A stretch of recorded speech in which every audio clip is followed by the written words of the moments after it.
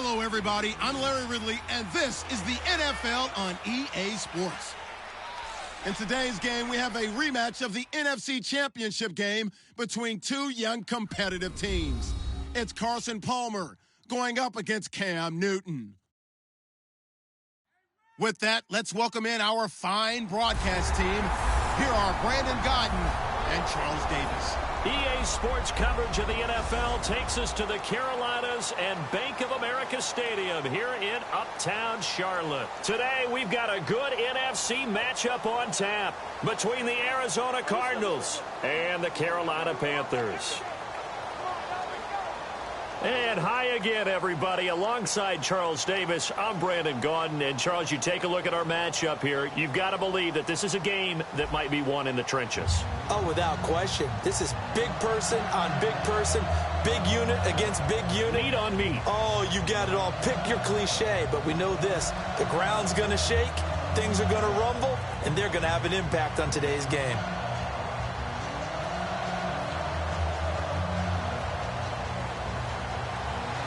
Set now to kick this one away, and off it goes.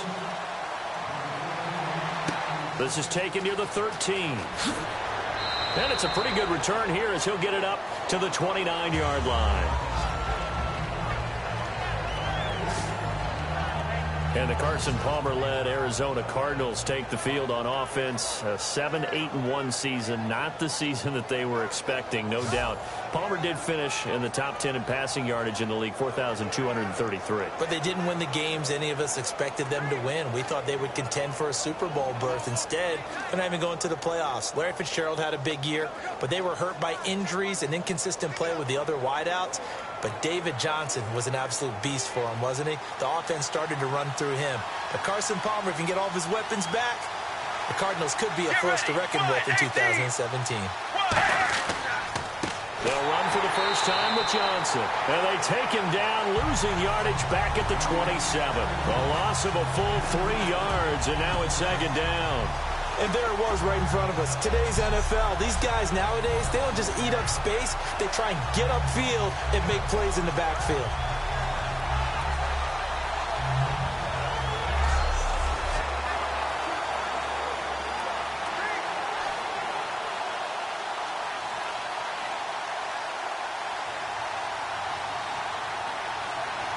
Let's go. Blue 50. On second down, Palmer looking middle, and it's incomplete. That one was intended for John Brown, and it's third down.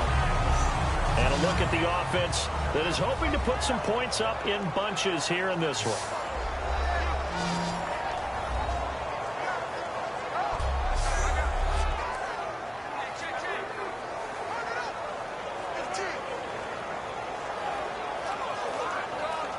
And this opening drive not going to plan. This is now 3rd and 13.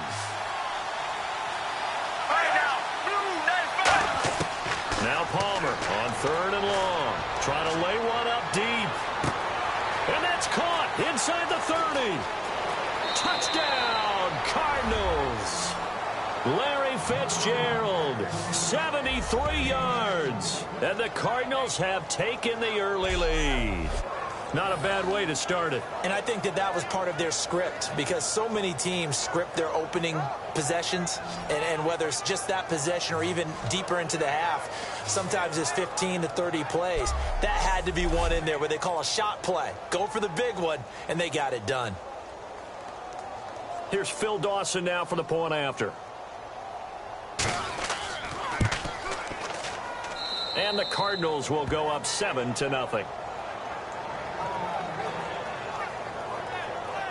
So they only needed 3 plays on that drive. And it winds up in a touchdown for Arizona.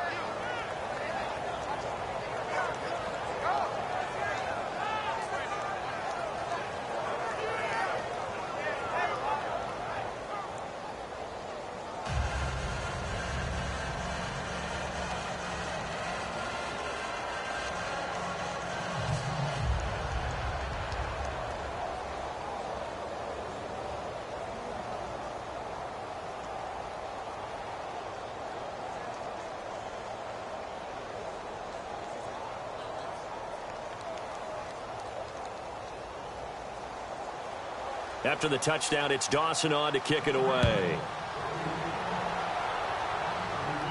This will be taken to the back of the end zone. And no run back here. This will be a touchback, and it comes out to the 25-yard line.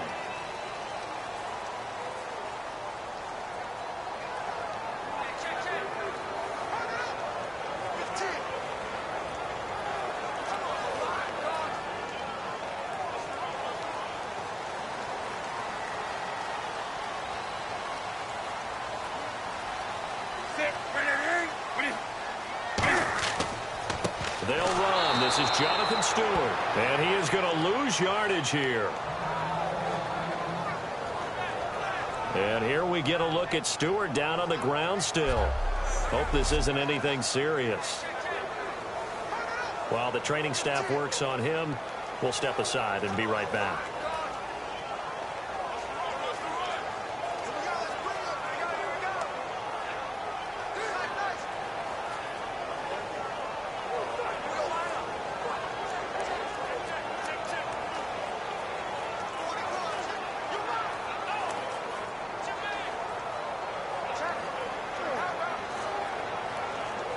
Second down, offense behind the sticks here. 2nd and 13.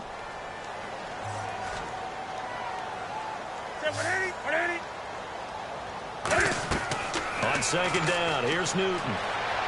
And seeing nowhere to throw, he chucks this one away from harm. Incomplete. Now it's 3rd down.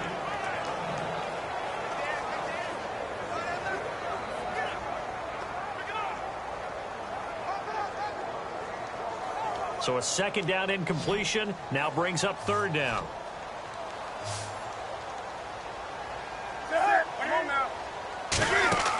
Off play action. Newton. And they get to Newton and take him down for the sack. The safety blitz staged to perfection that time as they sack him for a loss of 6. 3rd and long, defense with no fear. They brought the pressure. Zero fear at all. That means they feel really good about the guys who are going to cover. But the biggest one is they think their pressure will get there before he has a chance to find an open receiver.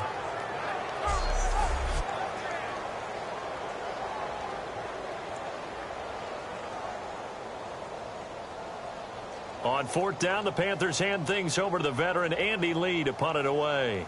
Back deep, J.J. Nelson.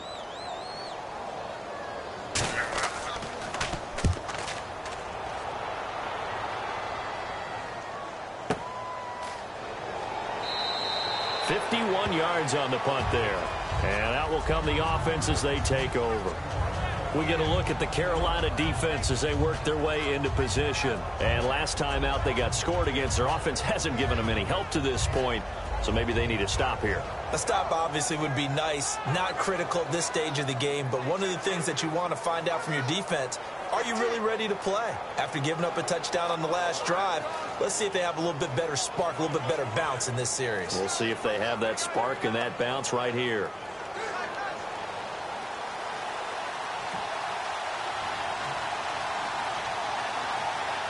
All right now, blue 58. Blue 58.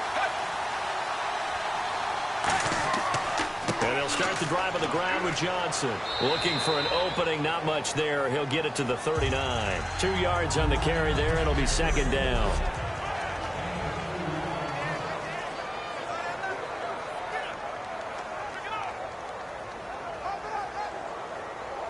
See if they stay on the ground for 2nd down.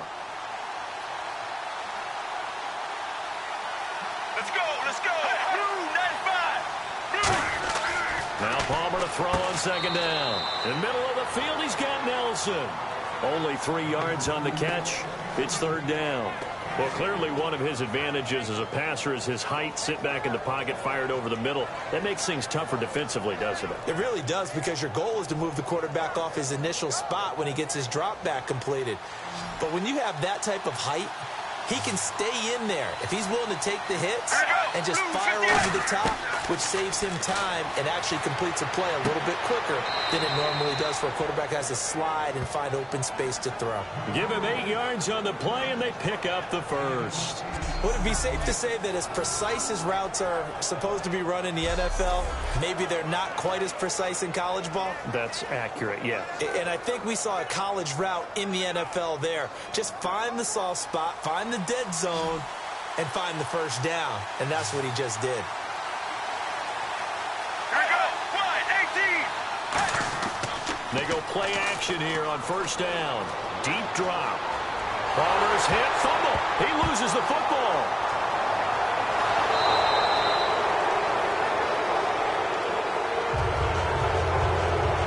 On plays like this, when the ball comes free, it's often unusual for the team that lost it to get it back. Because this is the quarterback. The ball gets away from him. Everyone else is trying to execute what they're supposed to do on offense. They're usually looking in the other direction, downfield, or have moved away from him. In this case, though, a teammate is able to come up with the ball. He's going to leave this for his running back. It's complete. And he's going to get this down to the 35-yard line. A very nice pickup of 33 yards. So what's the old expression that quarterbacks like to use when they decide to throw the football? I'm looking for either a touchdown or a check down. And he took the check down on that play, and it worked almost to perfection.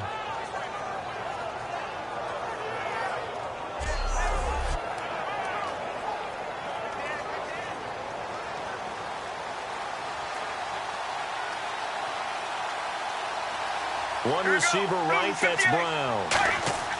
Now Palmer on first down. Surveying the field. And seeing no options, he just tosses this one away, incomplete. Now that'll bring up second down. It's a tried and true formula, and I don't think it'll change for as long as we play football. If someone's trying to throw the ball and you can put pressure on them and make it tough, that's only going to help your defense. Yeah, he sensed being hurried. He got rid of it before taking the hit, but incomplete.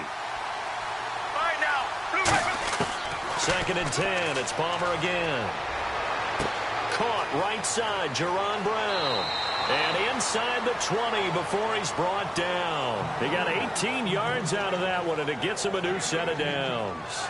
When the hitch route is run really well, that jab step off the line of scrimmage by the receiver, which is designed to back up the defender and give him a little bit of space, all you want there, get that space, catch the football, and then make a move and pick up extra yardage. And that's exactly what he got done there. Offense walks to the line for play number 7 of the drive. Let's go. Blues. The first carry now. This is Johnson. And he'll take this one in for the Arizona touchdown. Chris Johnson from 17 yards out. And the Cardinals now adding on to their lead. Well, they ran the toss, trusting he had the speed to get to the edge, and he did. And there really wasn't any doubt about that, because the scouting report told you that this guy could flat out run. When you give him a little bit of space and a chance to get there, he usually does. And it's good to make it 14-0.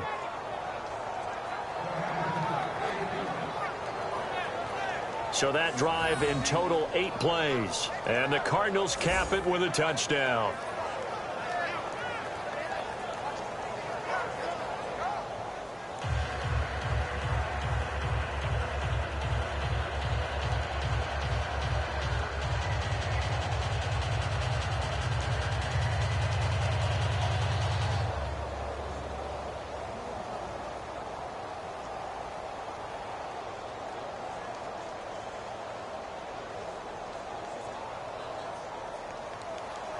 After the touchdown, it's Dawson on to kick it away. That'll be taken in the end zone. Look at the spin. Sheds a second man. He's building up some momentum, isn't he?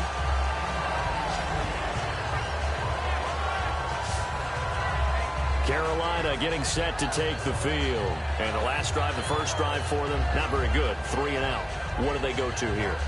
Well, you don't look down at your play sheet and say, this is what the problem is. Let's find out who my playmakers are. Get the ball in their hands and maybe the offense will move a little bit better. Sometimes it's more important to get it to the right people rather than dialing up the right number. Exactly. Or the right play, yeah. That too.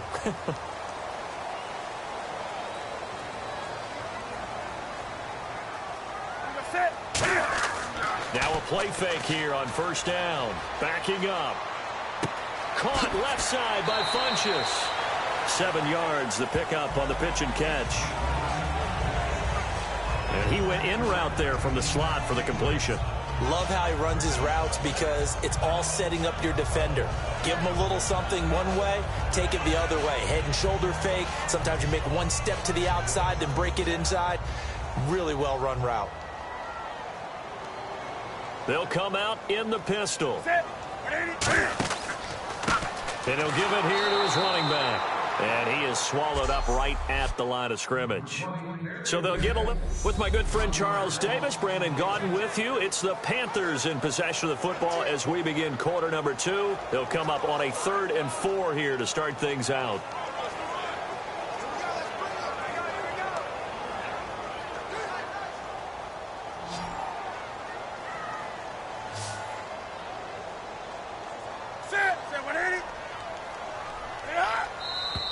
Now whistles. Flag down, and I believe one of the Panthers got moving early. False start, offense.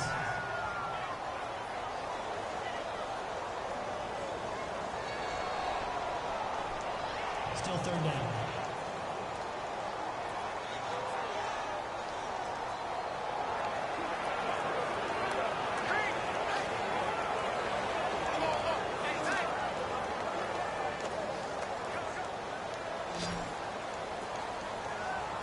And defensively, it's a nickel formation here on 3rd down and 9.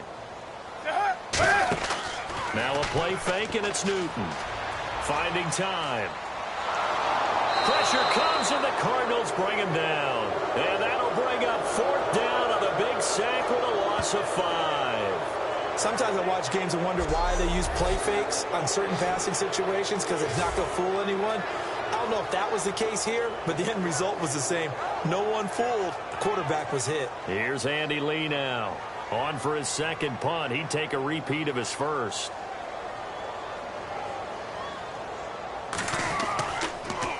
He gets this one away, and boy, it's another boomer. This is taken at the 18. Oh, nice spin. Oh, that brought back bad memories. A good return there. Call it 13 yards. And the offense will take over with a new set of downs. Getting set to go again, here's Carson Palmer heading back onto the field. He's played a pretty clean first half, a touchdown, no interceptions. Frankly, that's what they expect out of him. They want to see the ball thrown and thrown well, and he's able to do that and put it in the end zone. They'd love to see more of that before this game finishes, but right now, he's got his team in a good spot. A good spot, maybe looking for touchdown pass number 2 here in the 2nd quarter.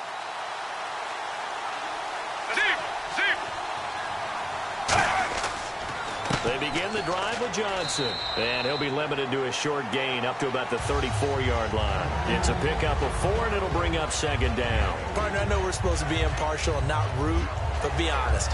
Weren't you excited for the opportunity for David Johnson of Arizona to have 100 yards from scrimmage in each and every game this year? Yeah, NFL record 15 straight games at the century mark. Disappointingly, though, couldn't get that clean sweep, just 44 yards in the Cardinals' finale after he was forced to exit with a knee injury. But how about the way he broke out in 2016? One of the stars of the future in the NFL. Caught on the left side, Fitzgerald.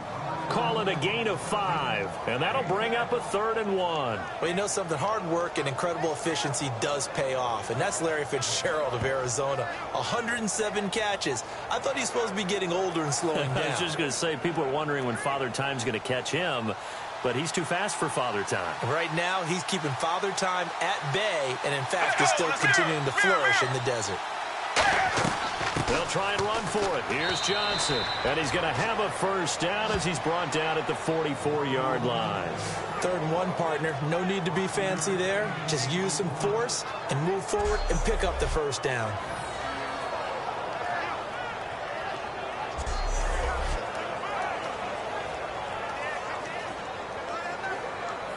And a new set of downs here after picking up the 1st on the ground.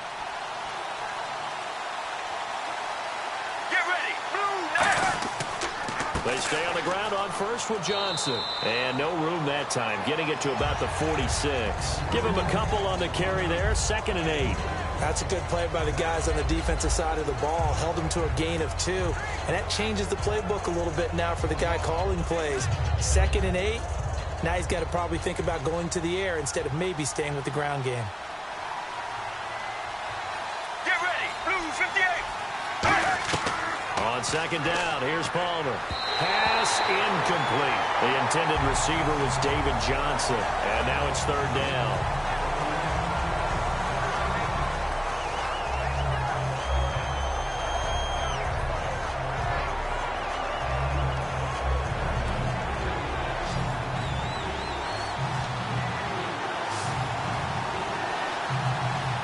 Back added defensively as they look to stop this 3rd and 8.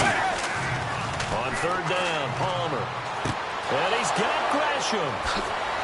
And the broken tackle helps lead to a 1st down gain. They give him 17 yards that time as that'll move the chains. And that's one of his advantages of a passer, is it not? With his height, setting back there in the pocket, firing it over the middle, he can really see everything clearly. It is, and I know that other quarterbacks get it done different ways, all right? You don't have to be his height to make a great play, but what he does is he takes away having to make those slide steps in the pocket to find angles to throw the ball through. He just throws right over the top of it because he can see everything, and sometimes that saves time and gets the ball to a receiver quicker. The 1st down carry here for Johnson. And some room to maneuver. And he'll be out of bounds all the way down at the 5-yard line. A big play there out of the running game. 33 yards. When big runs occur, sometimes there's a sense that things were pretty easy, and that one carried him down inside the 10. But getting into the end zone now, that won't be easy at all because you're going to face different defenses and not as much real estate to work with. Will they be able to run it, or will they have to throw it in order to try and score? And a new set of downs here after picking up the 1st on the ground. 2 minutes to go here in the 1st half. Back with more from Charlotte after this.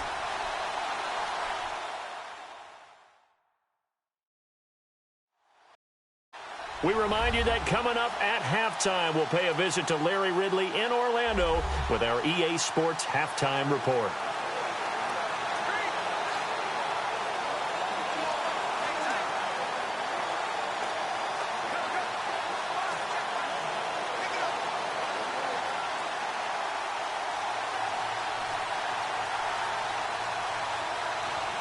Here we go. Blue 58. From the gun, it's Palmer. Palmer's hit, fumble. He loses the football.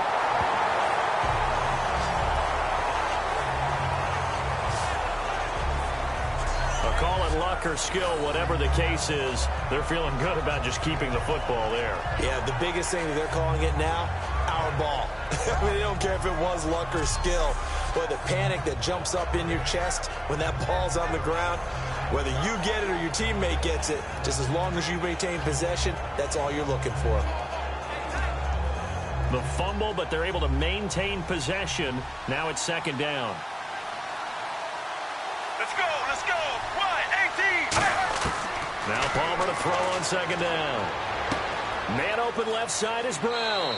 And the stop will come inside the 5 at the 4. It's a pickup of 12, and that'll set up a 3rd down.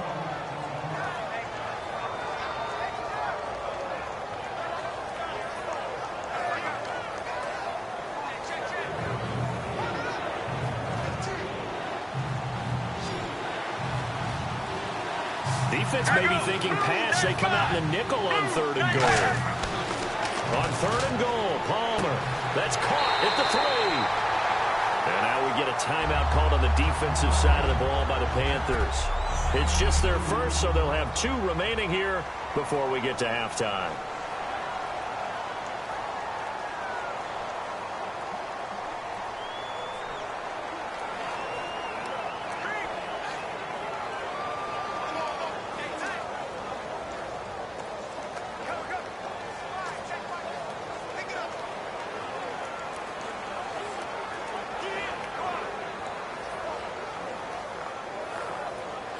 And now out is the Cardinal field goal team here.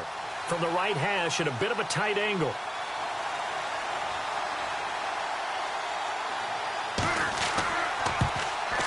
And Dawson's kick is good. And the lead will grow. It's now 17-0. And that field goal caps an 11-play drive. It's a lot of offense to run to only get 3 points, but they'll take them. Anytime you can put anything on the board, you run to your sideline somewhat happy.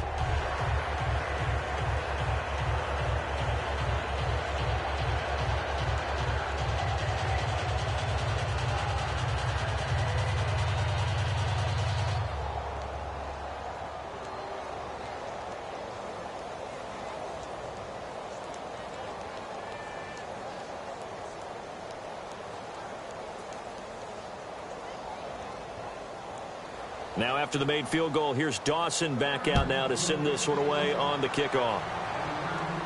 This will be fielded at the 8. And he'll take it up past the 25 to the 26-yard line.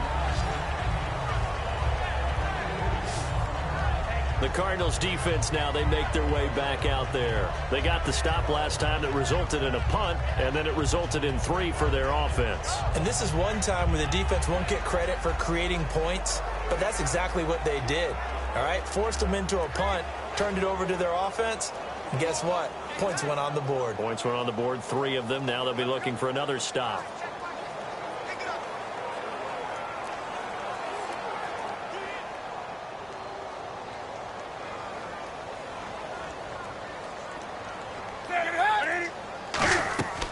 They'll run it now out of the gun.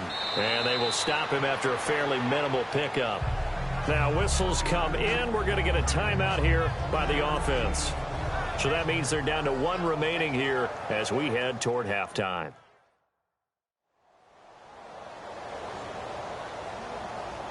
And we are back here. I'm Brandon Gaudin alongside Charles Davis. So the offense takes the timeout. And now we're set to get going.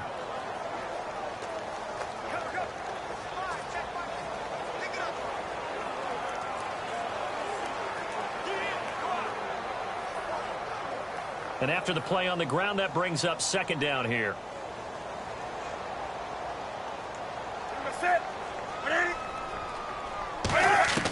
On second down, here's Newton. Throwing for his running back, and he's got him complete. 8 yards on the pickup there, and it moves the sticks.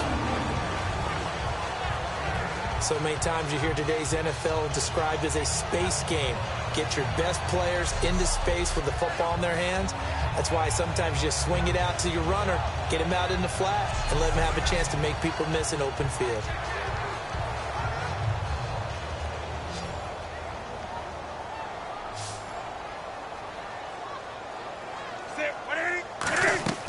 Newton on first down. And he just gets rid of it. Throws it away. A wise move there. Looked like nobody open. Now second down. That incompletion, Charles, gives me a chance to put you on the clock real quick. NFC teams last year that did not make the playoffs that might make a push this coming year.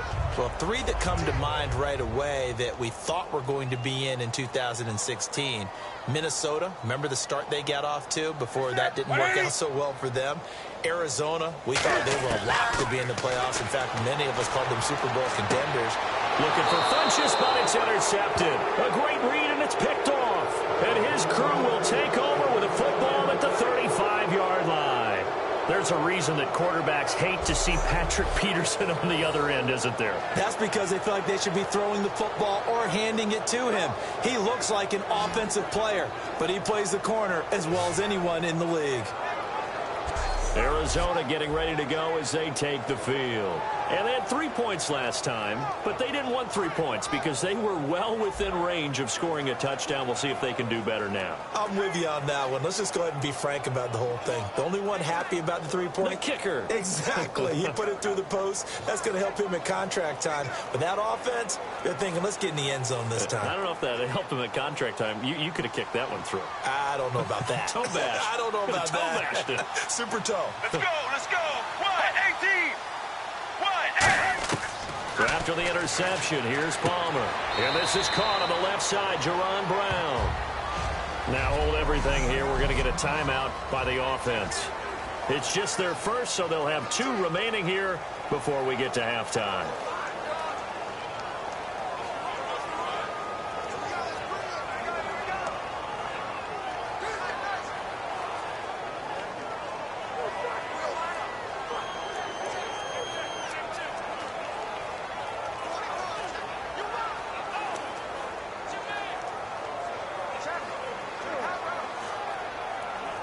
So they complete the pass, and now they face a second down.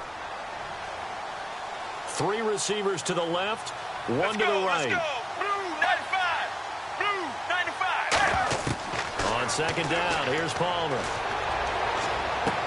And incomplete there. A nice hit. Jars the ball free and brings up third down. We know it's not an easy job to go out and catch passes when people are trying to tackle you and knock the ball away. But the bottom line is, that's a pass he's got to have and a pass he should have caught.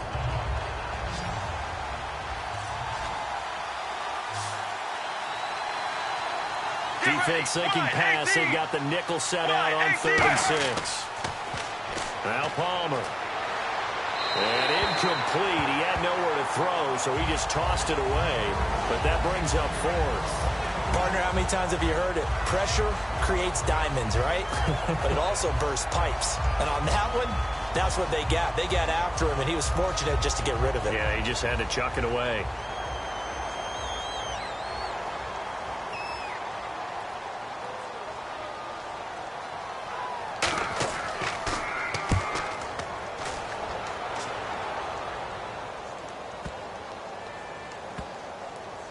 Oh, and what a play on special teams here. This is going to be down inside the 5, all the way down at the 2-yard line.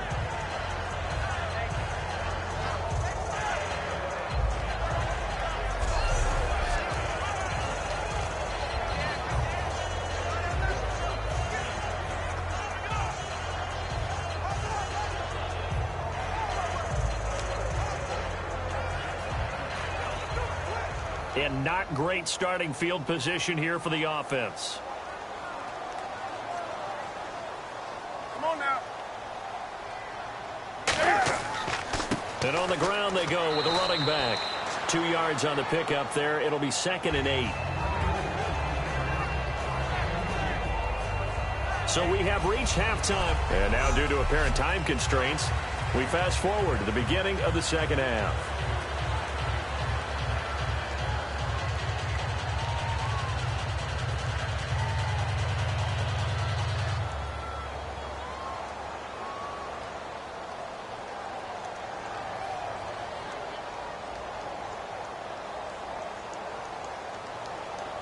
So both teams have their marching orders, and we'll get going again here in quarter number 3.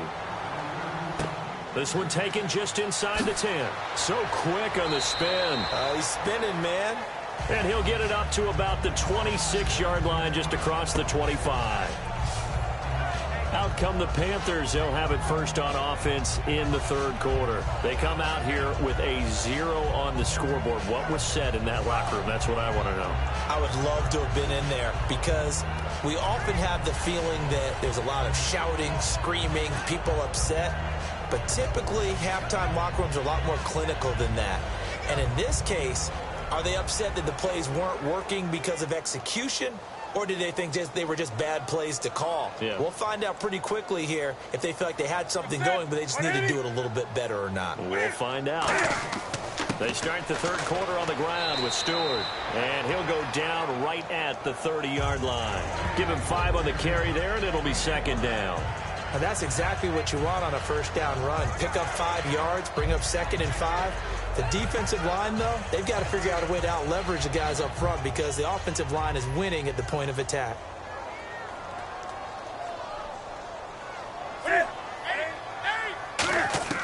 To throw on 2nd down is Newton. And this is caught. It's Greg Olsen. And able to get this one across the 45 before he's brought down.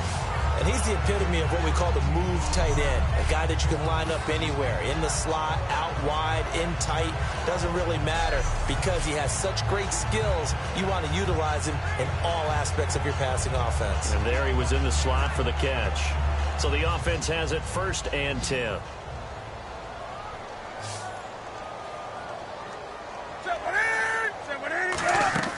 They go play action here on first down. And caught left side, Olsen. The completion good for 3, and it's second down. There's a completion to the tight end, and I think that we're looking at something out of central casting, frankly. Absolutely. I mean, size, the hands. Speed. I mean, can flat out run. You put that whole package together, you light up the eyes of an offensive coordinator, don't you? Now it's 2nd and 7.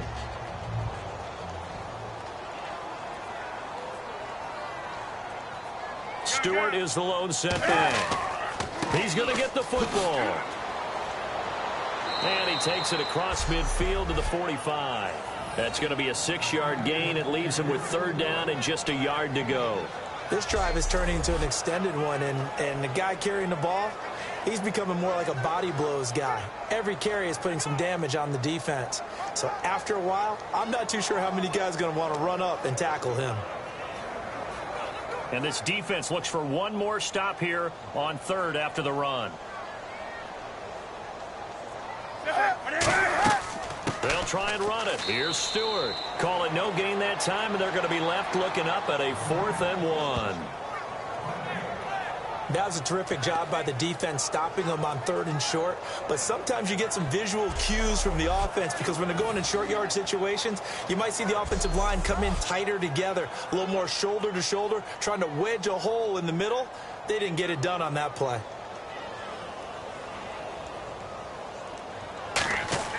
And now on 4th and 1, it's a fake. And he will not even make it back to the line of scrimmage. A little trickeration there, but it doesn't fool this defense. Anytime a fake doesn't work, we usually focus our attention on the guys that were unsuccessful. But how about the defensive guys? They have to plan all week. They have to prepare all week. Special teams, they look like they were educated for that one. Educated on their toes and getting a big stop. Here's the Panthers defense as they get set to go again. They have a little something to build off of from last time with a 3-and-out. And what they have to build off of? Great confidence right now. Being able to stuff someone on a 3-and-out, you feel like you're in control now. You're doing the dictating. They want to see if that can continue as this game progresses. Will it continue? We'll see.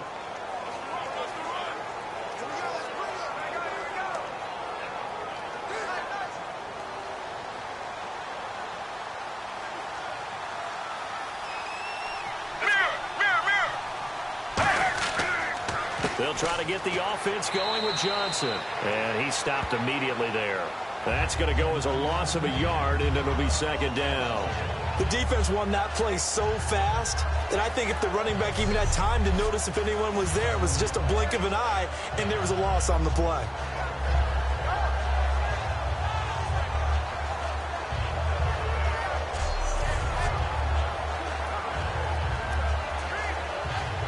So now 11 yards to go for this offensive unit. It's 2nd down.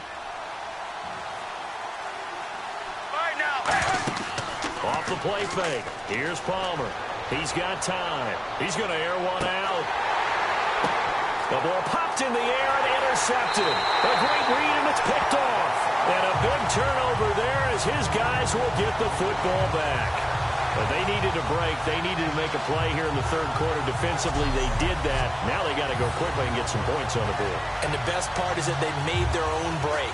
Taking the ball away. Now they just look at their offense and saying, guys, let's go. Come on, capitalize on this one. Carolina getting set to take the field. And last time they were very fortunate, this offense. They went for it on 4, turned it over in their own territory, but the other guys held up. They didn't give up any points. So how about the guy with the #1 headset on the sidelines, the head coach?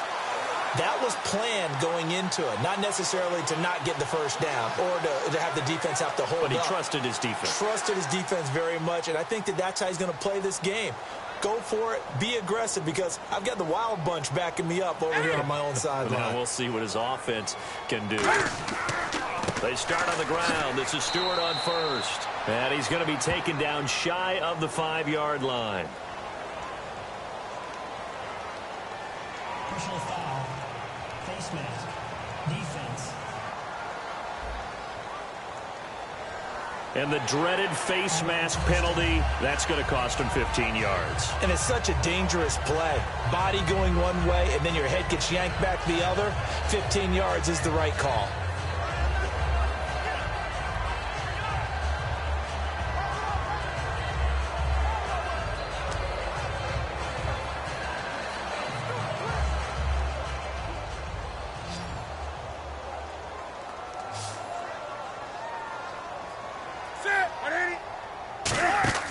On 1st and 10, Newton. And he'll toss this one incomplete. Seeing no options, he throws it away. Let's look ahead for a quick minute. We don't have the schedules yet for next year, but what we do have are the 5 international games that will be played, 4 in London and then 1 again in Mexico. Jacksonville, Baltimore, Miami, New Orleans, Cleveland, Minnesota, Rams, and Arizona. Those in London, and then Mexico's going to get a great game. The Raiders and New England. Yeah, you're exactly right. And just think about the ones in London. Remember, they're splitting them between the 2 different stadiums in London, so they get a different flavor at all of these places. But Mexico, for the 2nd straight year, the Raiders are coming to town. That should be a whole lot of fun. Should be a ton of fun and a very good matchup. When everything is in sync on defense, that means everyone's communicating really well, and sometimes it's nonverbal. They just know that when a receiver's in one spot, this person may have him, and he's in another spot, the next defender may have him. And they've squeezed the passing lanes down to where it's so difficult to find an open area to deliver the football. They've made it tough on them all game long. Newton now to throw. Gets it to Benjamin. It's caught. And they're going to get this one all the way out across the 45.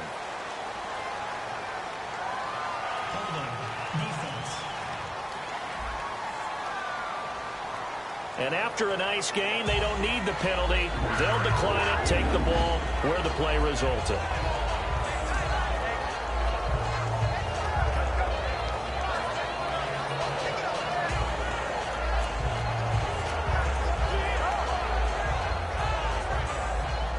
Looks like the defense in press coverage here. Again, we'll see the pistol here. Following the penalty, here's Stewart. And he'll lose yardage here. Back at the 47. It's a loss of a yard there, and now 2nd down. We just saw another example of how the defense is winning this game. Really at the point of attack, the offensive line's just getting pushed around. I think now as a play caller, you've got to give them a little bit of help. Maybe keep your tight ends a little bit more. Maybe the running backs help you a little bit with the pass blocking. But you've got to help them get some confidence because you can't abandon the play calling right now.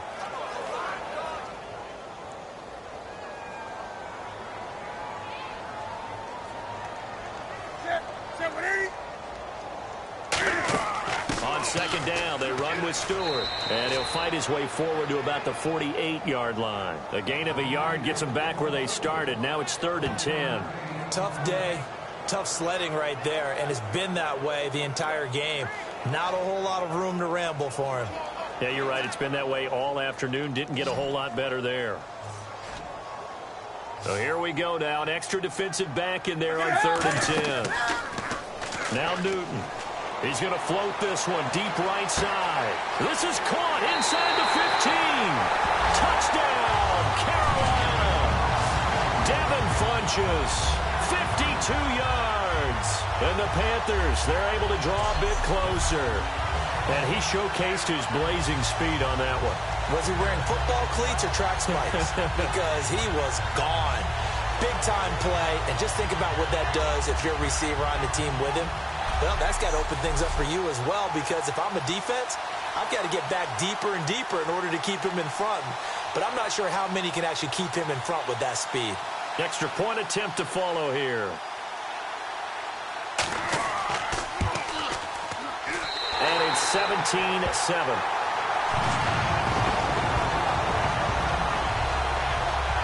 A drive that time of 6 plays. And Carolina scores to cap it off.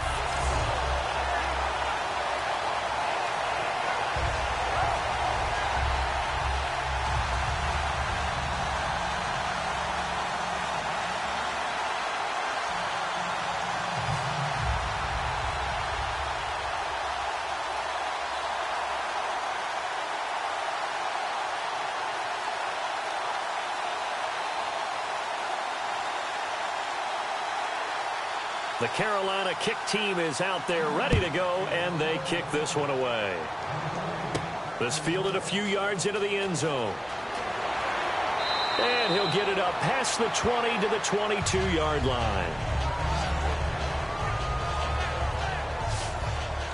We get a look at the Panthers defense now. And the interception the last time, their third takeaway of the game, Charles. They're just flocking to the football so well. And not only are they doing that, they're making big-time plays and taking it away from them. Big hits, big plays. They're looking very good in this ball game. You said flocking, flying to the football. Coaches always use that, don't they? They really do. It's almost it goes back to the old, when they click off the frame at the end of a play, they want to see all 11 defensive guys in that picture. Here we go. Blue 95. Blue 95. And Palmer gives to Johnson. And he is going to lose yardage here. A loss of a full 3 yards, and now it's second down. Charles Johnson's stock in trade is coming off the edge and getting to the quarterback. He knows how to make some of those subtle moves inside to help in the run game, and he did it right there. He's an athlete back in high school, played football, basketball, track, so he's a mobile guy. Mobile guy, made a nice play against the run. We have played 3 quarters. We'll return, and we're back now in Charlotte. It's Cardinal football. They're also out in front of the scoreboard as we get set for the 4th.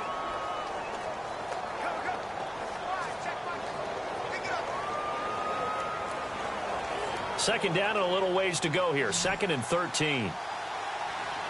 It's a 5-receiver set. 3 to the left, 2 to the right. On 2nd down, here's Palmer. And Gresham's got it over the middle. 4 yards on the completion, and it sets up a 3rd down. Well, the strategy was evident there. Get it to your tight end and make it a one-on-one play with a cornerback. Who's usually going to win that one? The tight end, but not there. Not in this situation. How about the corner defeating that logic and making a really nice tackle? Offense in a little bit of a bind here. 9 yards to go on 3rd down. Let's go, let's go. 1, 18. On 3rd down, Palmer. He's got time in the pocket. And he's got Gresham. And he's going to have the 1st down, yardage to the 35. They pick up 12 on the play there, and they move the chains. And that pickup of a 1st down, that's going to leave a mark because they really needed to stop them there, didn't they? Oh, so frustrating. Defensively, you're a play away from getting that football back here, down late, tough. Now they've got to find a way to create a turnover or a takeaway. Otherwise, this one will probably get away from them. Here we go. On 1st and 10, it's Palmer.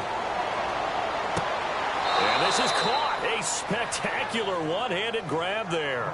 26 yards on the pickup there. And it's good enough for an Arizona 1st.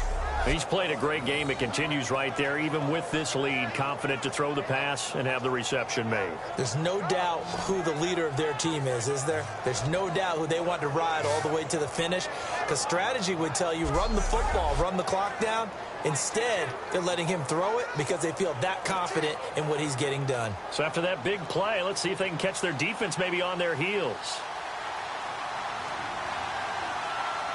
They come out here in the eye. Palmer gives to Johnson, and he's going to be hemmed in and brought down right at the line of scrimmage. That's going to go as a loss of a yard, and it'll be 2nd down. And in this situation with a lead 4th quarter, they're liking keeping the ball on the ground, I'm sure. That's just smart football, but you know the defense has to know it as well. They've got to stop them here. So now we're going to see that loading the box in a big way. 6, 7, 8, 9, whatever it's going to take, puts a little bit more pressure on your big offensive line. And they're going to take it all the way down and just take the delay. Delay of game, offense.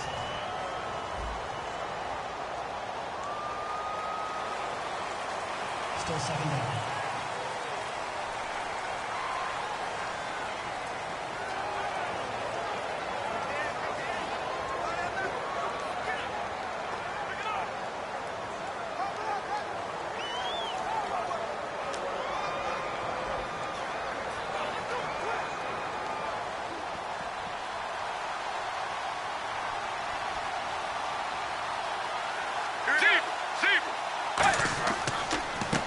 penalty. It's Johnson. And he'll be brought down at about the 42.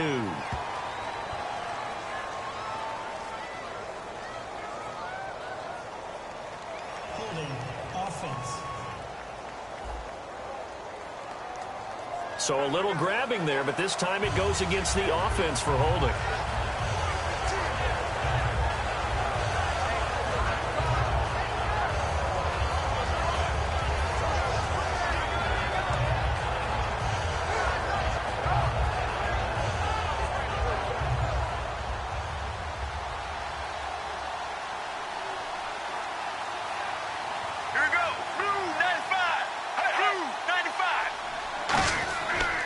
Second down, Johnson. And he'll fight his way forward to about the 48-yard line. Give him 4 yards there, but still in a big hole. 3rd and long.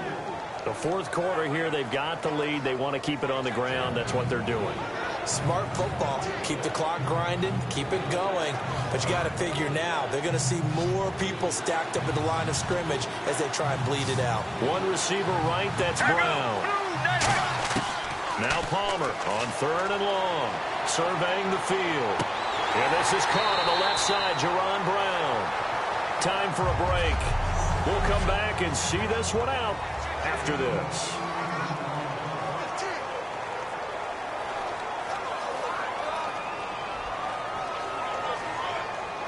So the Cardinals, they've got the football here as we get you reset.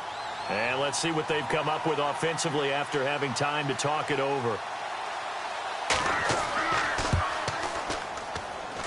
And he hits the upright, but it caroms in anyway. Boy, plenty of distance there as he banks it in. And that will open the lead up now to 20-7. So they settle for just the 3 there, but clearly anything helps when you're trying to salt one away here in the 4th. Without a doubt, I think a touchdown would have been the final nail. But 3 does give him some breathing room and lets him build up a little cushion.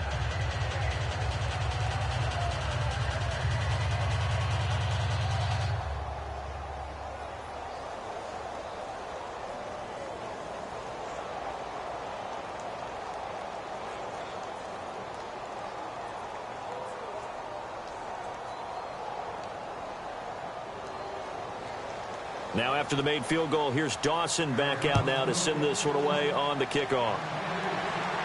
This is taken about 7 yards deep. And they'll put up the stop sign there as his guys will get it at the 25. We focus our attention on the Cardinals defense now. Last drive, touchdown surrendered. Here, see if they can stop them. It's always a constant battle of letting the last series go, good or bad, but especially bad. Give up a touchdown. Okay, forget the finger pointing, forget the blame. Go back out and play the defense you know you're capable of and help your team out. And probably look to the leaders as always. As always. They're going to be the ones going to grab some people and say, all right, let's do this thing.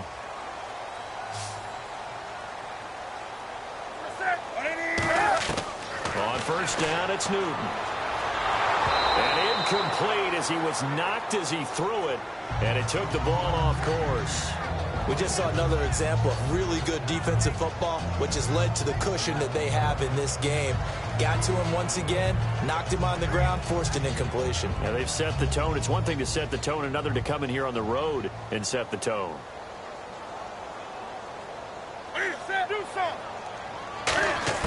On 2nd and 10, Newton. And caught left side, Olsen. 4 yards on the completion, and it sets up a 3rd down. Now whistles come in. We're going to get a timeout here by the offense. It's just their first. They've got 2 more to use here in the final stages. So the offense took the timeout. Looks like they're ready to go as we get set to resume the action.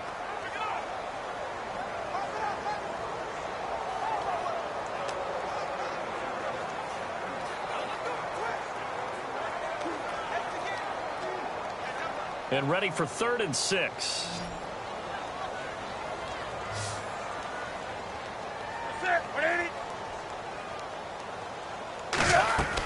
They'll fake the handoff. Now Newton. And he dropped it. Now it was tipped. Altered the ball a little bit, but he dropped it. And now 4th down.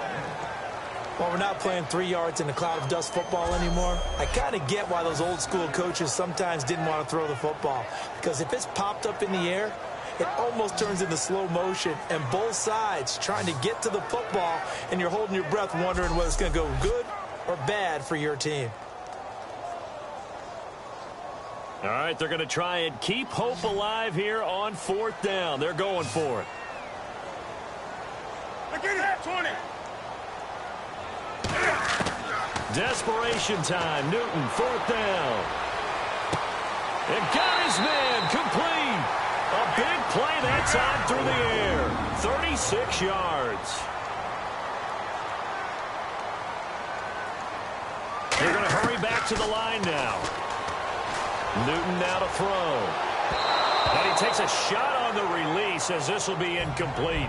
Greg Olsen was the intended target. That'll bring up 2nd down. The good signal callers would never go back in the huddle and play the blame game because they need those guys to protect him. But on that last one, his offensive line, they lost their leverage very quickly, and that's why they were able to get to him and hit him as he tried to throw the football and force an incompletion. Do something. Draw play, Newton to Stewart. And he'll be taken down at the 34. 1 yard, the official pickup there, so it's going to set up 3rd and 9. And they're going to hurry back to the line now. Now Newton.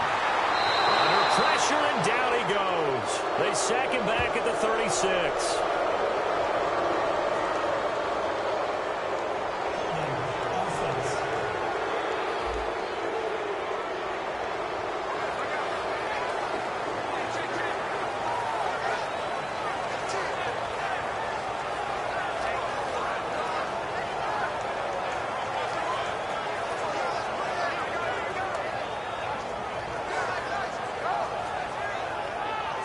And they're indeed going to go for it here on 4th down.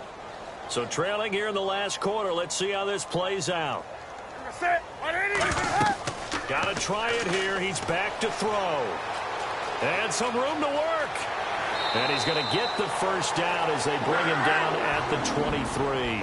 13 yards on the pickup. And on 4th and long, somehow they're able to keep the drive going. Newton on 1st down. And Dixon over the middle. And he takes it down to the 10-yard line. A solid pickup of 13 sets him up 1st and goal. And they're going to speed things up here. On 1st and 10, Newton finding time. And this one incomplete. So the clock stopped now with 20 seconds remaining. I hope I don't sound too rah-rah on that one, but that's the exact right throw. Either your receiver gets it or no one gets it. Give him a lot of credit for being really precise with it. Got rid of it. No one got it. Well, just play after play after play on this long drive for the offense. Now whistles. Flag down, and I believe one of the Panthers got moving early. False start, offense.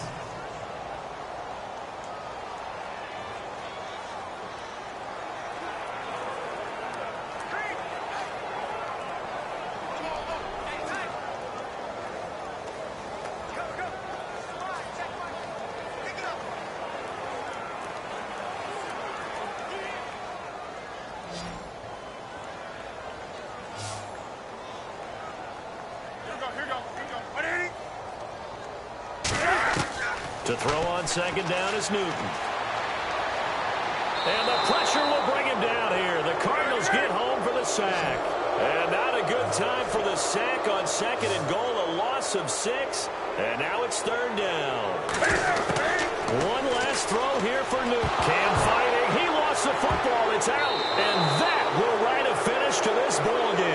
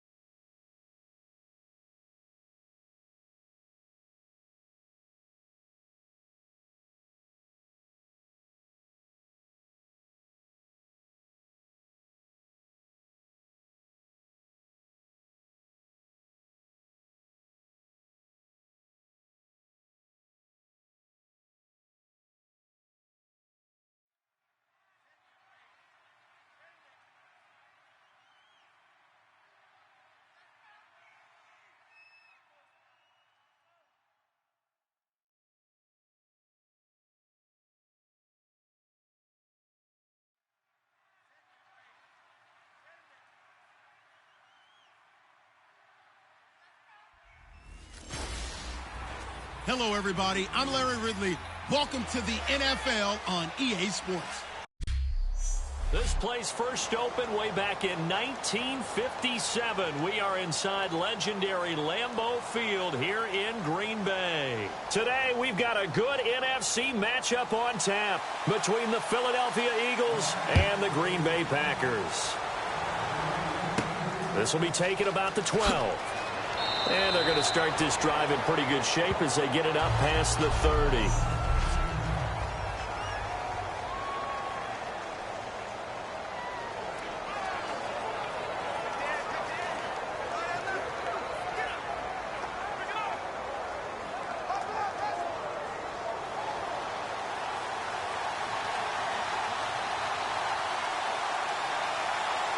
One receiver right, that's Jeffrey. Throwing on first is Wentz. Packer pressure, and down he goes. Clay Matthews in there to make the sack. He buries him for a loss of 10. Well, so much for setting the tone of the drive offensively. Giving up a big sack that loses that kind of yardage, not a great start.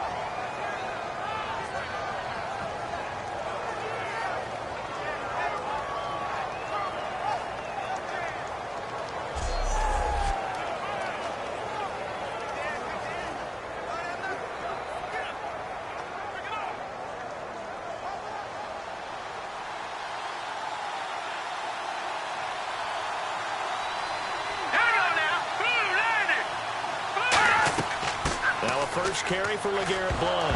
And his first carry, he loses the football. But I believe it was covered by an Eagle. It was, and Philadelphia is going to hold on to the football. Wow, that ball gets knocked free, but a teammate comes along and scoops it up. It's almost like baseball. Guys at bat, people are on base in scoring position. One guy doesn't get him home. The next guy comes through and picks him up. And avoids the turnover.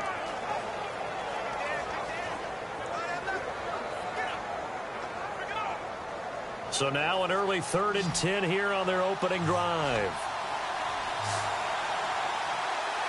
Let's go! Now Wentz on 3rd down. He's got time. And he'll just toss it away.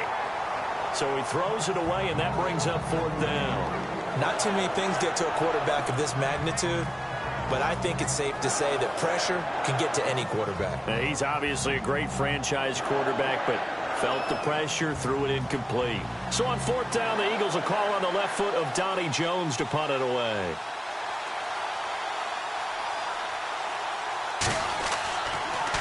And he gets it away, and it's a laser headed for the sidelines. And that'll hit in the end zone. Much too much leg there. That'll be a touchback. And this Green Bay Packers offense will be commanded by Aaron Rodgers. Season 2016, Charles, obviously didn't end the way they wanted to, but what a run for Aaron Rodgers and the Packers from 4-6 to the NFC Championship game. And that's what we'll remember the most, right to the brink of going to another Super Bowl for Aaron Rodgers and the Green Bay Packers. But I can't help but reflect on the 4-6 start. 26. So many people were questioning Aaron Rodgers during that time. What was wrong with his mechanics? Why weren't they doing things a certain way? He answered those critics in a massive way. Last 11 games, 30 touchdowns, 3 interceptions. How many times do we say in this game that speed kills, and it does it in so many different ways? In this case, you got a back who's quick and shifty, can make moves, make people miss, but also gets to and through a hole before it can close down. That's some of the benefits of that speed, not just outrunning people in the secondary, and that led to a really nice game. And they'll go on the ground. And he'll get this up only to about the 33. A gain of 3, 2nd down. And a wide receiver to watch in this offense, certainly Jordy Nelson. And most defenses watch him run past them. Jordy Nelson can run every route in the route tree and take it to the house. 2nd down following the run.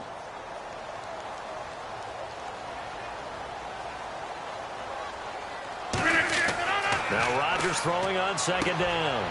Finding his safety valve here. That's complete. And able to get this one across the 45 before he's brought down.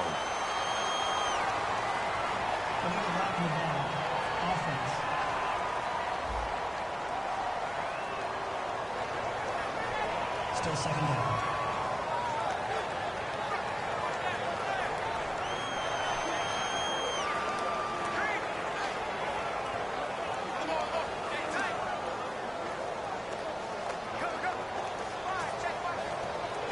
Three yards remaining here on second down.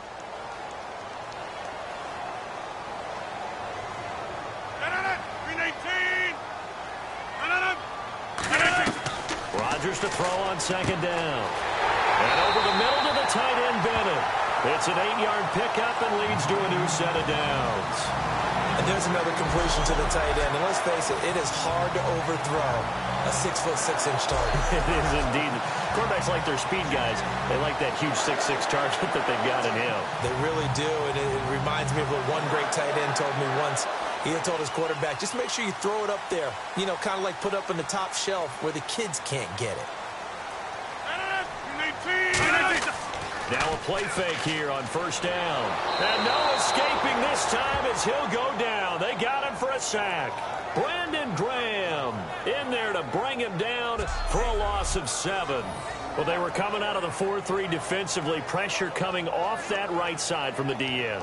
And that's the blind side of most quarterbacks. If you're right-handed, that's the side you don't see quite as well. And that's why you rely on your left tackle, maybe your highest-paid offensive lineman, to take care of you. In this situation, that didn't happen.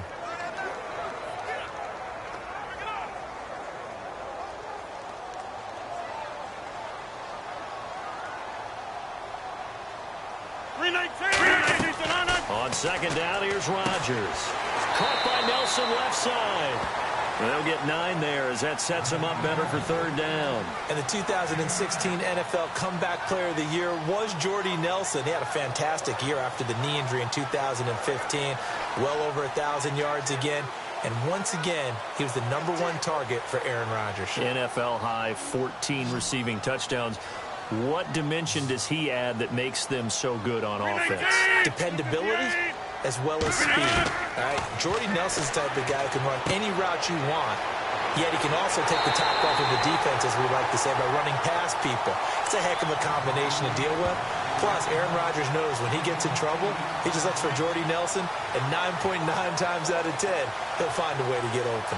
Well, it wasn't a big strike, but that completion put them in really great range. What do we have now, 4th and inches? Yeah, it's not more than a half a foot. You know what I would do here?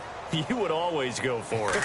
I'm one of those guys. And he'll keep this one away from Sproles as this is angled toward the sideline. The Packers defense here. They're heading back out onto the field. Their stay on the field last time was short-lived with a 3-and-out. See if they can get some more of that. And ordinarily, you want to be on the field playing, right? But 3-and-outs, that's almost gold to a defense. Get to the bench, get some rest, turn the ball over to your offense. We'll see what they can do here. See if they can force another 3-and-out.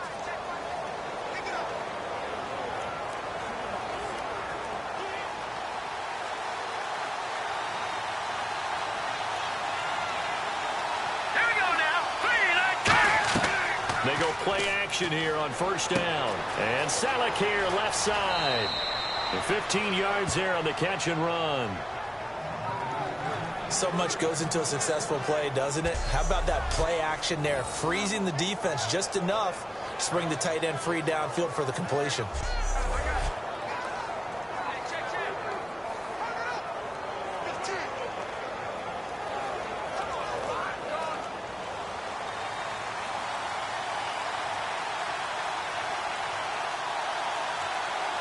The lone running back. He'll get the football here. And he went backwards. He'll be down at the 30. Personal foul. Face mask. Defense. Charles, I know it's hard when live bullets are flying, but you cannot keep your hand up around the face mask area. It is absolutely inexcusable nowadays. We talk about target areas all the time. You have to aim lower so that your hand doesn't get involved in the face mask.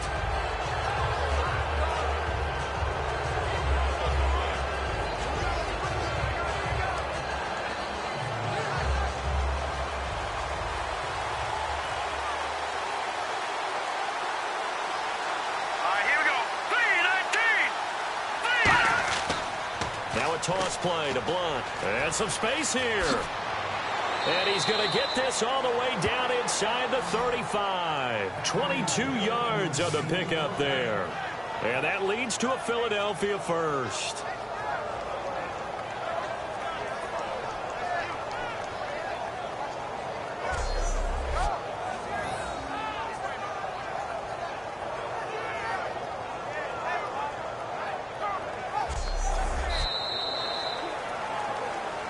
So we've reached back live with Charles Davis. I'm Brandon Gaudin. It's the Eagles with the ball here to begin quarter number 2. And they've got it here with a first down.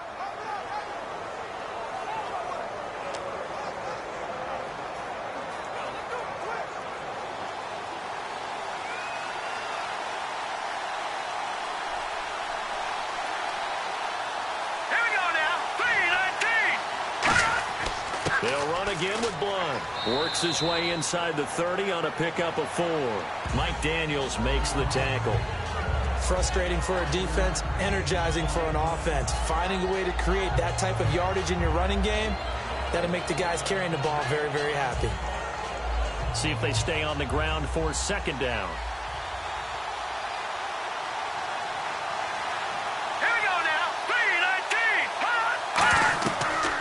They'll run the option left. And he went nowhere. Well, he went backwards, back to the 33. He lost 4 there, and it's third down.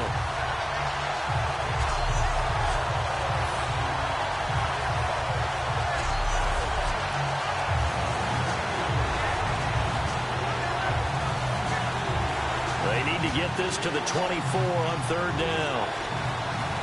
They isolate Jeffrey to the left side. All right, here we go. From the gun on third down, Wentz.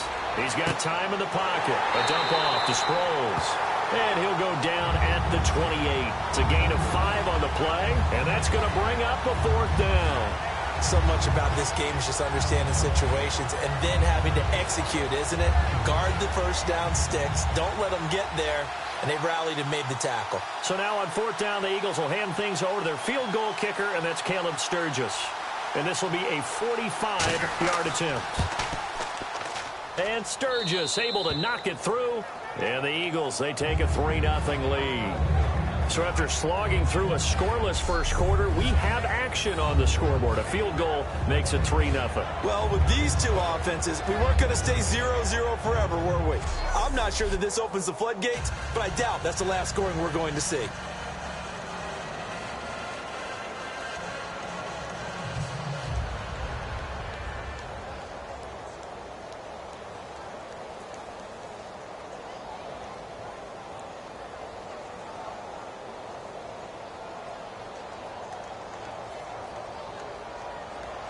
Now it's Sturgis converted on the field goal. Now he'll send this one away on the kickoff.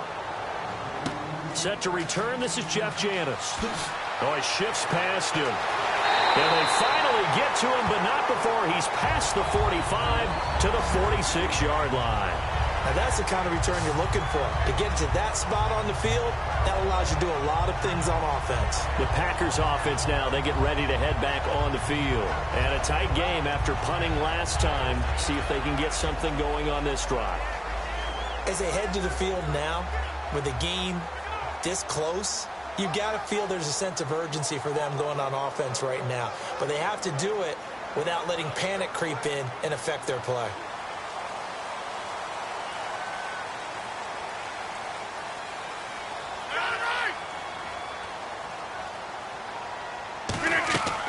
They'll run it now out of the gun. And able to push his way forward here for a good little gain. 5 yards on the carry. Good pickup on first down. And there's a run to be happy with. Good, solid yardage. He'll take that anytime you hand the ball to a back. And after the play on the ground, that brings up second down here.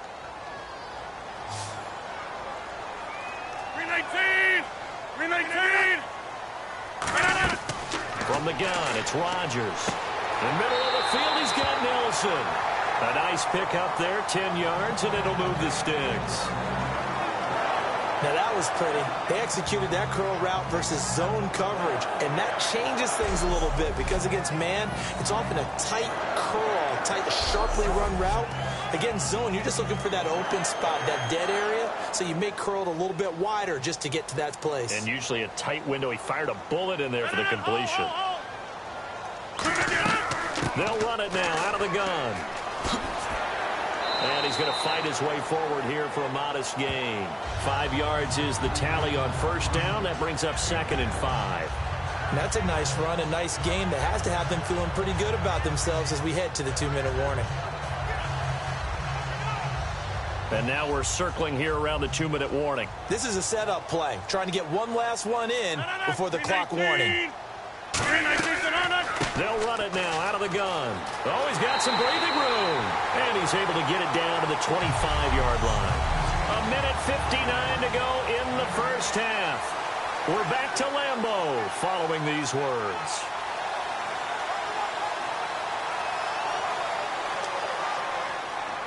We remind you that coming up at halftime, we'll take you to Orlando and Larry Ridley. Larry will have highlights and analysis of this first half. I'm guessing mostly defensive highlights that we will see. Yeah, and that's kind of cool. No touchdown scored yet so far. Yeah, none whatsoever. They'll get a couple yards on that one, and it'll be a 2nd down. If you're running out route, it's likely you're going to end up near the sideline. And what did we just see there? Toe tap. You got it. The benefits of practice. Toe tapping, foot dragging, picking it up, and making sure it was a catch.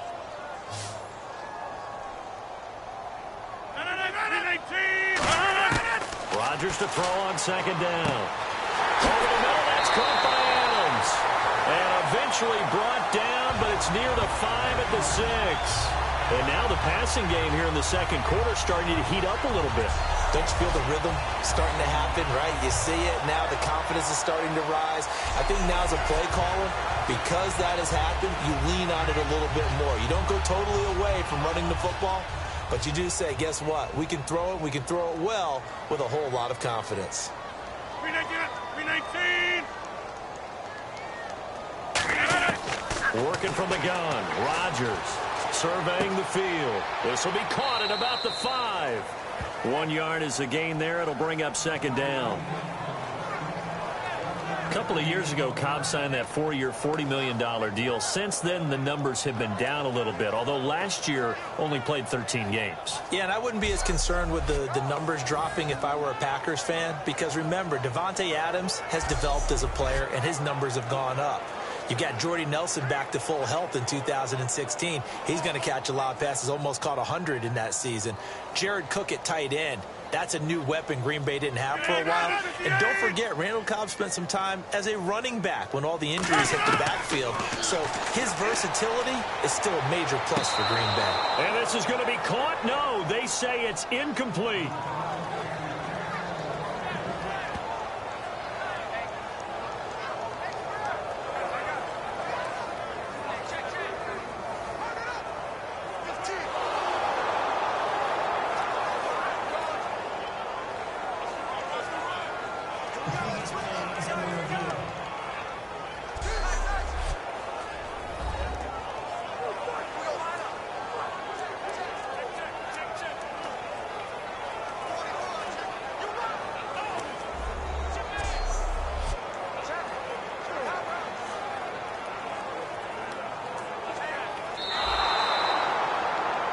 After reviewing the play, the ruling on the field is reversed.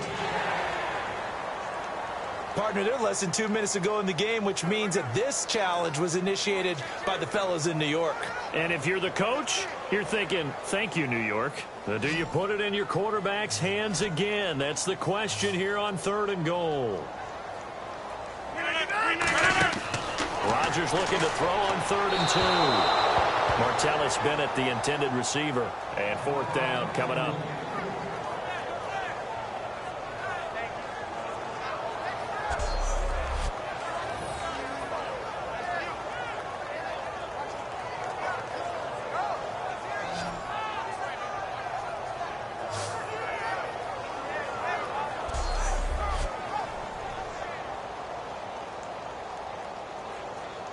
So on now for the Packers is their all-time leading scorer, Mason Crosby. From the left hash, he'll have to cut this at a tight angle. And Crosby cooks it through. And that will tie things up as we head toward halftime. So it's an old-school extra point, but certainly a disappointment that they couldn't get 6. Yeah, when you see 19-yard field goal in the box score, you kind of shake your head. But their head coach decided 3 was enough.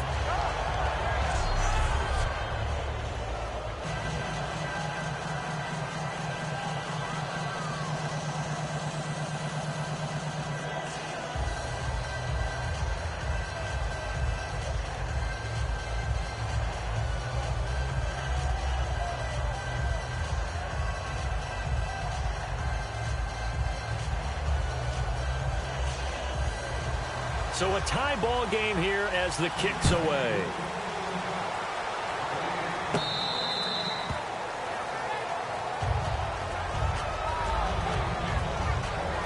Philadelphia getting set to take the field. And last time able to get 3. It's not what they wanted. They wanted 6, but they got at least something. They mustered something out of the drive. They'll take it. I like the way you've described it. Not ideal, but they'll take it. Anything to put some points on the board. But this time on offense, they don't even want to see the field goal kicker trot on the field. They want that ball in the end zone. Yeah, they'll be going for 6.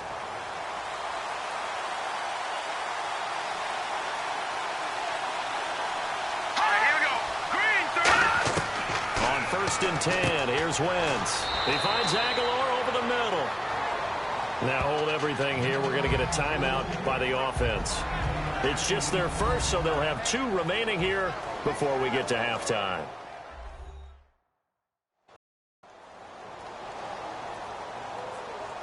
And we're back. The offense had a chance to talk things over, and we'll see what they come up with here on this next play.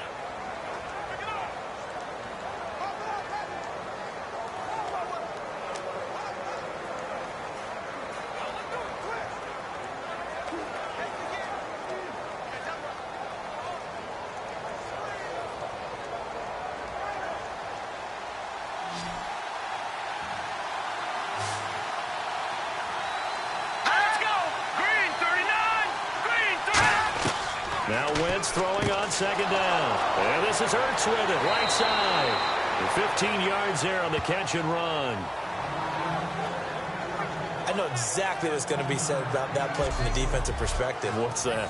That's why I tell all you guys we need more than one tackler to the ball. He broke the first tackle. Luckily enough, there were more people there to get him down.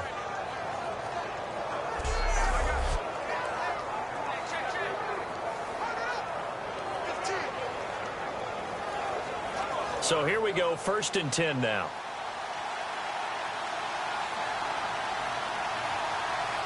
Let's go. 3-19. Wentz now on 1st down. Looking for Jeffrey, and it's intercepted. Picked up by Morgan Burnett. And the return here is stopped at the 35-yard line. That late in the clock, 2nd quarter, why not just run it a time or 2 and get it into the locker room? What you're saying makes absolutely perfect sense. Run it and get out of there. But I'm just wondering if the pressure of today's NFL and the high-powered offenses that you're facing may have forced them into saying, let's try and get some more points. And Green Bay getting ready to go as they take the field. And with time quickly fading here in the 2nd quarter, not sure how aggressively, offensively they want to play this. I think we'll find out just how much they trust their guys in this situation if they decide to take a shot.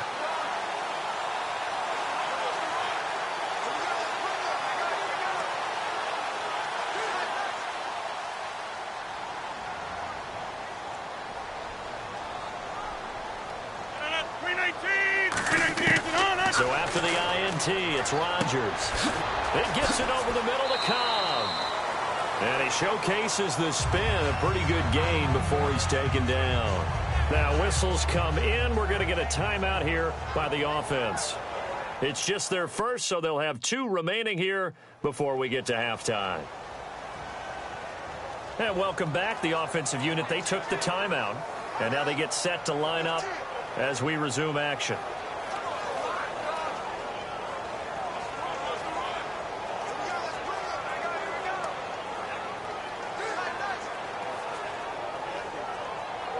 Completed pass play. Now let's see if they go back to the air or to the ground.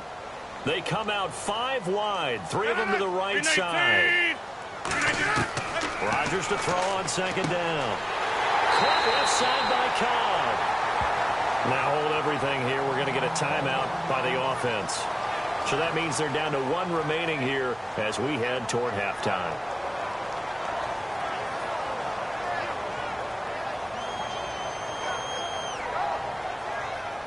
So the offense takes the timeout, and they are back out and ready to rock.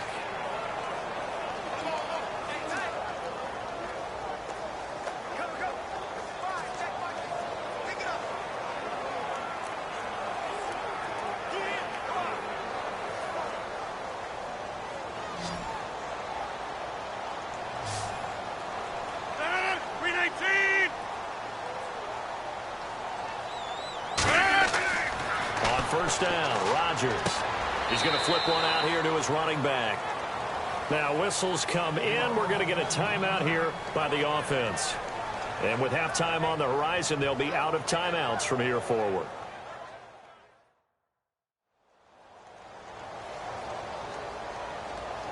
So we're back in the offense getting set following the call of that timeout.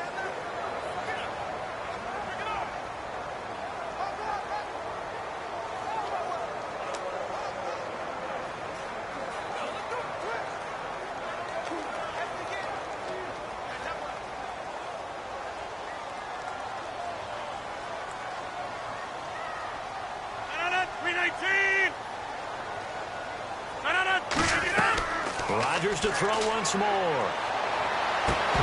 And the hit jarred it loose. It's incomplete.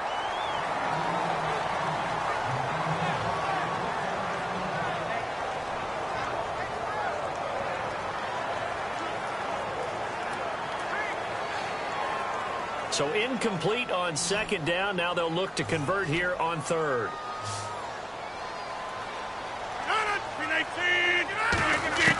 Throwing is Rodgers on third down. Finding time. And almost picked off. I guess the good news for them now, it's fourth down. Oh, man, that was close. The opportunity to change momentum, big play, right in his hands, unable to come down with it. A sigh of relief, no doubt, on offense that that fell harmlessly to the ground.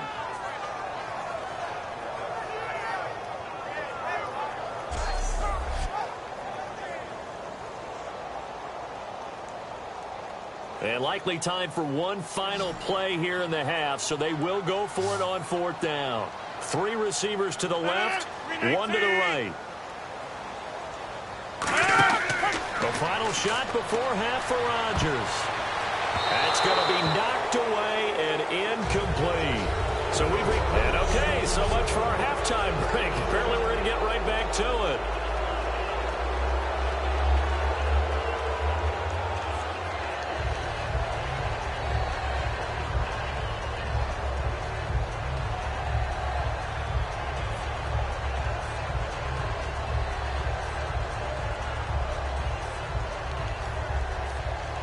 Both teams appear ready for the fight ahead, and we resume action here in quarter number 3. And they will not get a chance to return this one as it's through the end zone for a touchback. And Green Bay getting ready to go as they take the field. They have a chance to break our tie here as we get a look at the first drive of quarter 3. And it's such a tone setter, isn't it? Because both sides trying to seize momentum to begin the half. What do they have dialed up that'll give them an advantage to move the ball downfield? Let's find out what they have dialed up.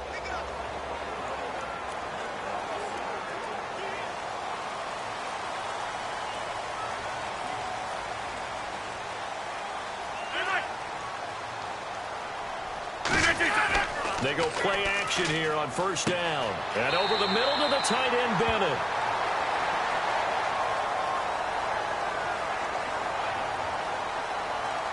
Personal foul. Face mask. Defense.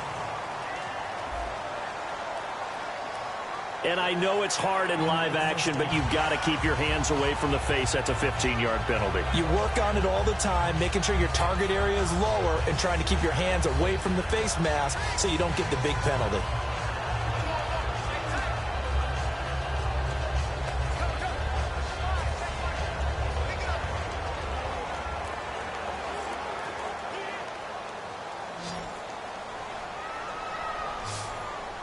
They'll come out in the pistol. 319.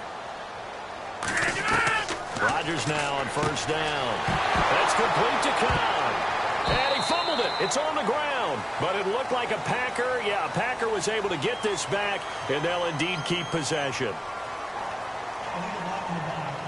Offense.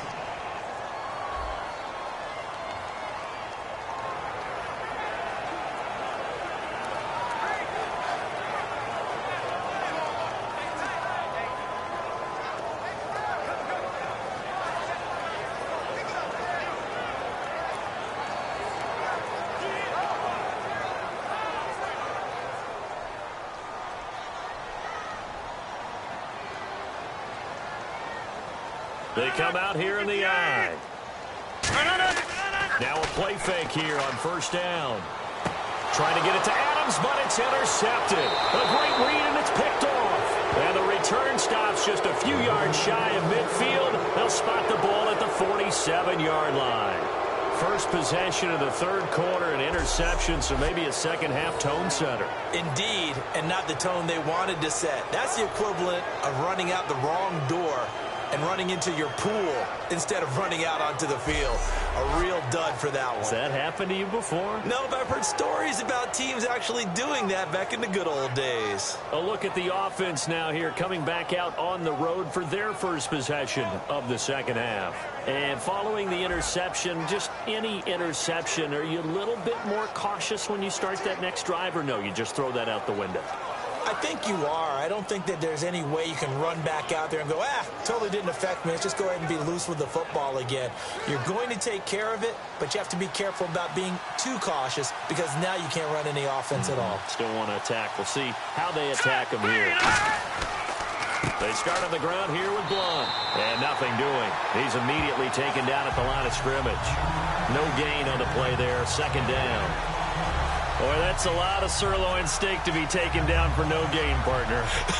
Are you trying to suggest that he is a huge man? He is not just a big man, big, a huge man. Big boy. Well, how about the credit then for the defense to be able to chop that big tree and put him on the ground? I know back when you played, it took 4 of you to take a guy like that down, right? Well, that's for sure. And you know what else? I didn't want to challenge him at dinner either.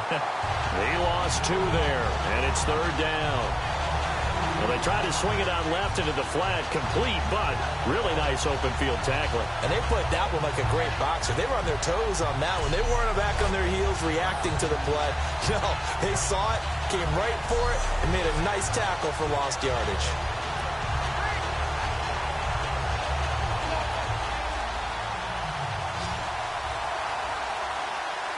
It looks like the Packers have added an extra DB on third down.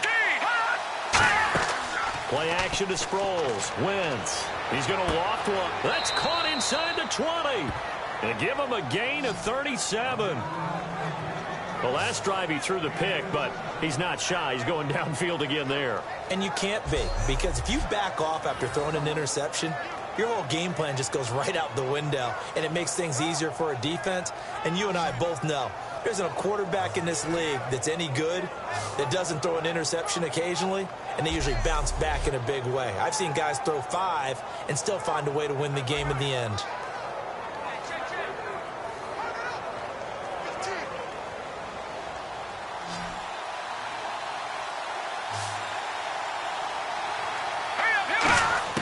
From the red zone now, Wentz. He finds Aguilar over the middle.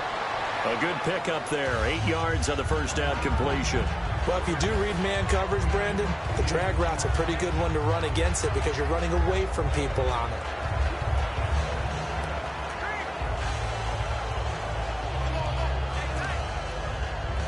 Offense in a good spot here, 2nd and 2.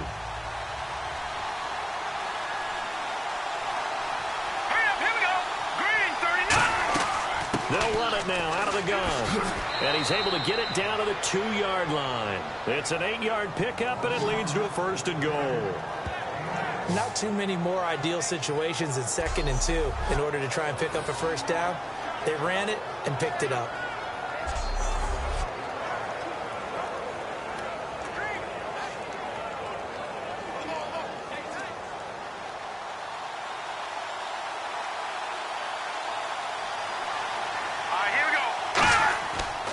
They'll go to Blunt, try and pound it in. And this will result in him losing yardage. Back to the 3. That's going to go as a loss of 2, and it'll be second down. Brandon, that play ended so fast, it's almost as if the quarterback handed it to the runner, and the tackler was there right away for a loss of yardage.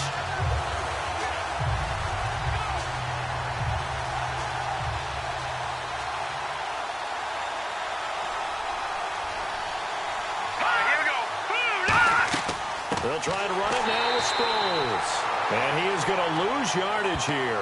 It'll be a loss of 1, and that's going to bring up an interesting 3rd and goal. Now that was a terrific play. We're down here near the goal line, and only one word comes to mind for me, and that's overwhelmed, because they absolutely overwhelmed the offensive line. He came free and made the hit in the backfield.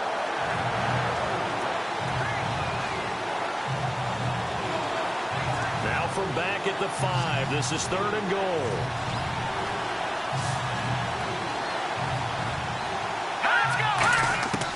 Wentz now on 3rd and goal. He's got time. And incomplete. He had nowhere to throw, so he just tossed it away. But that brings up 4th. A pretty good coverage there, and both of these defenses, they've had good coverage throughout this one. No doubt about it, and in today's NFL, where we're used to a bit more scoring, this feels almost like a well-pitched game in baseball on both sides, where the tension continues to build. Who's going to make the big play? And Sturgis able to knock it through, and they will take the lead here in this battle of field goals. It's 6-3.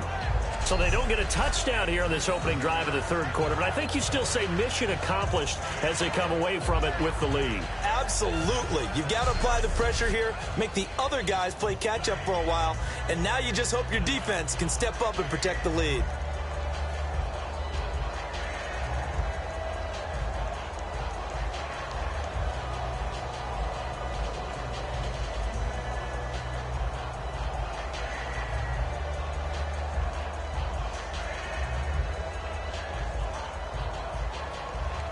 Now it's Sturgis converted on the field goal. Now he'll send this one away on the kickoff. And this will be a touchback as that sails over the end line. The Packers offense now heading back out onto the field. They're down in this game. A chance for the offense, though, to put something on the board, get some momentum here in half 2. Try and get things kick-started for them. And you know at the half, they discussed how they were going to get that done. This is where scripting comes into play a lot of the time. How many plays do you script coming out of the second? Most of the time in the first half, you're scripting 12 to 16. I think in the second half, you're really scripting more like 8 to 10. Kind of a starter or an opener, whatever terminology they use. Just something to get you off to a quick start. 319! Now a handoff here to his running back. And he'll push his way forward to about the 32. 7 yards on the pickup there, and it'll leave him with a 2nd and 3.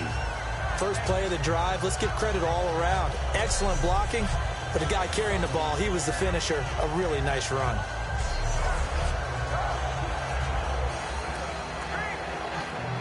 Second down following the run.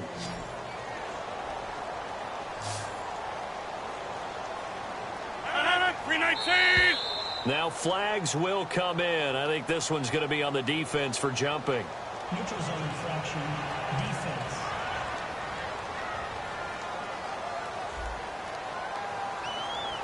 So the hard count gets them there. Neutral zone infraction. Yeah, the defense thought they had the timing down, but the quarterback hit him with a hard count, got him to jump.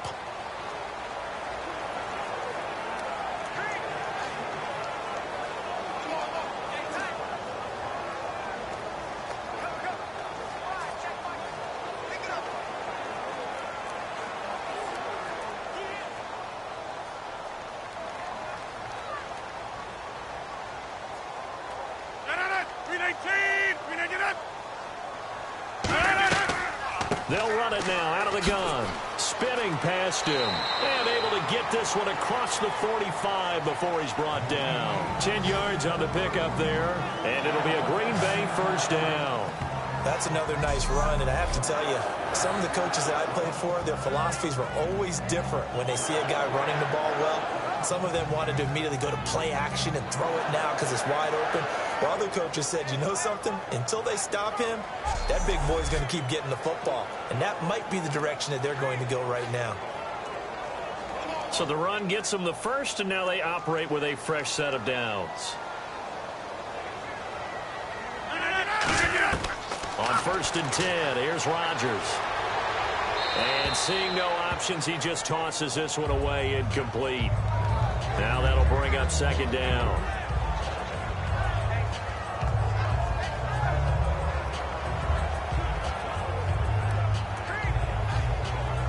So incomplete on 1st. Let's see what 2nd down has in store.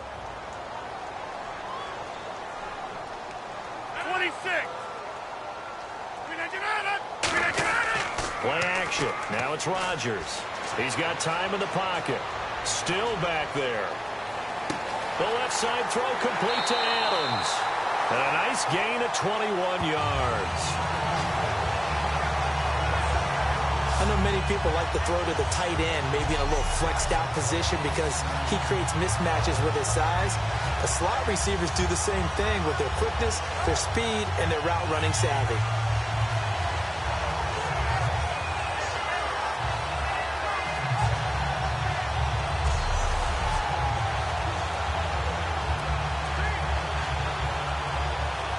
And now a 1st down following that long gain.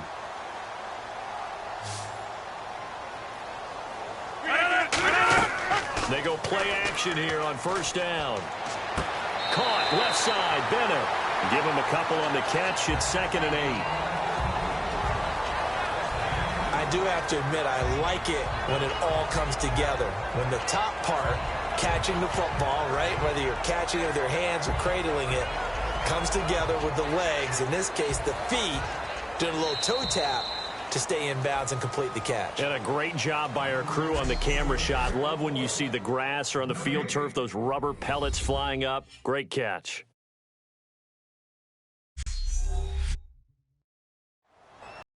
Back now at Lambeau. It's been a very hotly contested game to this point. Just a field goal separating these two teams as we get set for the 4th quarter.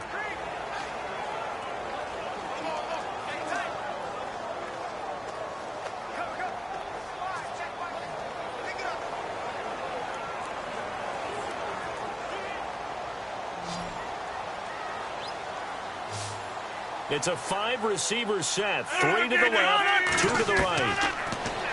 Here's Rodgers to throw. And that's complete to Adams. And inside the 20 before he's brought down. A good gain of 14 there, and it moves the chains. And when you're playing a quarterback with some experience and some moxie, you enter the danger zone when you decide to blitz him, because if he's able to diagnose as he did on that play, he can hurt you downfield. He reads defenses so well, doesn't he? He really does, and the best part about that play for him, I don't think that was his primary target. I don't think so either. I think he had the read, figured out where the blitz was coming from, and went to a secondary target for a really nice game. Offense comes to the line now, 1st and 10. 319. Into the red zone. It's Rodgers. In the middle of the field, he's got Nelson. And he couldn't quite get there. Tackled down at the 1. One thing I can say pretty safely, that route is not called if you don't have a guy who can throw the ball and put some mustard on it. Because if you're going to lollipop it in the middle of the field, bad things usually happen. It takes a strong-armed guy who can rifle it in there, and they were able to successfully complete that one. They come out here in the eye. So now it's 1st and goal. Gonna give this time to the tailback. Call it no gain, and it's gonna be 2nd and goal. They're right there at the 1. No gain, but don't let that stop you. Line back up and keep going at them. If I'm them, I'm thinking about going at it 4 straight times.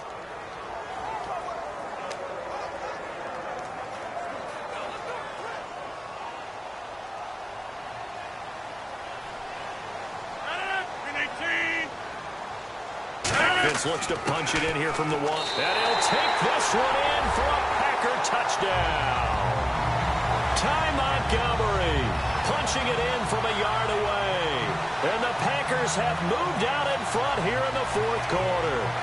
And there you go. Nothing really too complex. Block, keep to your assignments, let them run it in. They did it. Fundamental football. Good blocking, beats good tackling on that play. End result, touchdown. A good drive that time as they go 9 plays in all. And the result, a Green Bay score.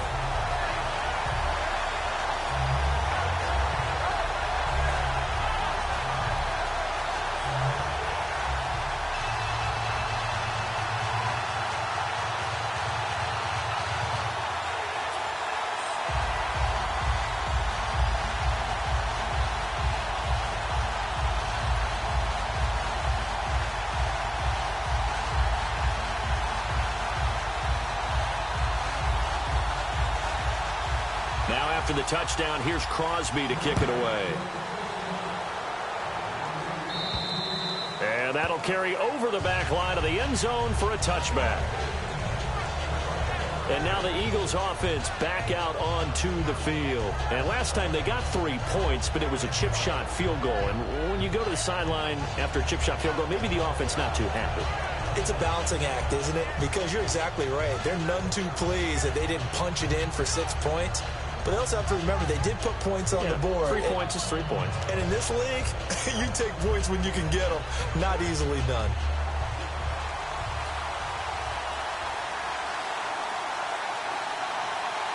Let's go! 3-19! Throwing on first is Wentz. That ball's caught. Aguilar right side. And he's brought down after a good gain. They get 25 yards out of that one. And it'll be first down, Eagles. No matter how you evaluate quarterbacks, at some point arm strength is going to come into the conversation. I'm really impressed by what I saw on that throw on the out route.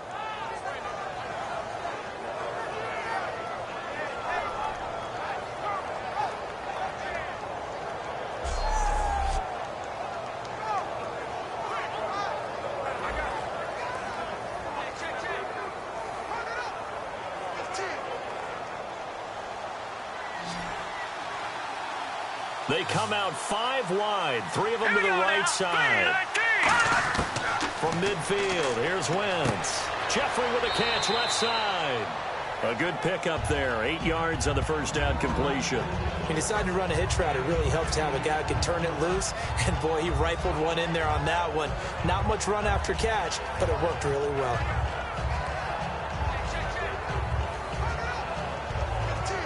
Time starting to run out here in the 4th. This defense just trying to keep the offense off the board and preserve this potential victory. They'll run it now out of the gun. And he got blown up. Losing yardage on the play back at the 44. It's a loss of 2, now 3rd down. And yet again, this run game just continues to be completely shut off. Completely stymied. I mean, they're trying to get some consistency, trying to find places to roam. They just haven't been there throughout this game. And they'll try to squeeze in one more play here before the 2-minute warning. They brought in an extra defensive back here, so probably not expecting a run on 3rd and 3. A good call. Throwing is Wentz. And he's going to be sacked back on his side of the field at the 44. Kenny Clark in there to take him down and to take us to the 2-minute warning.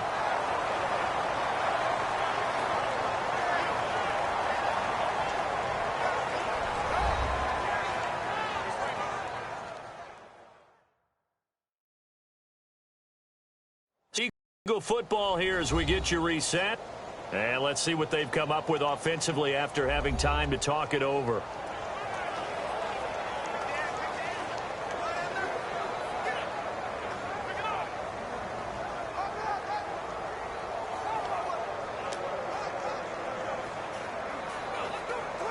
Here's Donnie Jones now as he'll kick it away for the 2nd time.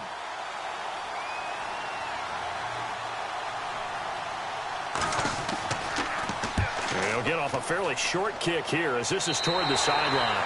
And this one goes angling out of bounds, and it will be spotted inside the 30-yard line. The Packers offense now, they get ready to head back onto the field. They have the lead, still a one-possession game, but the defense got the stop. They've got the football now, just salted away, right? Exactly. That's all the defense is counting on from their offense. They did their job in a big way. You know, they're over on the sidelines now starting to take their tape off, and, hey, we've done this thing. The offense has to put it away, and that means ball security. Absolutely. Stranger things have happened. 319! They'll run it now out of the gun. And he'll take this up near the 35, maybe the 34. And now the Eagles going to signal for a timeout. It's just their first. They've got 2 more to use here in the final stages.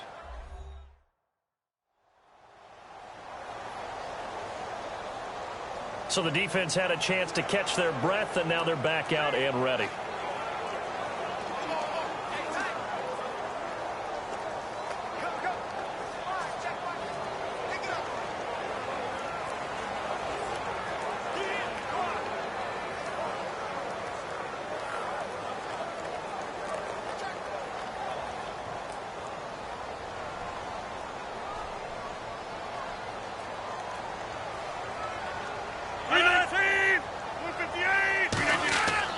They'll give it to him right up the gut. Looking for a cutback lane, but nothing there as he's met at the line of scrimmage. And the Eagles are going to go ahead and take another timeout. That'll be their second, so one more chance to stop the clock here, and we'll be back.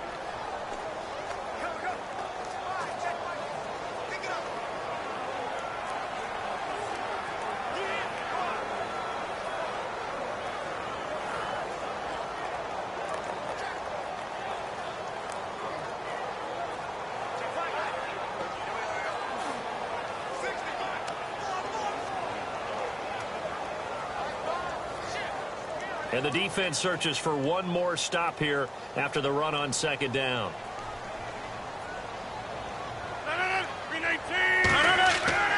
And they'll try the ground game here with the running back. And he is going to lose yardage here. Now hang on here. Timeout called by the defense. It'll be their third and final timeout, so as they talk things over, we'll step aside.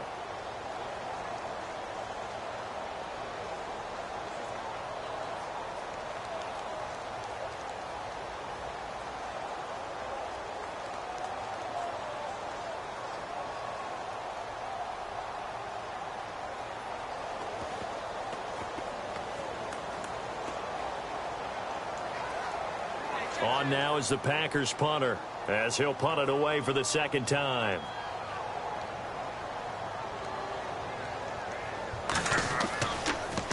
And he gets this away, and look at this. This is a good one. And this is going to carry well into the end zone for a touchback. Philadelphia getting set to take the field. And last time out, they had to punt the football away. Anything positive possibly to take from that? There always is when you're punting the football away. It doesn't sound like it because you're giving it up, but you've avoided a mistake. At least you didn't turn it over. You didn't turn it over, right? You're giving your defense a chance because you're punting the ball away, and they're set to go on the field as opposed to sudden change after a turnover. And wow, now we've got to go out there and stop people.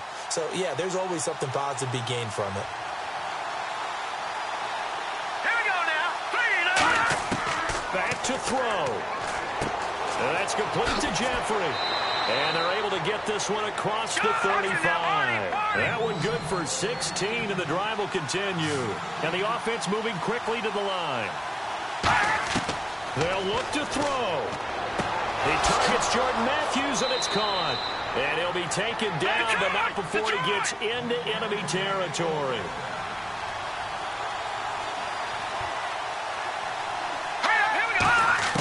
He'll look to throw. And some room to roam now. Oh, he slipped right by him. And he is out of bounds inside the 30. He goes for 18 there as the drive will continue. It's always interesting to watch a player fight his own instincts because when you're a ball carrier, you're taught to fight for every inch, every yard. But in this situation, the smart play was to get out of bounds, and that's exactly what he did.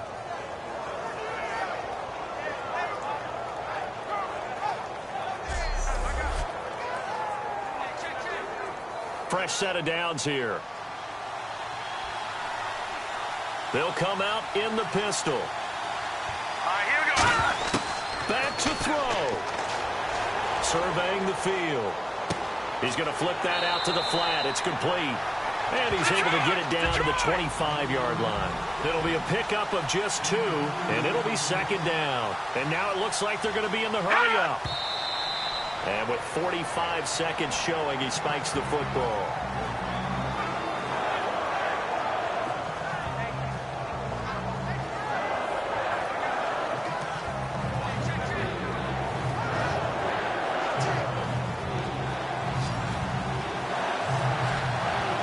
And on third down, a nickel formation here defensively.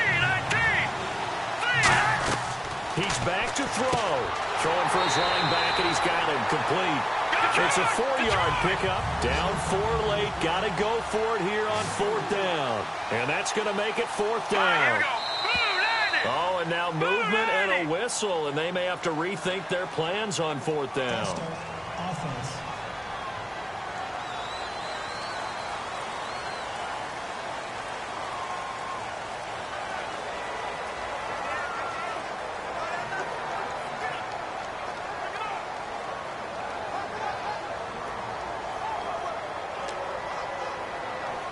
One score down. Here we go. They're going to go for it here on 4th down. They isolate Jeffrey to the left side. Now Wentz. Got to have this one. Now a desperation throw deep downfield. They had to go for it with such little time remaining. And that's going to be just about all she wrote for this one. So the defense has to stay out and get one more stop. They were able to do it, forcing the incompletion. So on their record, that goes down as a successful play. It doesn't matter how they got there, how it happened. They got it done. They're the ones that are jubilant.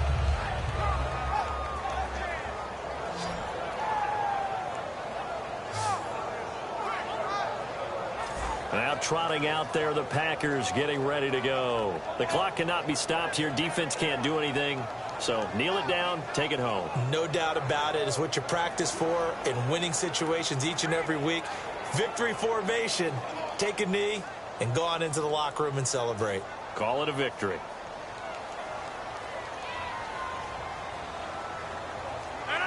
Rodgers will take a knee here, and that should be all she wrote.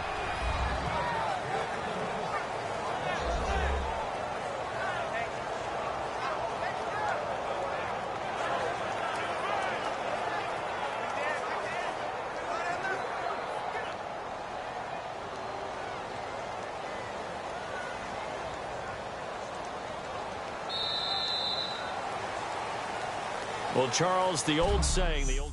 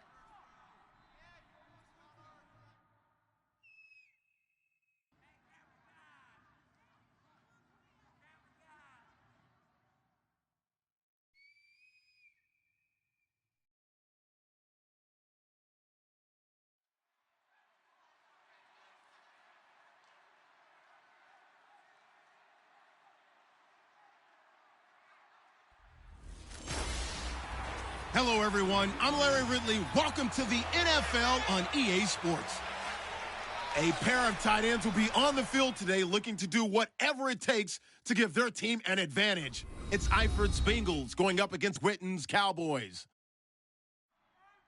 The opening kick is straight ahead, so it's time to turn it over to my colleagues, Brandon Guyton and Charles Davis with the call. Gentlemen. Larry, we find ourselves right in the center of the Dallas-Fort Worth Metroplex in Arlington and AT&T Stadium. Coming up, we've got what should prove to be a good one between the Cincinnati Bengals and the Dallas Cowboys.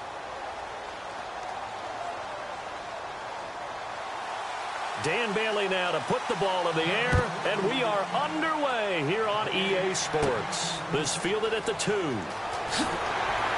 And he'll take this up past the 20 and down at the 22-yard line.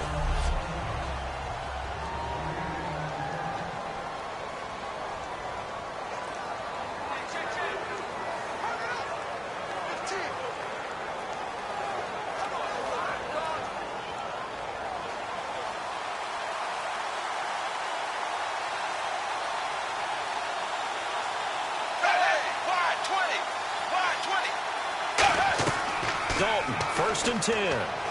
Finding time. And he will find his man on the outside.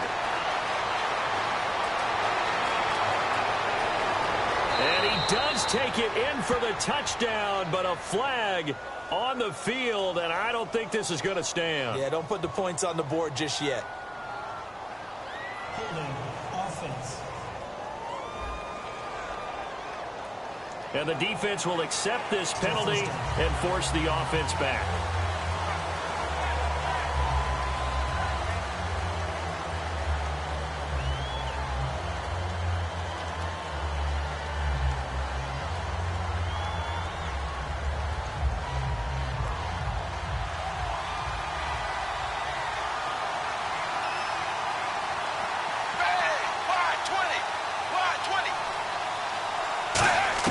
Out of the gun, it's Dalton.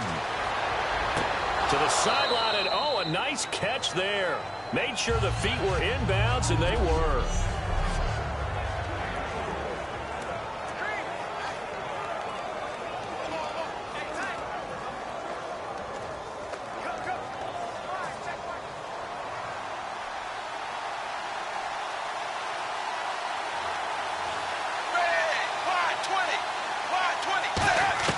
It's 2nd down. Dalton looking.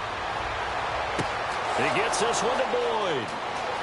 The 30, the 20, 10, 5, and he'll take this into the end zone. Now, hold on here. We do have a flag down, so let's see what this is about. Holding defense. Well, they have the yards anyway, so they're going to decline the penalty.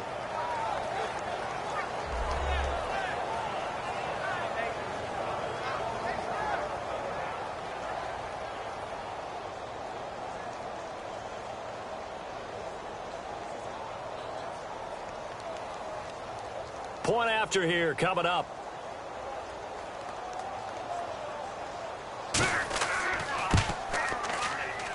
And he's got it to make it 7-0 Bengals. Well, it wasn't a one-play drive, but I think they'll take it. The scoring summary, 2 plays and into the end zone.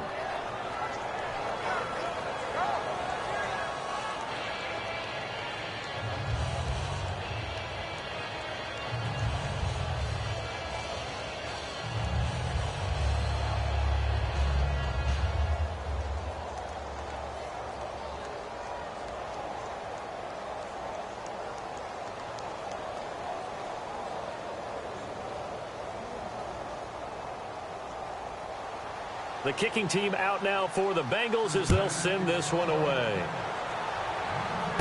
This is taken at the 3. And a good return as he'll be stopped just shy of the 30-yard line.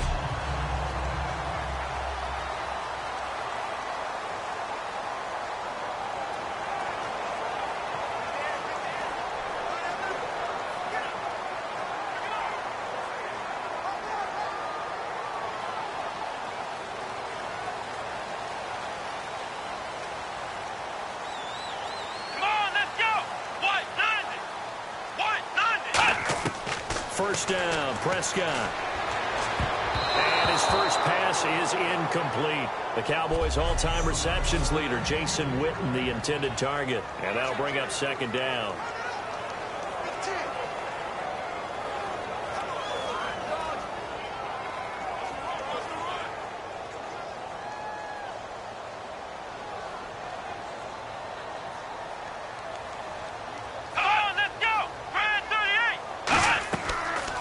Now the first carry for Ezekiel Elliott. Found a little room there as he's up to about the 37. Partner, I know you call the play-by-play, but you know your ball. If I throw these numbers at you, all right, 6 yards shy of 2,000 of total yards from scrimmage for a rookie running back.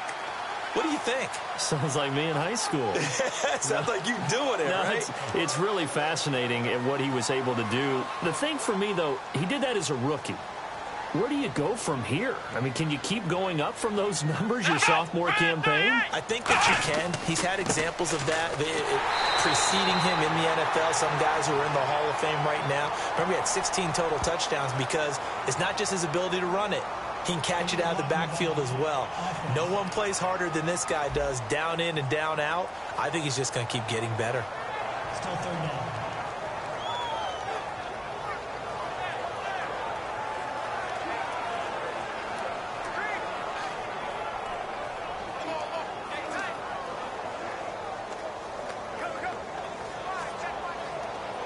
Still 9 yards to go on third down. Let's go! On third down, it's Prescott. He's going to look deep down the field. Well, this is taken in. It's complete. Touchdown, Cowboys. Des Bryant, 70 yards. And the Cowboys are an extra point away from tying the football game. Well, you know he can be explosive, and he's ultra-explosive there on the fly route. And you know how many times we've talked to coaches and we've had quoted back to us, well, you know something? When you execute really well, it doesn't matter if they know it's coming or not. But sometimes athleticism beats you as well. He just took off and went. That's almost like one of your Turkey Bowl games, isn't it? Just go long, Backyard. man. I'll hit you. And it worked really well for them. Dan Bailey now for the extra point.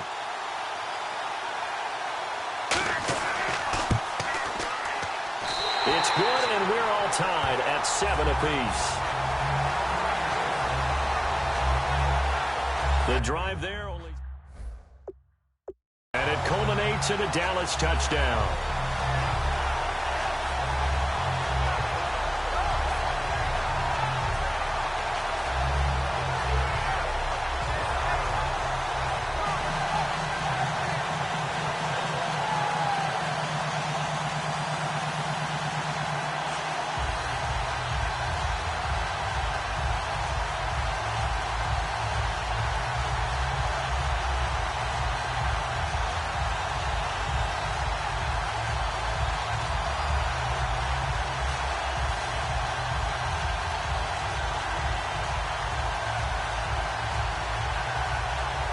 So we're right back where we started, all even as the kick's away.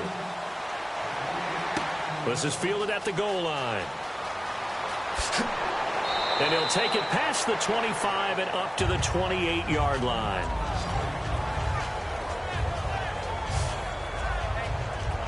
Cincinnati now ready to take the field. And that recipe on their last drive that resulted in a touchdown looked pretty good, so they'll be hoping to do that once more. And it takes me back to when we sat with the offensive coordinator and the head coach. They felt pretty good about their game plan and thought there were some holes in the defense, and they exploited them the last time out. Let's see if they can come back and put together a similar drive. And we'll see if they can do just that.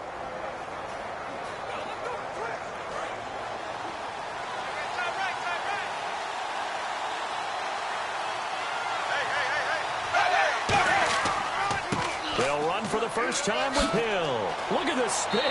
Balance. And they get him down, but not before he takes it across the 40-yard line. For Jeremy Hill, with the season in the rearview mirror, finished just below 1,000 yards. I think 18th in the league in rushing. And his two 100-yard gains both came against Cleveland, I believe. Yeah, if he could play Cleveland each and every week, he would have been well over 1,000 yards. So the thing about Jeremy Hill in the Cincinnati Bengals offense, you think of them as a run-first team.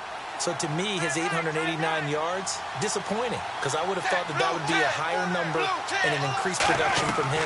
He's looking to do that in 2017. And that play went nowhere. Losing yardage. It'll be back at the 36. So a loss of 5, and it'll be second down. Well, in that play, the expression, don't blink, you might miss something, certainly applied. That was fast. Defense diagnosed the play, and it was over in a heartbeat. So the defense has put them in a tough spot. It's second and long.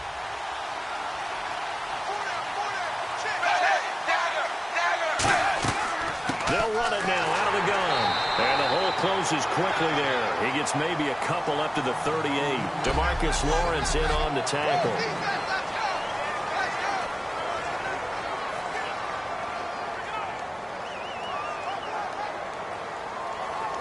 Wonder what's in the offensive playbook on 3rd and 13. We're about to find out. 3rd and long. What will Dalton dial up? And he's got his man in stride, complete. And he has the first down yardage before they bring him down right at the 45. And just a small glimpse there as to why they like this rookie so much. And that's why they lit up a little bit in our meetings with the coaching staff, didn't they? When we talked about him, they did. Yeah, they like his work ethic. This guy's running every route well in the route tree and getting better at it all the time, really honing his game. They expect a pretty good jump out of him as things continue to move on. Hill, the lone setback. And he'll get it up the middle. Try to find a lane, but instead he'll get back to the line of scrimmage. And no more. Tyrone Crawford in on the tackle. Great play there off the end. Question, Charles. In a 4-3, you hear about the D tackles a lot. What's the role of the ends? What they want to do is control the edges of the defense. And you always hear about an offense talking about setting the edge in the running game. Well, the defense wants to do exactly the same thing. And the defensive end, often against an offensive tackle, sometimes a tight end, they can't let themselves get hooked and let a running back get outside. Because if they do that, that hurts the integrity of the defense overall. My man, the encyclopedia. I think in a lot of ways, Tyler Eifert is happy to wave bye-bye to 2016 because of the injury issues. Got hurt in the Pro Bowl, missed the first 6 games of the season, and then couldn't finish the year with another back injury. Yeah, and the one that hurt, that Pro Bowl injury, supposed to be such an award for the great year he had a season ago, and just never really got things going this year, did he? Such a difficult matchup, especially in the red zone. Look for a big bounce back in 2017. They go play action here on first down. Deep drop. And he just gets rid of it. Throws it away. The wise move there. Looked like nobody open. Now second down.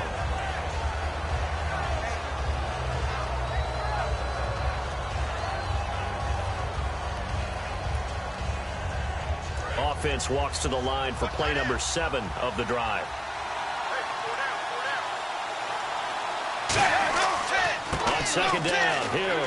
And he went backwards.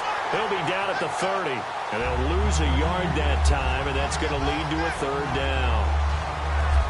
Alongside Charles Davis, Brandon Gaudin, and it's the Bengals with a football to begin quarter number 2. They're in the midst of a nice drive, but facing a 3rd and long here.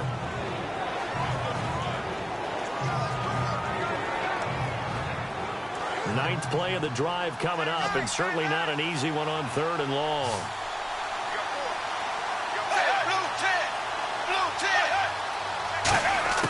Third down, a shot here for Dalton. He's got his man here. It's Green. A gain of 13 and also a first down. So we have now seen connection number 1 between Dalton and Adriel Jeremiah, A.J. Green. Say that again. Adriel Jeremiah. Look at you. You are full of knowledge and information. And you know something? I bet Andy Dalton learned his full name as well because he figured out quickly, this is going to be my number 1 target. I got to know this guy in a big way. And the next snap coming inside the red zone here.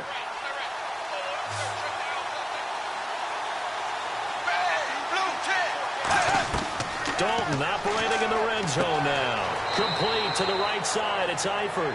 5 yards on the catch there. Brings up second down. Partner, it's a lot of fun watching the NFL now, isn't it? Because when the big fella runs routes, it used to be when we were kids, he'd run about 3 different routes, and that was it. Now he can run anything and catch the balls we just saw there. And a really long drive here, and it goes on and on.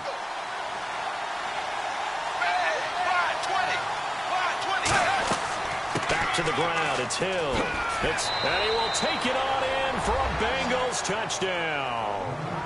Jeremy Hill taking it in from 11 yards out. And the Bengals have taken the lead. In as many coaches' meetings as we sit in, we hear the word finish all the time, don't we? And on that play, the back actually finished getting into the end zone, breaking the last tackle. Tried to wrap up, tried to use the proper technique, just wasn't able to get it done.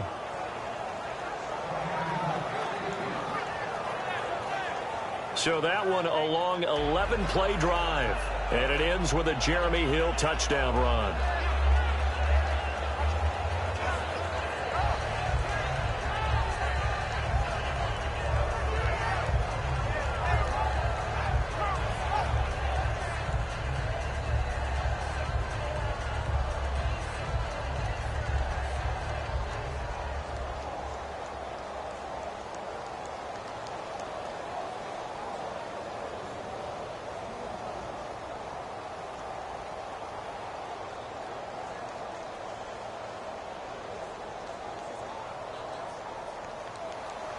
Out is the kickoff unit as they run up and send this one away.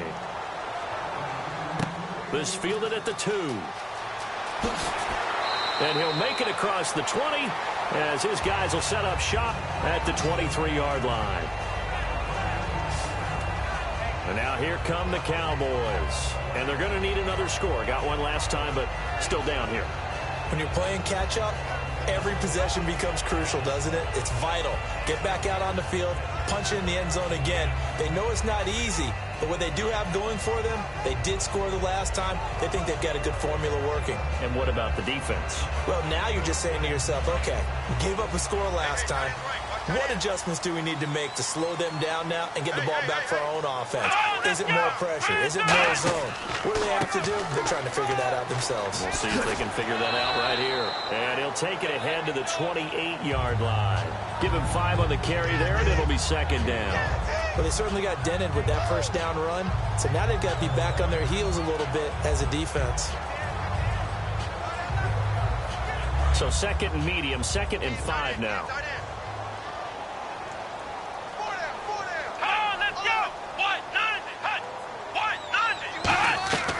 They go to Elliott again. And this will go for 5 up to the 33. Vontaze Burfict, the one to get him down. When you find that kind of yardage, you couldn't be more confident as a ball carrier. And guess what? You're going to go back and tell your offensive coordinator, I'd like to keep carrying it, thank you. So following the run, we'll see what they do here on 3rd down.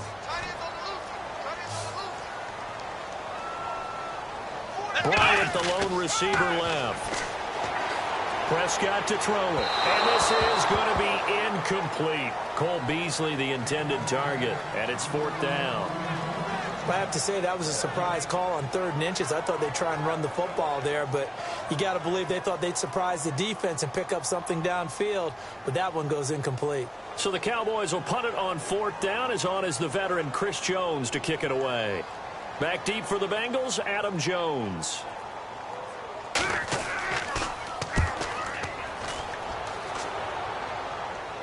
Calls for the fair catch, makes the fair catch just inside the 15-yard line.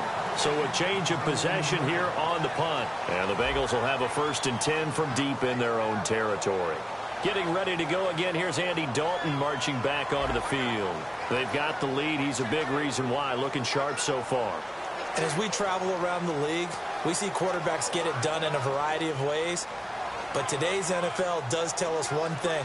If that guy doesn't play well, their team's not going to win. And right now he's got his team in the lead. And now they'll look to extend that lead.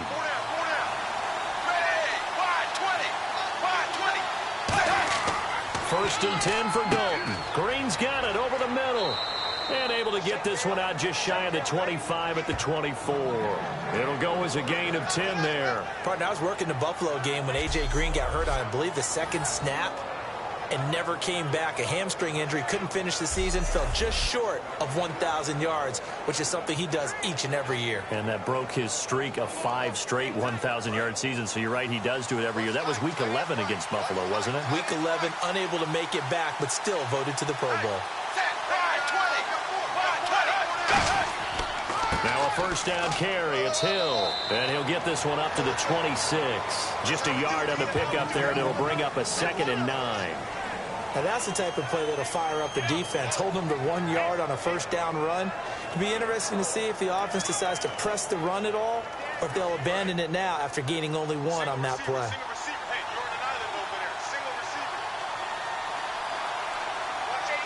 They send Green to the left on his own. He's got time. Underneath here to Hill.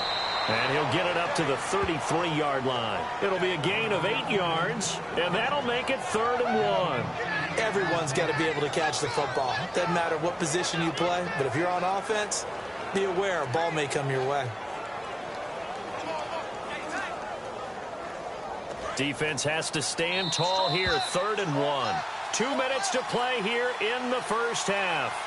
We're back to Arlington right after this timeout.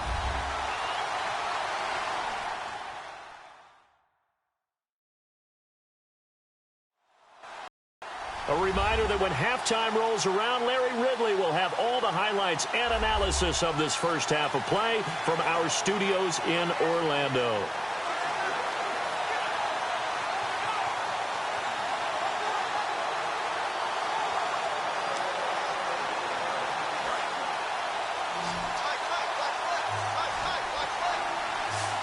I see an extra defensive back on the field. Little surprise here on 3rd and 1.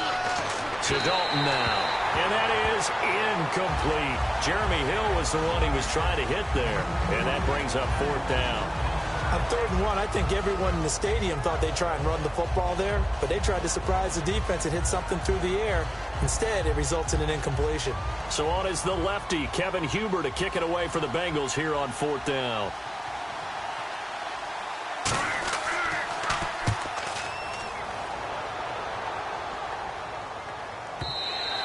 And a little too much mustard on that one. It hits a couple yards into the end zone. A missed opportunity there maybe to pin them back. And now Dallas gets set to take the field. And they're coming off a 3-and-out, my friend. I think they've got to look at that play sheet and go to a spot that they haven't gone before. Time to shake things up a little bit to try and get this offense moving. Okay, so how do you do that? How do you shake things up? You look at what you've called before, realize it hasn't worked Go to so something well, else. and maybe you try and find one of those special plays from one of your better players, and maybe try and hit something big and get things going in the excitement area. Bryant, the lone receiver, left. Now Prescott, a dump off to Elliott.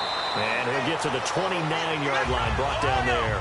It's a 9-yard pickup on the play, and that'll make it 2nd and short. Looking to speed things up here, going with some tempo. Prescott now, throwing middle, but it's incomplete. Tremendous coverage there. Just did not catch the football and complete the interception. But what do they say all the time? If he had really good hands, he'd be playing offense.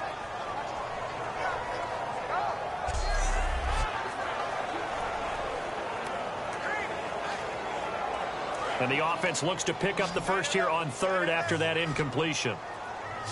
3 down. Come on, let's go. Brad 38. On 3rd and 1, here's Prescott. He's got a man. It's Williams. And he will have a first down as they get into the ground at the 37. And now they're in the hurry-up. On 1st and 10, Prescott. And no escaping this time as he'll go down. They got him for a sack. Kevin Minter in there to bury him for a loss of 11. And we say it all the time, have to be able to get rid of the ball sooner than that. You have to help your offensive line out. They're going to protect you as best they can. And if you're getting 3 to 5 seconds to throw the ball, they're doing a really nice job. But when you hold it and give up a sack, you're really almost discrediting their work.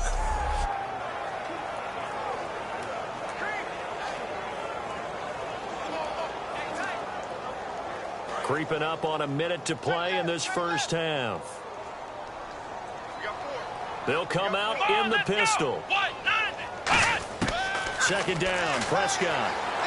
He's got time in the pocket. Oh, the ball comes out on the hit, but they'll say it's incomplete. He was trying to get it to Ezekiel Elliott, and that takes us from second to third down. He dropped that one, and it almost felt like he was disappointed he wasn't the primary receiver. Because we saw the guy scan the field, came to him on a check down, and running back's supposed to catch that one. He's supposed to catch that one indeed. Were his feelings hurt or something? I don't know what happened there. McFadden will be the lone setback. And they'll give it to him here. And he'll be brought down. And now the Bengal defense here calling a timeout. It's just their first, so they'll have 2 remaining here before we get to halftime.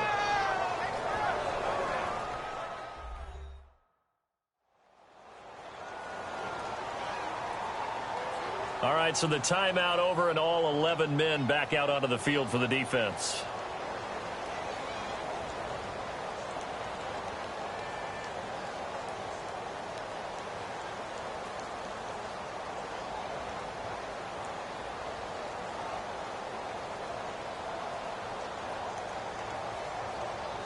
Out now comes the Cowboys punter as he's on here to punt it away.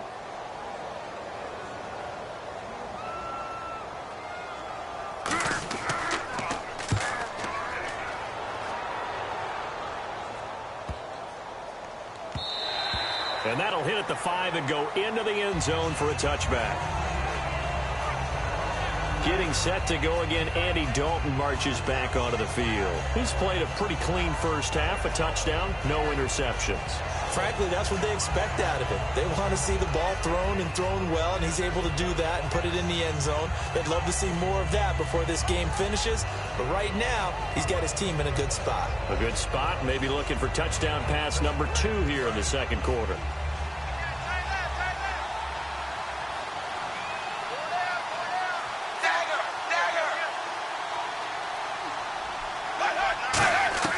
First and 10 for Dalton. And it pops free. The collision there jarred the ball loose and brings up second down. Well, you mind if we go off topic for a second? No, let's go. I like to do that randomly. AFC playoff contenders for this year that didn't make it last season. Who do you have that might get in? Well, I think Cincinnati's got to be considered there. Maybe they'd have an offseason that's calm, and they go into this season and try and get back to the playoffs where they've been perennials. How about Denver? Yeah. Remember last year they didn't have the quarterback to start. Trevor Siemian played pretty well overall, but maybe they can get solidified there and ride that strong defense right back into the playoffs. I'm going to give you a little bit off the pace. Indianapolis cannot afford to squander Andrew Luck. Better young quarterbacks in the game. They've got to get back to the playoffs. And Buffalo, brand new head coach, brand new people running the ball club. Let's see if they can figure it out, because I think defensively they can be awfully strong.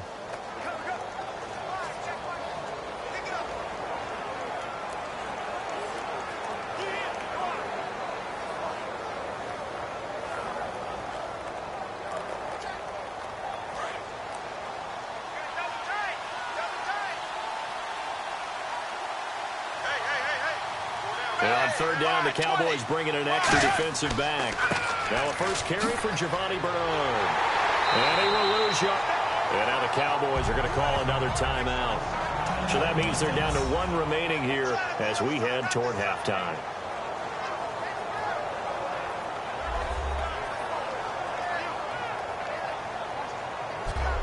And now following that timeout, the defense back out onto the field.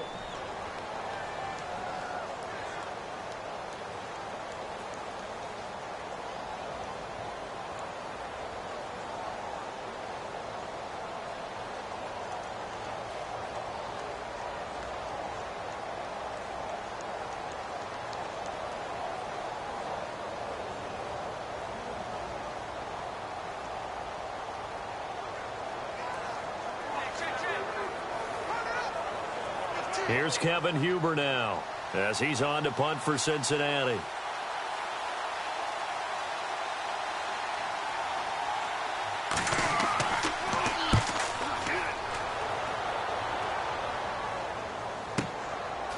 Oh, Oh, nifty juke there. Not much fun for a guy trying to tackle him. That one in the books as a 64-yard punt. And possession will change here with very little time remaining until halftime. And now Dallas gets set to take the field. And with time quickly fading here in the second quarter, not sure how aggressively, offensively they want to play this. I think we'll find out just how much they trust their guys in this situation if they decide to take a shot.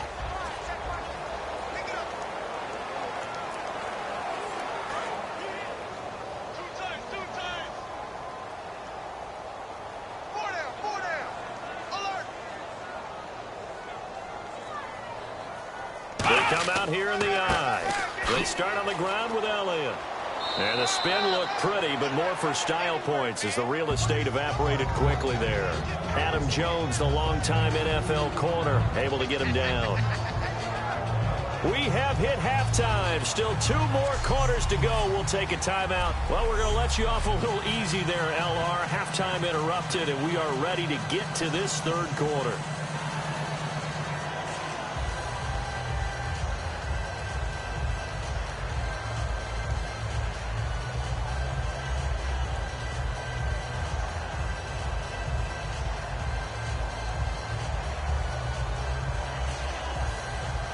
So both teams have their marching orders, and we'll get going again here in quarter number 3.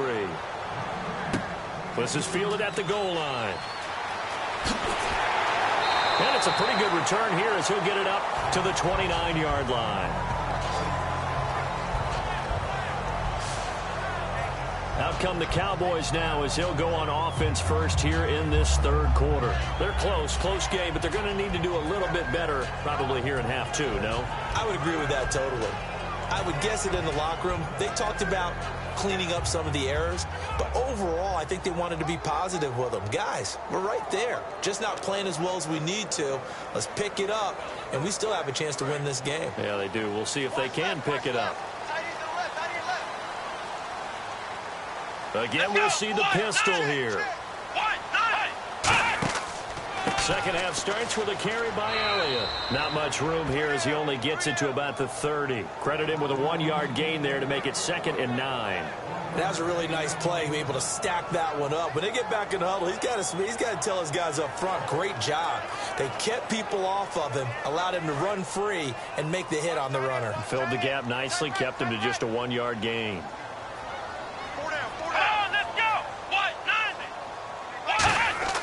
A second down throw for Prescott. Surveying the field. And on the left side, he's got Witten. 8 yards on the completion, but now they face third down. He had time, was able to survey the field and find a soft spot in that zone coverage. And that's where it gets difficult for a defender, Brandon. You go to your spots on the field that you have to cover, and when the offense finds an area that you're not in, that's where they throw the football.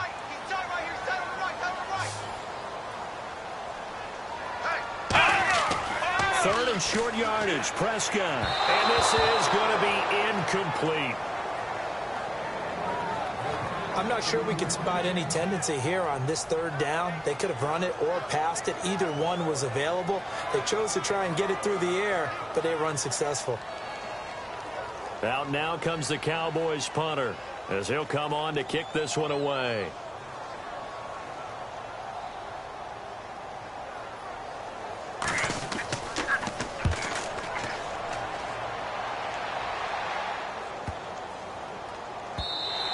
And this one hits at the 3 and then bounds into the end zone for a touchback.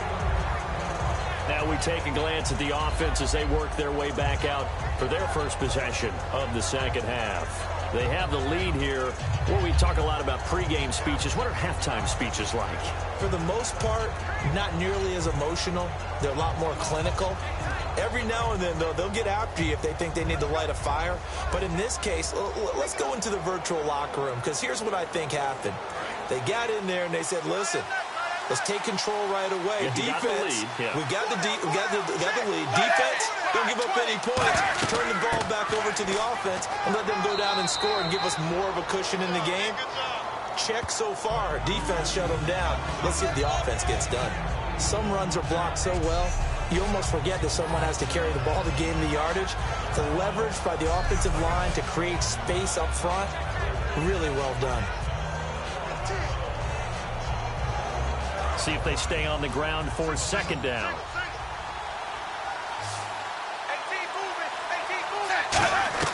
Second down, Dalton. And incomplete there. A nice hit. Jars the ball free and brings up third down. Timing's crucial in any route thrown, but when you throw an out, so many things are going through the mind of the receiver. Catching the ball, timing it up with the quarterback. Are my feet going to get down inbounds? On that play, all those things going through his head might have caused him to drop it. 3rd and 2 for Dalton. And Eifert has it. And he's going to have a first down as he's brought down at the 44-yard line. It's a pickup of 16 there, and it'll lead to a new set of downs. So he makes the grab, and the chains move forward. Nice job by the offensive line, giving them time to complete that first down pass.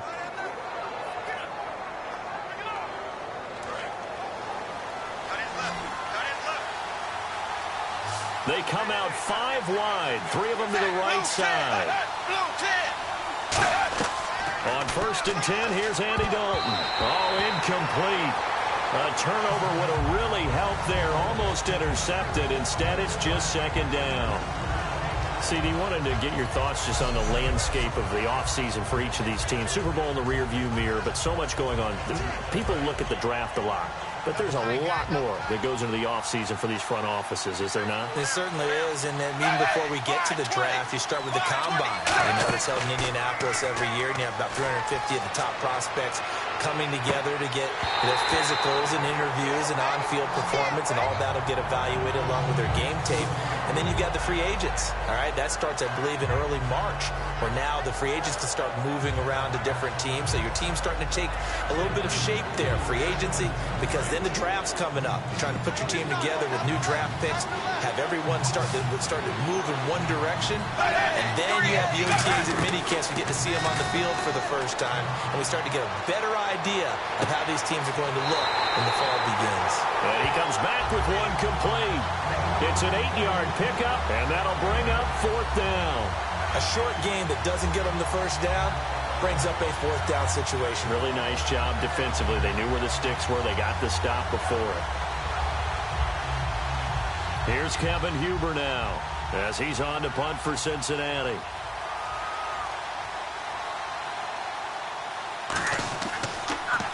He gets this one away, and boy, it's another boomer. No returning this one. It sails out of bounds, and they'll spot it right at the 20. Here's the Dallas offense now, heading back out onto the field.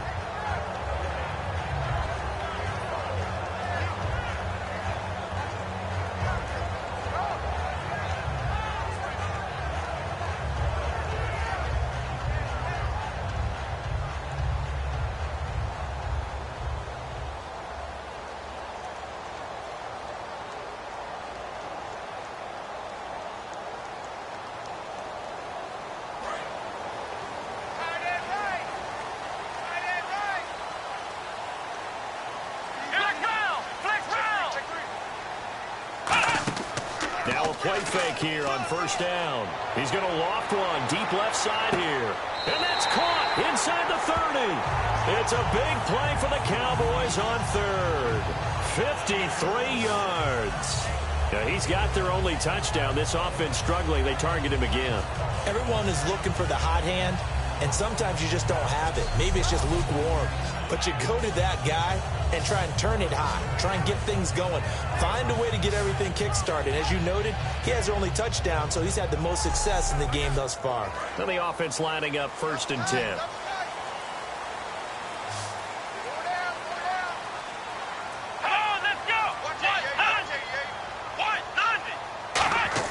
They go play action here on 1st down. And this one complete to Witten over the middle. And they do get him down, but he's inside the 5 all the way to the 3. There's so many things to watch for when you play defense. and reading your keys. You always hear about that, and having your eyes in the right place. Sometimes your eyes can fool you. How about that play action there? And it sprang the big guy, didn't it? Able to dump it over the top to him.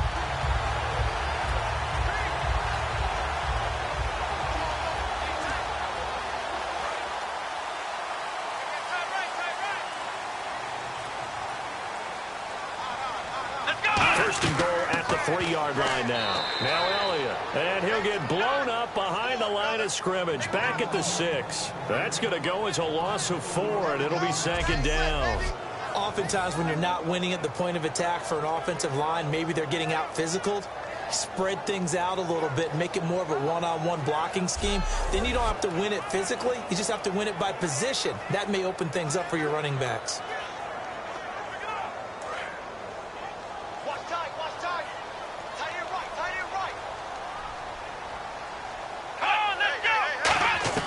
Prescott now on second down, finding time.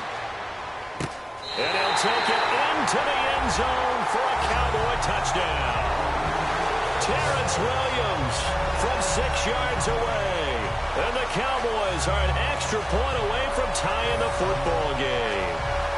As a former DB, you might not like to see that, but from a wide receiver's perspective, those are the plays they dream of. Correct on both counts, all right? Because once he took off, I mean, let's face it, that should have been done in Big Sky Country. Aren't any speed limits out there?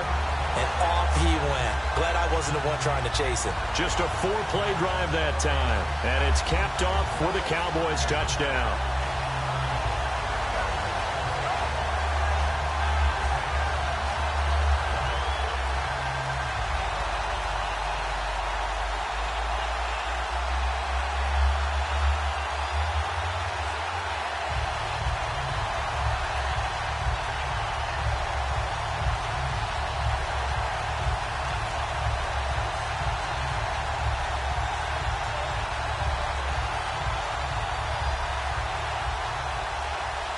Nothing separating these two teams on the scoreboard as the kick's away here. This will be taken in at the 1. A beautiful fake. And he's up past the 20 to the 22-yard line. The Bengal offense now gets set to head back out onto the field. And they'll be looking to avoid what happened last time, which is punting the football. But when you look at how teams play the game, that complementary football comes into play. How do I take care of my defense? How do I take care of my offense? Well, the defense is taking care of them in a lot of ways. Now it's time for the offense to jump things up and help their defense out. Give them a little bit of rest. Yeah, time for them to give them a rest. Took the words right out of my mouth.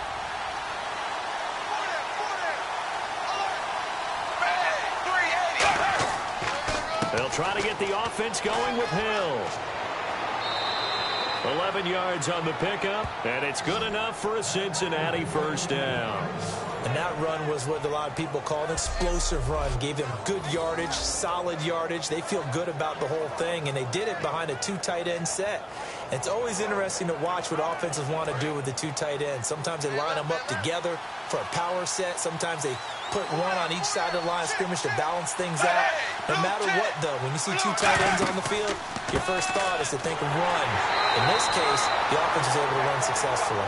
Officially no gain on the play, and it's second down. A well-executed blitz, no doubt. Great job by the linebacker. Maybe the quarterback, if he could have seen that, could have audibled there. Yeah, he needed to be in a different play because that one just meshed perfectly for the defense. All the gaps were filled except for the one the offense really wanted to run through, and that was filled by a big man wanting to make a tackle. And he made a great tackle. 3 quarters have come and gone. We'll return with more after this. This is the NFL, and it's on EA Sports. Back now here on EA Sports.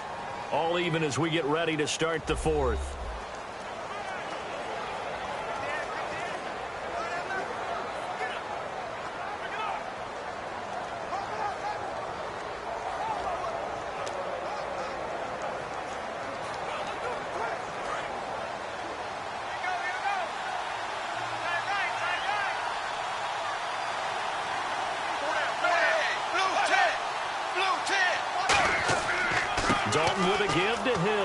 And the hole closes quickly. He gets it across the 35 to the 36-yard line. Call it about a gain of 3, and they'll be looking at a 3rd and 7 coming up. Partner, we know today's NFL is really built around the guy throwing the football. But these short runs, they still pay dividends because they can take their toll on a defense, and they can add up as the game goes along. You control the clock, you control the ball, and that way you often control the game. 3rd down, a shot here for Dalton. Quick hitter here, it's complete. The completion good for only 6, and that'll bring up 4th. And, boy, they had high praise for this rookie receiver when we asked the coaches about him, didn't they? They certainly did, and obviously they liked his measurables, otherwise they wouldn't have brought him onto the team. Height, weight, speed, all of that. But how about what they really said? Competitiveness. That's what they really liked about him. The way he goes after the football, competes for it, and decides when it's in the air, it's his and only his. And not what he was hoping for there, as this will hit in the end zone for a touchback. And now Dallas gets set to take the field. And they were able to punch it in the end zone last time. They'll be looking to do that again here for the defense. Obviously, they'll be looking to stop them from punching it back in the end zone. It always is punch-counter-punch, isn't it? And which team has the advantage? Well, let's just go back. Last time on offense, they rolled downfield, got into a good rhythm. You can see a little more bounce in and out of the huddle. You can see the sideline really get into the game. So defensively, you're thinking to yourself, how do we take that away from them? How do we get the advantage back? Let's see what they come up with. I think pressure is always the first way to go. You love pressure. I love it. We'll see if they dial it up this drive. So many times you hear today's NFL described as a space game. Get your best players into space with the football in their hands. That's why sometimes you swing it out to your runner, get him out in the flat, and let him have a chance to make people miss an open field.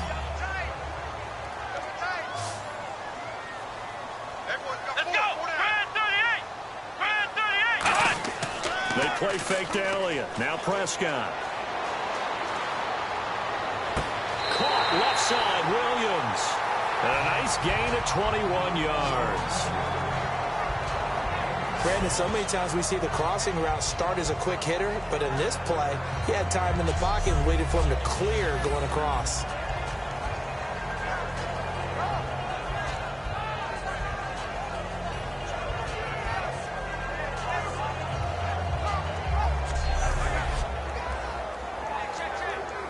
So after that big gain, let's see what else the offense has up its sleeve.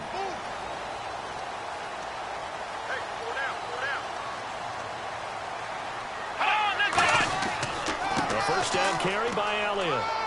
And nowhere really to go there. He'll take this up just shy of midfield. Give him 3 on first down. It'll set up a 2nd and 7. Well, so many times we look at a short run and we praise the offense for trying to set the tempo and establish things. But the defensive guys, hey, they just won the battle there. It wasn't a big run given up. They don't always have to absorb the body blows. Sometimes they dish them out themselves. Let's go. 2nd down, Prescott. And the hit jarred loose. It's incomplete. Dez Bryant, the intended receiver, and it's 3rd down. Every time I see a hitch pattern dropped, I go back to the combine because there's a drill that they use all the time that's called the gauntlet drill, where a receiver catches the ball and just works his way straight down the line and catches it from different sides. And the problem with that drill is that you don't actually have to secure the catch. You just kind of catch it, drop it immediately, and keep moving. And sometimes that shows up on plays like this. Complete to Jason Witten. And 12 yards that time and picking up the first.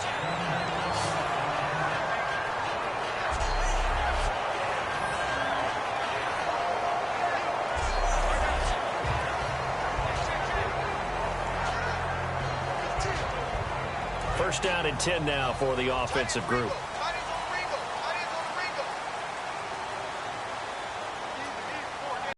They come out here in the eye. Now back to the ground with Elliott. And he'll lose yardage here. Back at the 41. A loss of a full 3 yards, and now it's 2nd down. All right, partner, despite my eating habits, I'm not big enough to play offensive tackle, nor am I quick enough. But with the defensive ends nowadays and their speed, those guys have to be able to punch and dance, and it's a tough, tough job to contain them.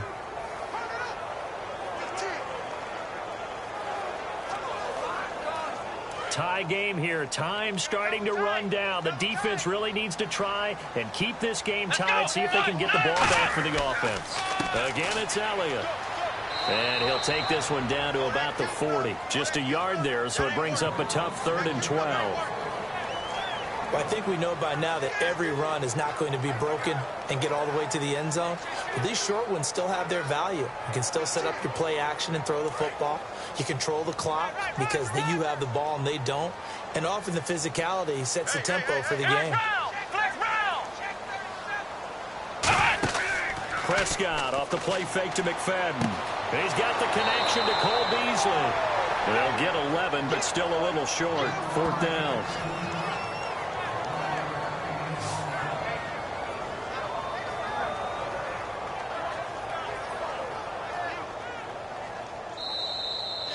Time for a break.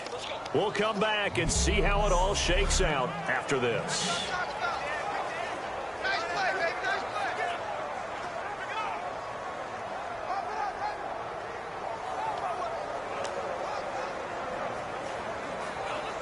So the Cowboys in possession of the football here as we get you reset. And they're looking at 4th down now in this tie ball game. And Bailey able to knock it through. And they have taken the lead here in the final 2 minutes. Now then, it's a big kick right there to give them the lead in the 4th. But, Charles, there is still time left for a final drive. Brandon, you know they would have liked to take the clock down just a little bit further, at least under a minute or so. But this was not over yet, especially since they just need a field goal.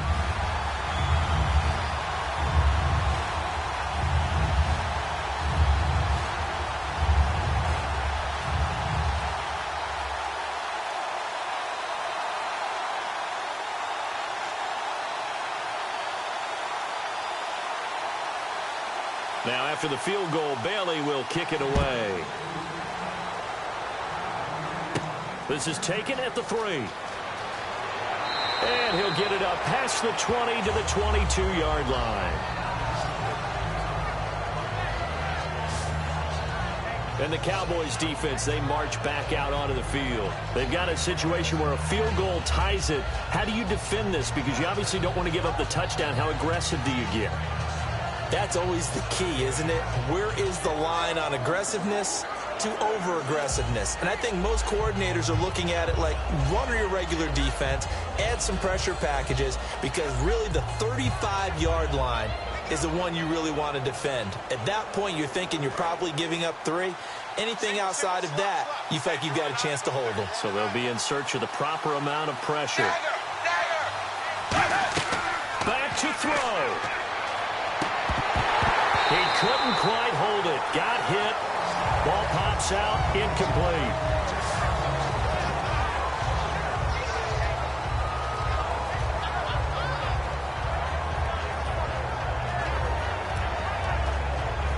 Unable to connect on the first down pass play. Now it's 2nd down.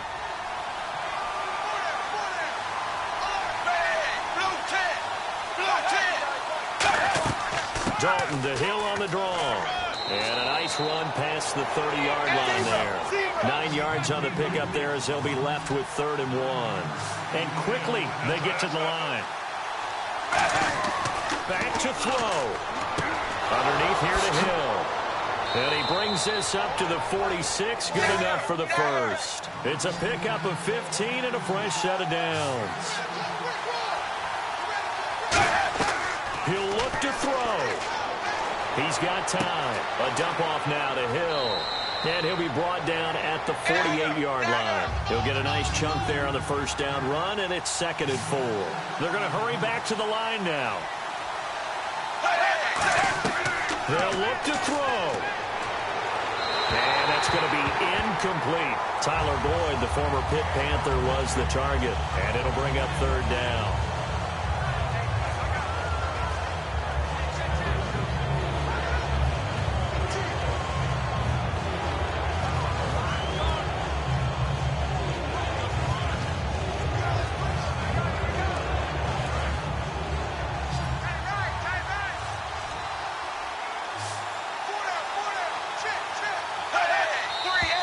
Now whistles and a flag, and I believe a Bengal got going a little early there. False start, offense.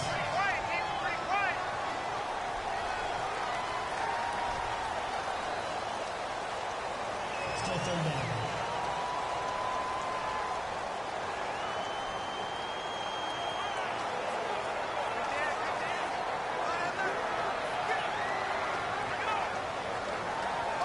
And the yellow flag hurts this offense, and now they face a tough third down.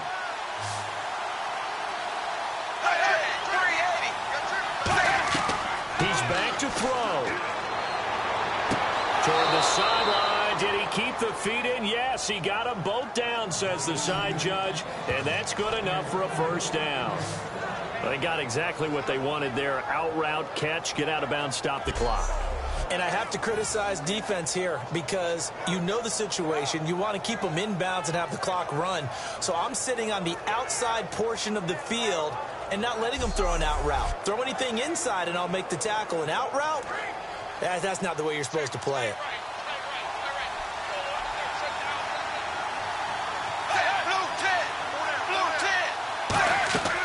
They'll run it now out of the gun. And he's going to be met at the line of scrimmage and taken down. Call it no gain on the play, and it'll be second down. And they're going to hurry back to the line now. Dalton wants to throw. And he can't get a throw away. He's taken down. Now hold everything here. We're going to get a timeout by the offense. It's just their first. They've got two more to use here in the final stages.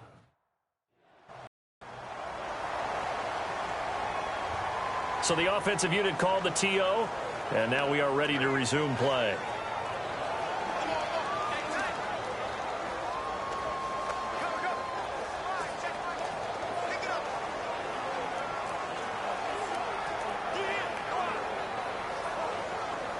Ninth play of the drive now on 3rd and a country mile.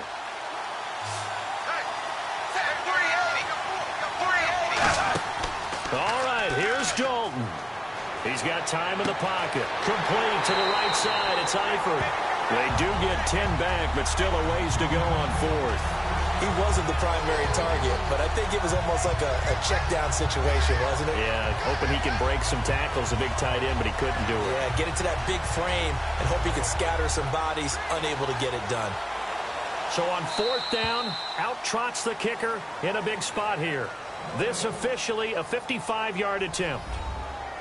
Well, going into the final play of this game, they knew that they needed some type of a miracle there at the very end, but they couldn't.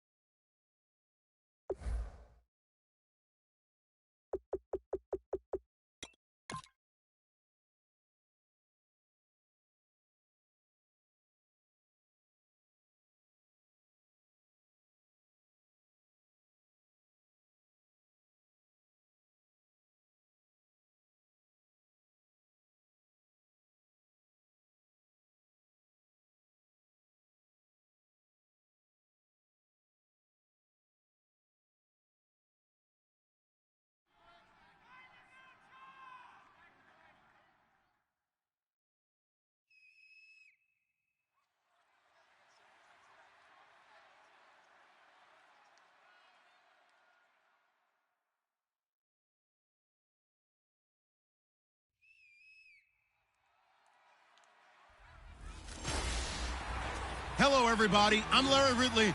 You're tuned in to the NFL on EA Sports. Today, there's going to be a pair of wide receivers looking to make big plays on the field. It's the Titans going up against the Raiders. So with kickoff straight ahead, we'll check in with our broadcast team. Here are Brandon Godden and Charles Davis. All right, Larry, after an off-season of questions, football is back here in the East Bay and Oakland, California. Today, we're set for a good AFC matchup between the Tennessee Titans and the Oakland Raiders. Ryan Suckup, the man tasked with getting this one started. To return, it's DeAndre Washington. They'll bring it back to just about the 25, call it the 24-yard line.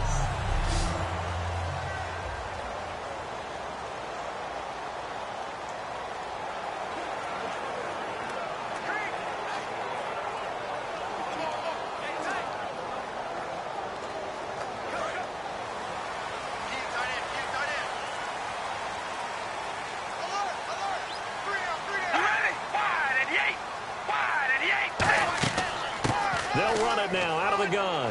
And he'll be brought down here at the 28. 5 yards on the carry. Good pickup on first down. And Mr. Cooper, Amari, a headliner in this offensive unit. Brandon, it's rare that you get guys so polished coming out of college. But Amari Cooper has carried himself like a pro probably since he was 6 years old. He is a terrific talent. So we've got a 2nd and 5. Right. Coming to you. Okay, we're gonna rally. They'll run it now out of the gun. And he works his way forward for a couple up past the 30. Daquan Jones in on the tackle there. A look at the defensive starters for Tennessee. Derek Morgan came into the league as your traditional hand-in-the-ground defensive end. He's made the transition to outside linebacker, and he's done it quite well.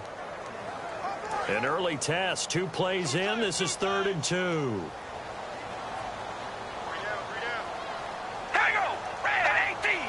Red 18! Carr looking to throw on 3rd and 2.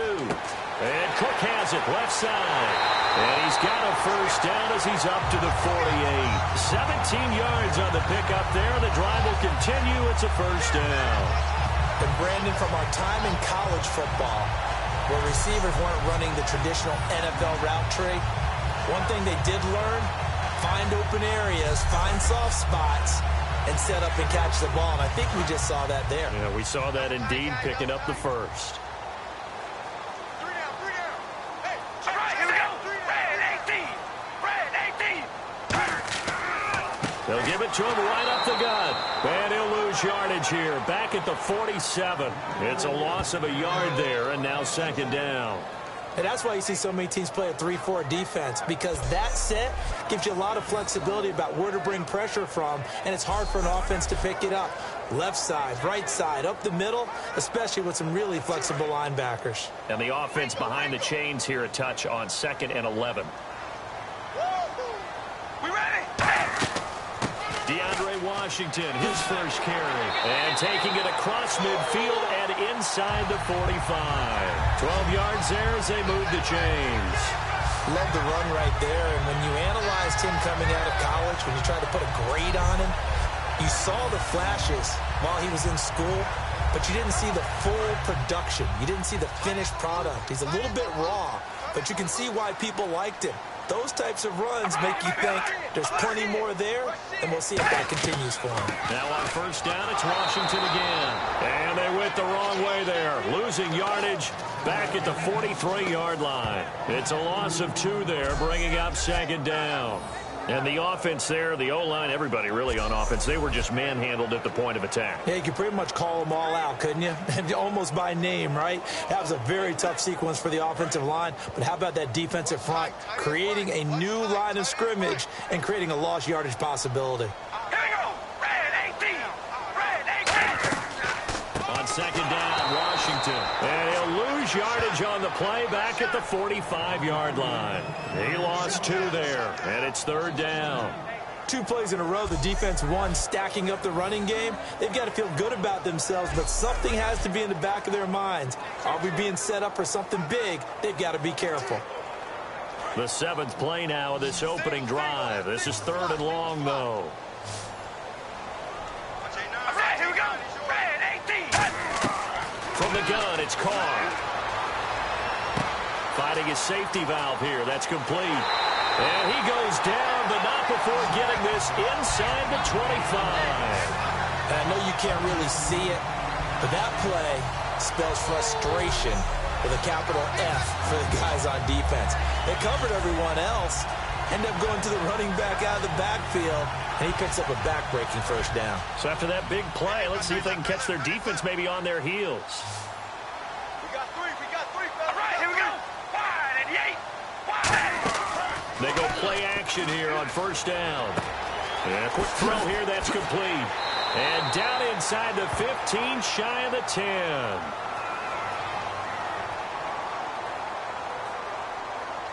Personal foul. Face mask. Defense. Got the hand caught up in the grill of the face mask. 15-yard penalty. So tough for a defender. You're trying so hard to make a play, and the way that these offensive guys can move around, sometimes your hand gets into the wrong place.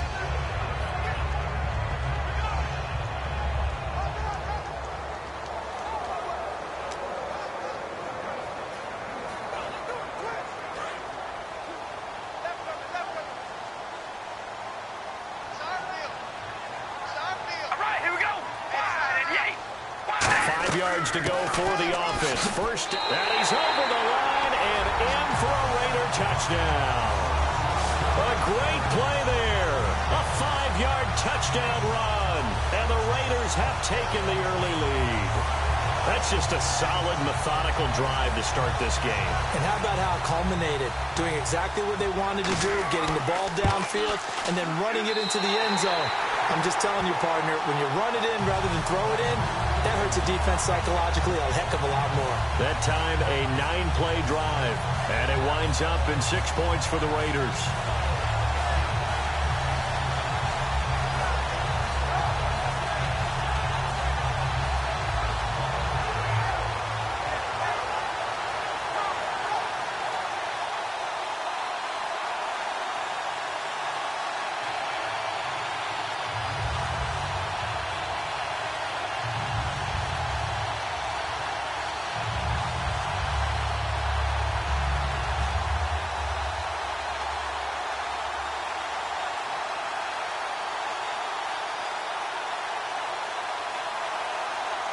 Now Janikowski following the score. He'll boot this one away.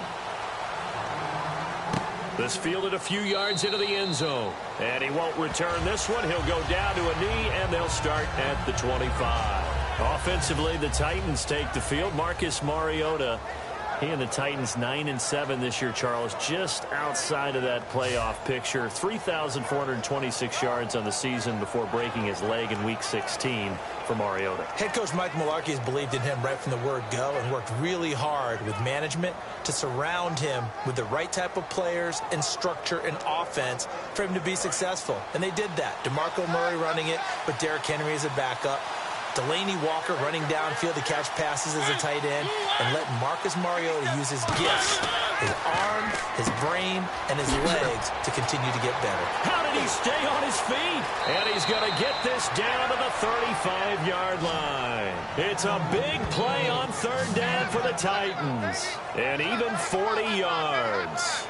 As we continue to advance in the NFL, as people continue to scout players, they really don't care as much about body types as they care about those guys who can make people miss, run through tackles, and gain all that additional run after catch. Anybody who has that ability, they want them on their team. And he is met at the line of scrimmage, and he goes down right there. That's going to go as a loss of a yard, and it'll be second down. To me, that's a superior play by the backer because he was allowed to, I think, run free on it and make that play. His defensive linemen, they covered things down for him because offensive guys, the linemen, what they're trying to do, as you know, is block the guy at the point of attack and then climb to the next level and get the linebacker. When you're not allowed to climb, you got a free hitter, and that's what we saw there, and a really nice play resulted for them. The NFL on EA Sports is brought to you by Head & Shoulders. Shoulders were made for greatness, not dandruff. With the former Volunteer Charles Davis, I'm Brandon Gaudin. It's the Titans with the football here to begin quarter number 2, but they face a second and long to start things out.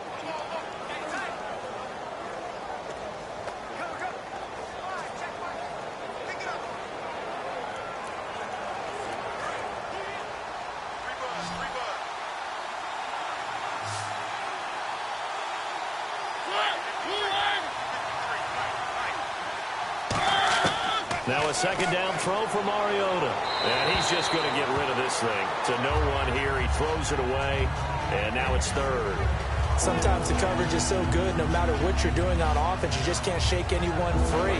They try their best to find someone open, but they took away every passing alley, every angle, and shut the play down. Third and 11, 5 in the secondary now. Nickel look. On third down, Mariota.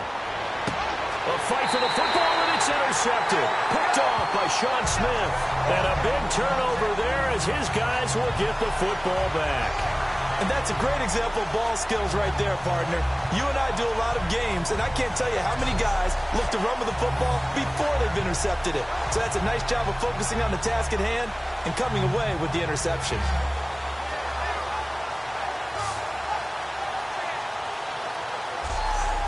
The Raiders offense now, they trot back out, and they will simply, Charles, be looking to duplicate what they did last drive when they were able to push it in for 6. And they hope it'll be that easy, right? To be able to take exactly what happened before, replicate it. They may have to make a few additional changes along the way because I'm sure the defense will make some adjustments, but they've got to have great confidence having scored the last time out.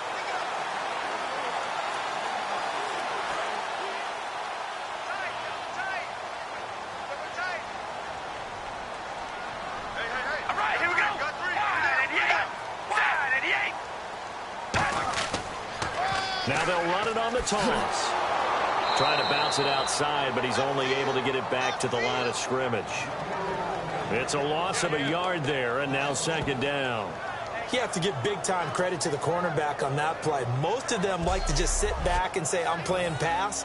But he diagnosed that play so fast and got into the backfield for a loss of yardage.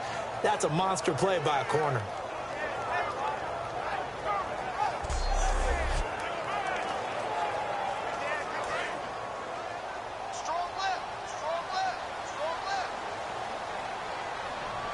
They come out here in the eye.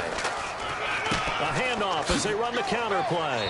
And he'll take this one only up to about his 13-yard line.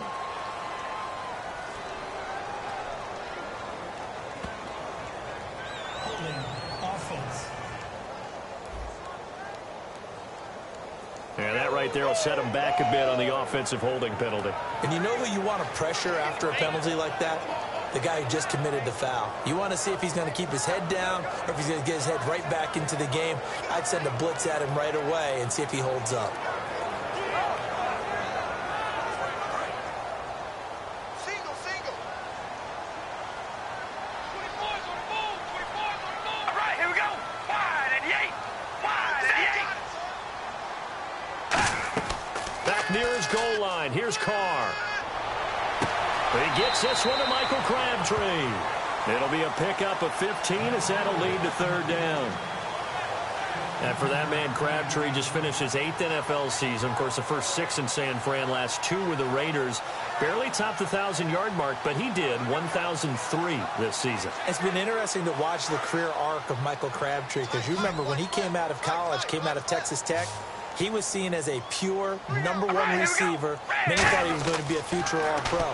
But he settled in as the number 2 guy in Oakland, and I think that's been great for him. Taking the pressure off of Amari Cooper and making plays himself.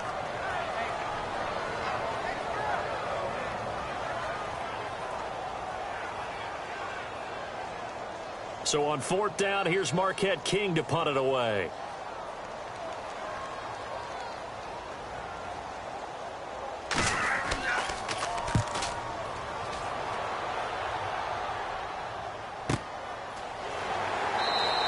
They'll call that a punt of 59 yards. Tough to do better than that. And out will come the offense as they take over.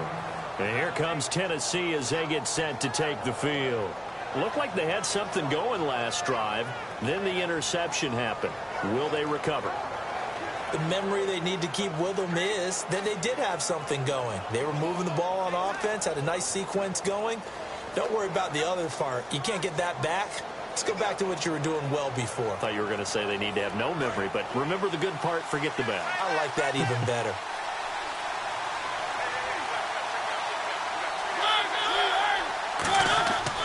They begin the drive with a run by Murray. lose yardage back at the 17. A loss of a full 3 yards, and now it's second down.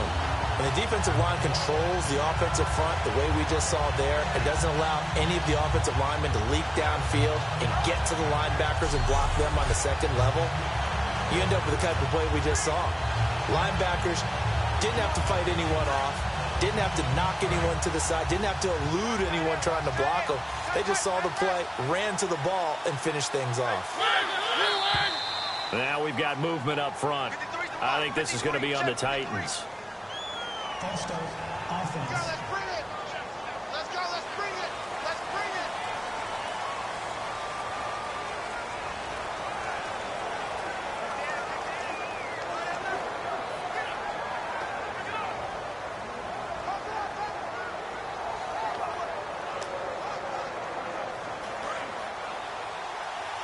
Right. He's down right here. Down to the right.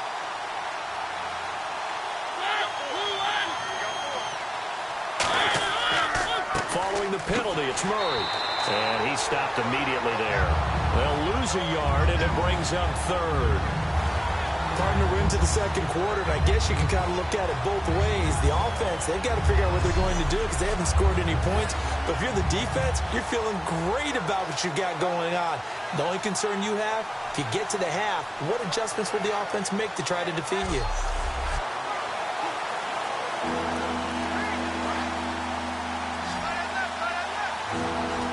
And the Raiders call on a nickel set for third down. Third and long here for Mariota. He's going to flip one out here to his running back.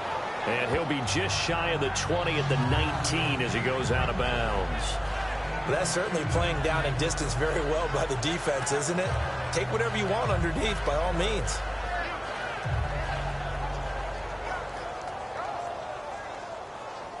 On fourth down, here's Brett Kern to punt the football away.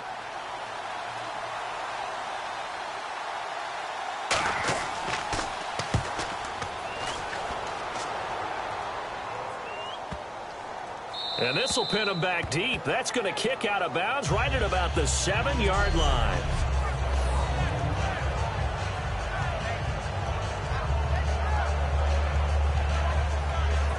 So out come the Raiders. And a tight game after punting last time. See if they can get something going on this drive. As they head to the field now, with the game this close, you've got to feel there's a sense of urgency for them going on offense right now. But they have to do it without letting panic creep in and affect their play. And tough starting field position here.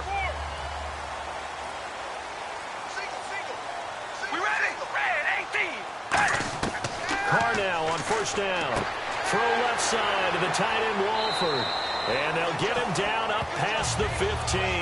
Give him 11 on the gain there. And the Raiders are going to have a first down. And defensively, they were in zone coverage there. Do you have to be a little careful? You're losing playing against a good quarterback like he is to not play too much zone? Yeah, you have to be careful about how much time you're giving up. I think it's a good point you just brought up. So maybe if you still want to play zone, you go to a zone blitz scheme. And you can drop anyone out of your defensive front, defensive end, defensive tackle. It doesn't matter. You just exchange someone to bring more pressure towards the quarterback and still try and cover downfield. It's a 6-yard gain on the ground, and that'll make it 2nd and 4. 2 minutes remain here in the first half. We'll come back to Oakland after this.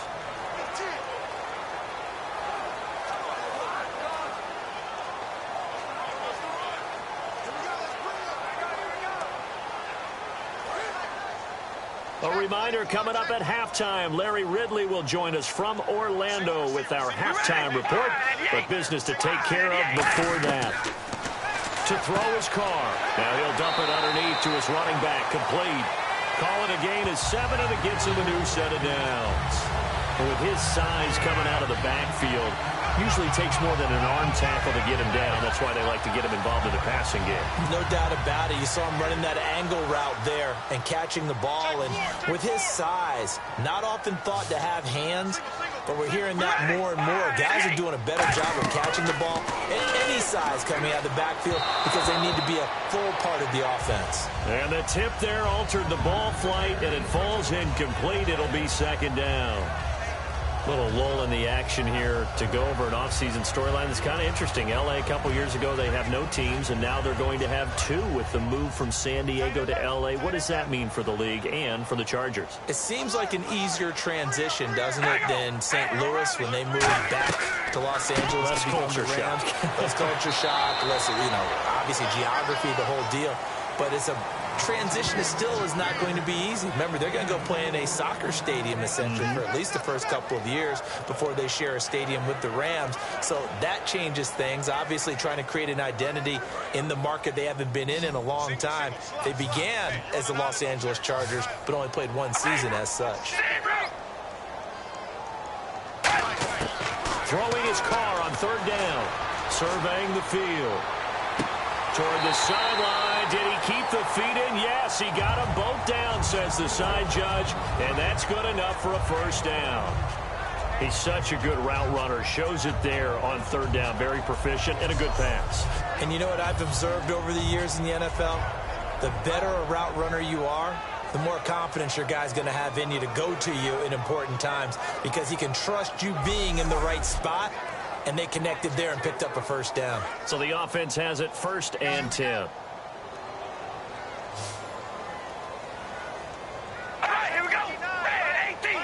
Red 18. From midfield, here's Carr. And he'll hit the slant route. That's caught by Cooper. Now whistles come in. We're going to get a timeout here by the offense. It's just their first, so they'll have 2 remaining here before we get to halftime.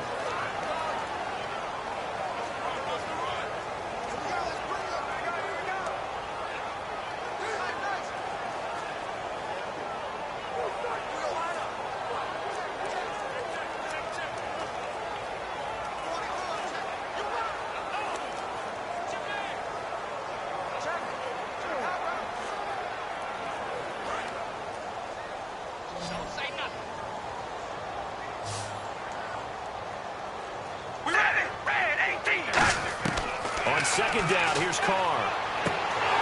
And incomplete there. A nice hit. Jars the ball free and brings up third down. Whenever I see a drop like that, I have to kind of take a step back and check myself a little bit. So used to seeing those big guys make big-time spectacular plays that when they drop one, I have to remind myself, we ask a lot out of these guys. Block and catch the football, not easily done in today's NFL. Carr going to try and throw on third down. And incomplete. The contact made the ball roam free and brings up fourth down. That was a classic example of trying to run with the ball without securing the catch. He was thinking about those rack yards instead of making the catch first and then taking off. And now Sebastian Janikowski on for the long distance. He's hit from 61 and 63 in his career. They spot it on the midfield stripe, so it is a 60-yard attempt here. And I don't think this has the carry. It does not. It's no good. And this score will stay right where it is. And this is one of the risks you run when you attempt a long field goal. If you miss, the defense takes over the spot of the placement. So now they've got a chance to get one more drive in before halftime. And here comes Tennessee as they get set to take the field. And last drive, 3 and out. Still a goose egg on the scoreboard. How do they break that goose egg? They've got to find a way to get the ball in the hands of their playmakers, get them some space, and try and make a first down and get some momentum going. It's been a struggle for them throughout the game, and that 3 and out on the last possession, that told you just how stalled they are on offense. So who will step up here? We'll see. Nothing on that one. It'll be second down.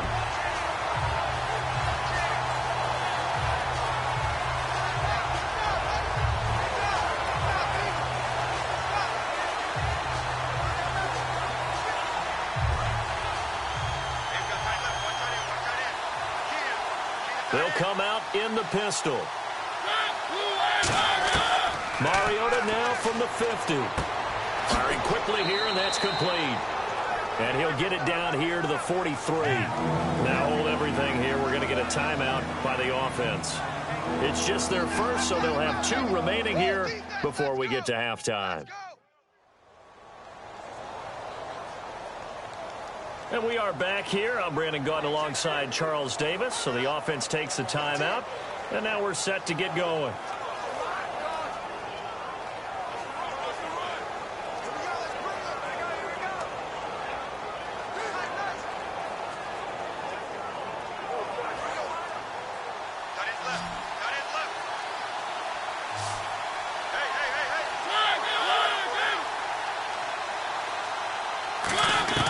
Third and short yardage. Mariota. And he hits his man, Matthews. Now whistles come in. We're going to get a timeout here by the offense. So that means they're down to one remaining here as we head toward halftime.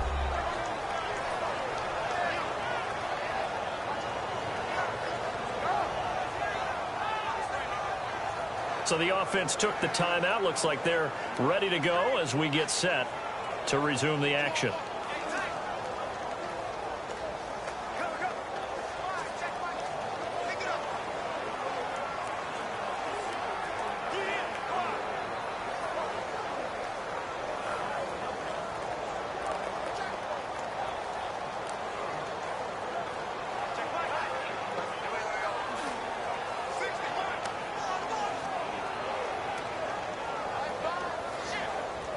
So here we go, 1st and 10 now.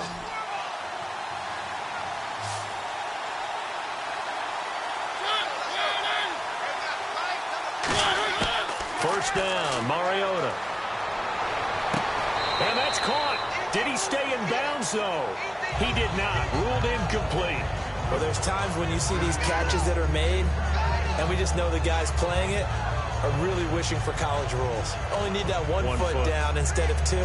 It's awfully difficult on the sideline, isn't it? Second down here after the incomplete pass.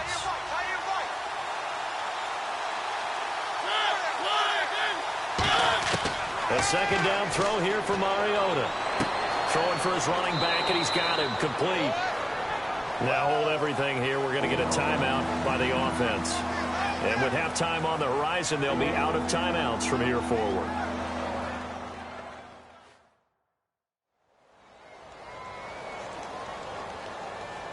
And we're back. The offense had a chance to talk things over. We'll see what they come up with here on this next play.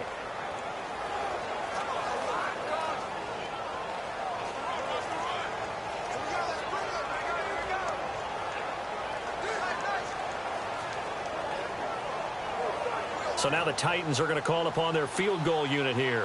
From the left hash, this from 37.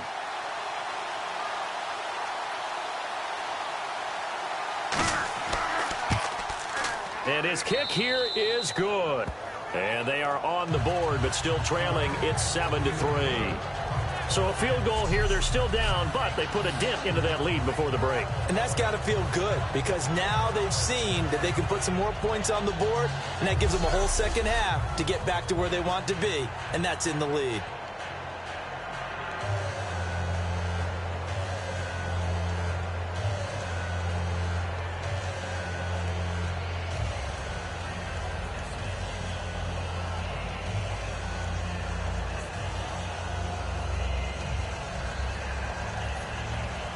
Suckup now set to kick it off following the made field goal. This fielded a few yards into the end zone. And a good return as he'll be stopped just shy of the 30-yard line.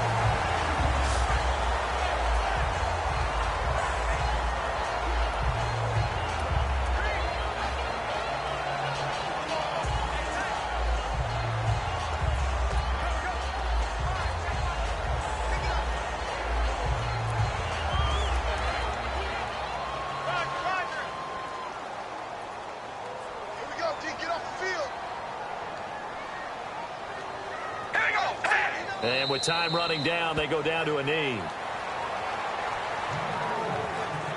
So we've reached intermission here in a low-scoring game. 7-3 is our score. As we send you across the country to Orlando, standing by there, Larry Ridley with our EA Sports Halftime Report. Larry? Thanks, Brandon. I'm Larry Ridley, and welcome to our EA Halftime Report. Both the Raiders and the Titans are in a defensive battle right now. The scoring is at a minimum, so both teams have to feel like if they can put some drives together, that they'll come away with a win. All right, let's do it. Here's a look at the first half highlights. Third down from the 45. Washington's got the catch here on the quick pass, and he won't be brought down until he makes it to the 23-yard line. Later on the drive, he'll head up the middle on the run, and he cap off the long drive with the TD. That puts them up by a touchdown. Now 1st and 10, tight coverage here, but the completion is made, and the play will come to an end after a gain of 40. The offense would later throw a pick to end the drive. Now to late in the first half, Matthews gonna haul in the pass, and the play will come to an end after a gain of 15. Titans would settle for 3 points on this drive.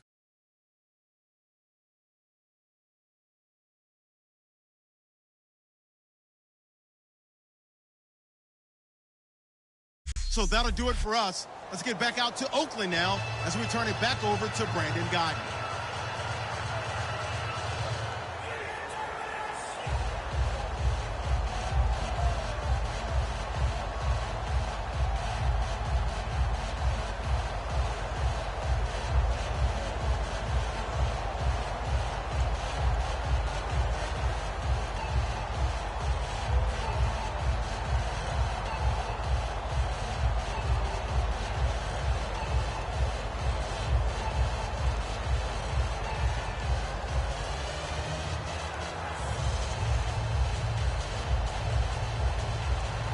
Both teams appear ready for the fight ahead, and we resume action here in quarter number 3. That's fielded in the end zone. And he won't return this one. He'll go down to a knee, and they'll start at the 25. The Titans offense now, they get ready to do battle again here. They're down here, but very much in this game. What's the tonality of a coach's talk when a game is within striking distance like this at intermission? Typically, what they're doing is emphasizing the things that went well in the first half and wanting more of that. Sure, you've got to go over some of the errors and clean up some things because there's a reason you're down. But overall, I think they want to stay positive, stay up with this team. We're just starting the second half, and we've got the football. Let's go ahead and punch it in, and then we'll take it from there. See how that recipe works. To throw is Mariota. To Decker over the middle. So that throw good for 4. It's second down. Good throw, good catch, but I really like the route. The drag and being able to run away from defenders, hard to stick with them for that long. Yeah, better against man than zone, or? Better against man, because now you're running away from someone and you're not running into a defensive player in another zone. Second down now after the pass completion. A play fake to Murray. Now Mariota finding time. And an alley to run. And he takes this one down all the way near the 30. A gain of 39 that time.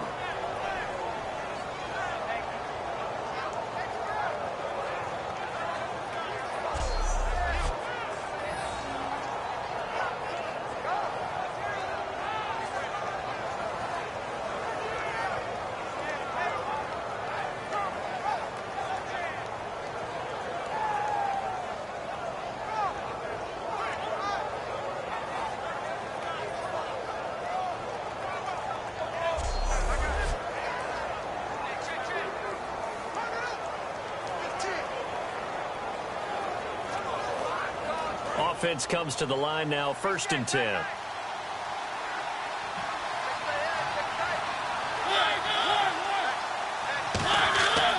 They keep it on the ground, but this time it's Murray. He winds up getting only a couple there, down to the 29. He's brought down that time by a couple of Raiders. We always like to talk about defense in terms of levels. First level defensive line, second level linebackers, third level defensive backs. On that run, that was what we call a first level run, and it was stopped by a second level player.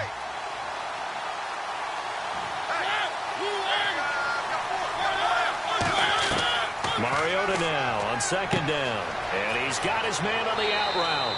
And down inside the 15, shy of the 10. 17 yards on the pickup there, and the drive will continue.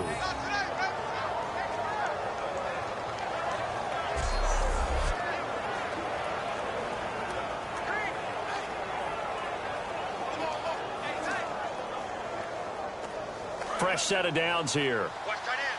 Watch tight end. Tight end's right. Tight end's right. Again, we'll see the pistol here. On 1st and 10, here's Mariota. And into the end zone for a Tennessee touchdown. Their dangerous wide receiver. A 12-yard touchdown grab. And the Titans have taken the lead. Brandon, what we just saw there were two guys who are in sync. The person delivering the ball, but especially the person running the route. Tremendous job. It results in a terrific play. A try here for the extra point.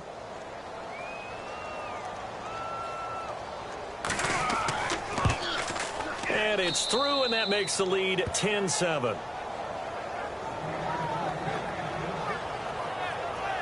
That time, 75-yard drive, 5 plays. And it ends with a Tennessee score.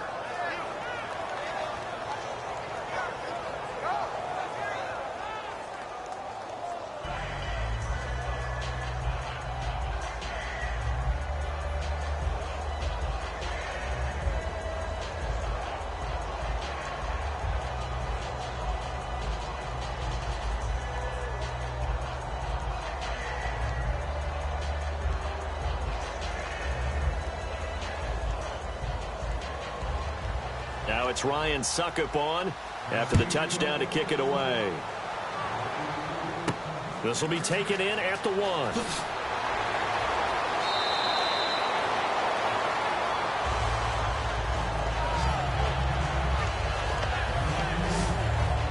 So here comes the Raiders offense getting ready for their first possession of the second half. They trail offense, first time to touch the ball in quarter 3, and we'll see what they can do. And I can't wait to see what they have planned, because some teams script to start a half.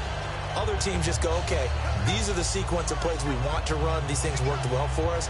And sometimes they throw in that big chunk play right away. Shocker. Try and get after them early and try and create a big play to give themselves some momentum. See what they have up their sleeve.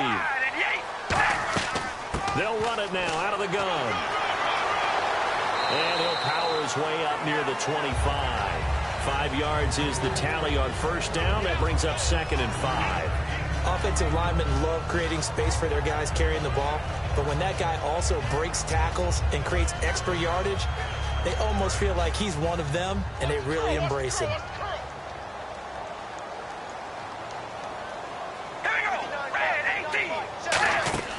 They'll run it now out of the gun.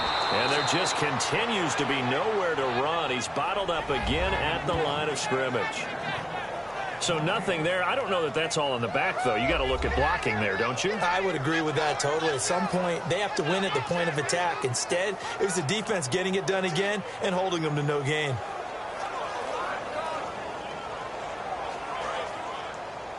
Watch right. 3rd and 5, so they bring in an extra defensive back. Expecting pass. Shotgun now for Carr. To the sideline, and oh, a nice catch there. Made sure the feet were inbounds, and they were.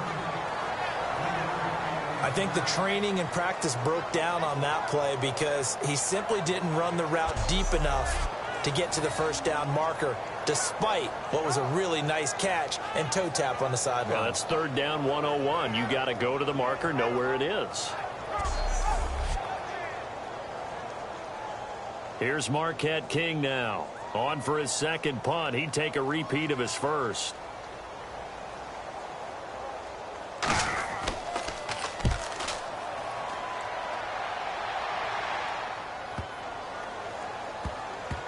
And great special teams work here. This is knocking on the door of the 5. They'll spot it at the 6-yard line.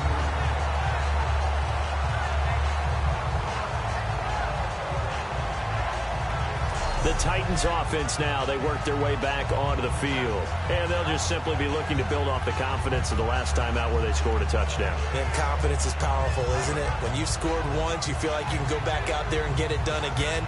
Doesn't matter what the defense throws at them. They feel like they're in a groove right now, and they want to get out there and show it. Yeah, hoping to stay in that groove here this go-around. Very tough spot here for the offense to start.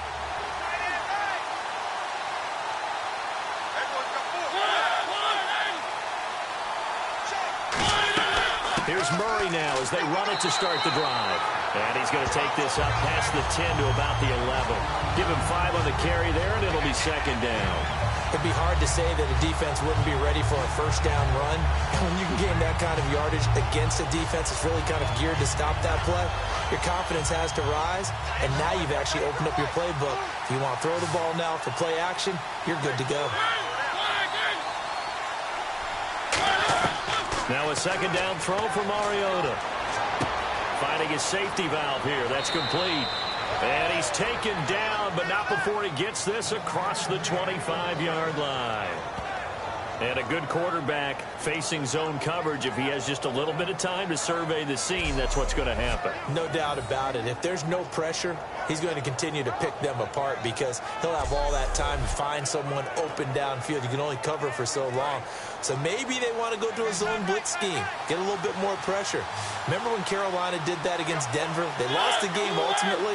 They dropped the defensive end out, and he ended up with an interception in that game in Super Bowl 50. Maybe some sort of scheme like that to try and get more pressure at the passer. It'll be a pickup of 10 yards, and it'll be second and very short. Seeing that play and understanding just how tough it is to cover tight ends, especially the ones running around the NFL nowadays, makes me glad I didn't make it in that league. I would have had a really difficult time. But now you get to sit up here with me. Yeah, and that's fun, isn't it? And what a really nice gain right there on first down for them. Brings up a nice second down for them. That was second down run for Murray. And he is going to lose yardage here. It'll be a loss of a yard, and just like that, it's third down. So they'll get a little extra time to come up with his third down play as we played 3 quarters. We'll return with more.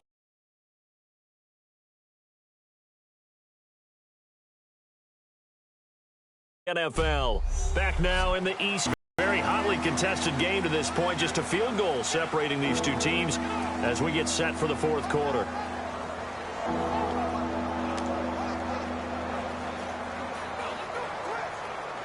Offense coming up, needing 2 yards on third down.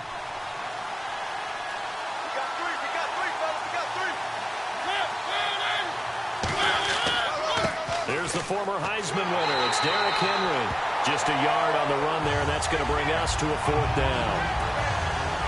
3rd and 2, and they ran the ball for only 1 yard, and everybody's going to scream at the offense. But let's give a lot of credit to the defense on that play. Defensive front out leveraged the offensive line. They got more people to the football.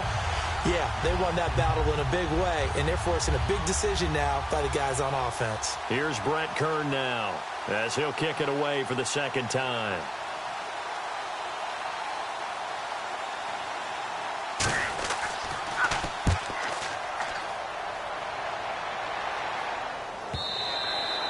And a bit of a mistake there. This is well into the end zone for a touchback. And now Oakland ready to take the field.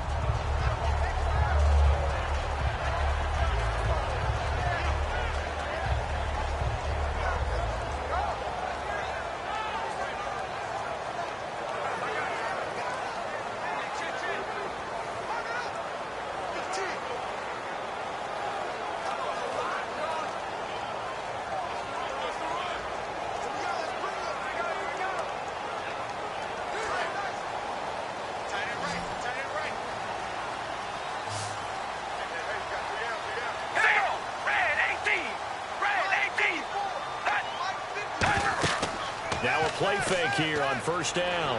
He's got time. Over the middle, Amari Cooper. It's complete.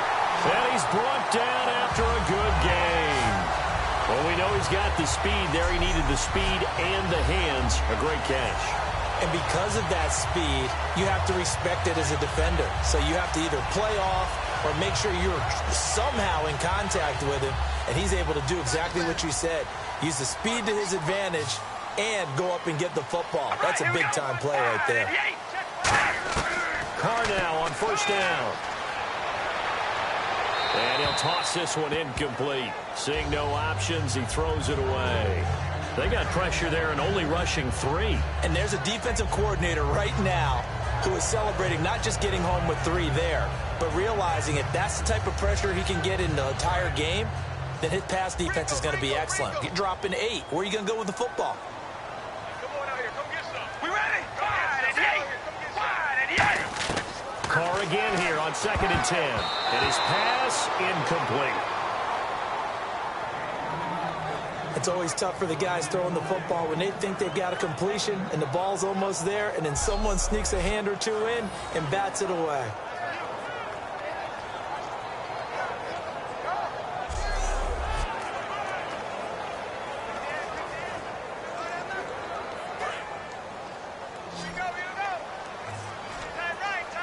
A nickel set shown by the Titans on 3rd down. Faking pass. Throwing his Carr on 3rd down. He finds Roberts complete. And he's going to get this all the way down inside the 35. A pickup of 24 on the 3rd down conversion. In recent years, the slot receivers really gained stature in the NFL because they could do so many things. Yes, they can line up wide like your normal wide receiver, but to have that kind of courage and toughness to run routes in the middle of the field and become dependable targets for their quarterbacks and move the sticks, those guys are worth their weight in gold.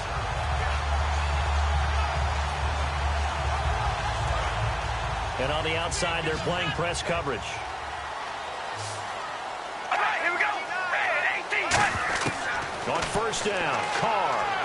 He's got time in the pocket, and it's incomplete. He was trying to get it to Seth Roberts, and now it's 2nd down.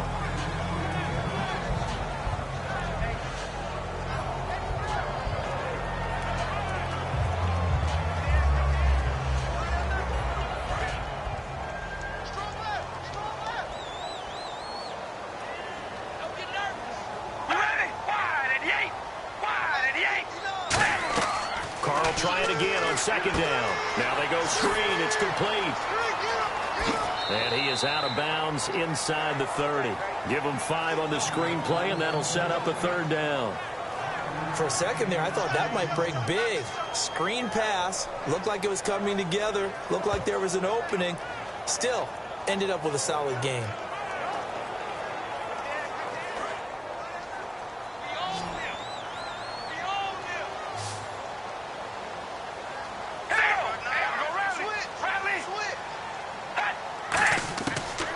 Throw again. So it's brought in by Washington. And down he goes, taking it inside the 10, just shy of the 5 at the 6. I'm going to show my age here a little bit. We used to talk about running backs catching the ball as safety valves. Nowadays, they're a big part of the passing offense. Quit acting like you're so old. You're only 65.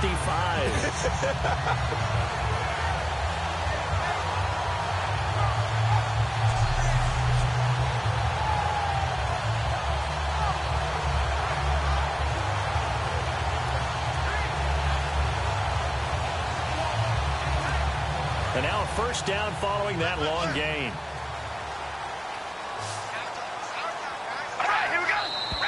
Now whistles here, and I believe one of the Raider linemen might have been moving. False start, offense.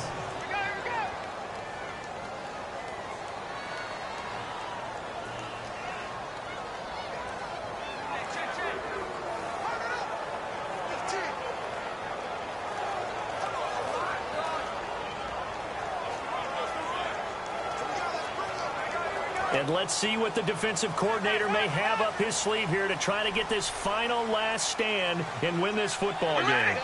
And here we go on 1st and goal. They'll run it now out of the gun. And his rough afternoon continues. He's going nowhere again. Only a yard that time, 2nd and goal. Well, it's been the air game that's taken them down on this drive before they finally turned around and handed it off on the last play. And now they're looking for the big boys to get him in the end zone. Couldn't do it there. It'll be interesting to see. Offensive lines had to pass block a lot on this drive. Will they be able to revert and fire out and create some space in the run game? And they still need 10 yards here to find pay dirt. It's 2nd and goal from the 10. Only a yard there, and that'll bring us to 3rd and goal. Time for a break. We're back to see what happens after this.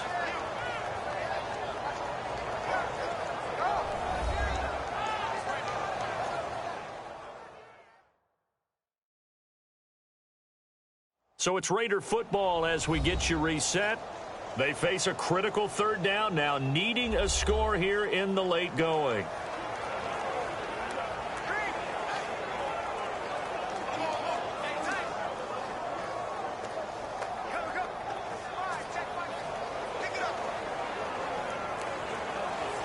So they're coming up here on the 9th play of the drive, and it's 3rd and goal. We ready? Red 18. Red 18. They'll run the option left. And he will maneuver his way down to about the 7. Just a gain of 2 there, and it's going to bring up a 4th down. Brandon, my evil, reckless brother's on my shoulder screaming, go for it, but I just knocked him off. You can't do that here. Field goal's a chip shot. Take the points. No way you can let this possession end without getting some points. So a lot rides now on the big left leg of Sebastian Janikowski. From the left hash, a chip shot here. And the 38-year-old vet able to split the uprights. And with a little more than a minute to go, we are all tied. So now then, it's a big kick there to get this game back to even. Now the worry is, did you leave too much time on the clock? Because another field goal could still do you in. Brandon, we're going to see right here. I would expect that after the kickoff, this offense is going to come out throwing. So those first few plays are going to be the key.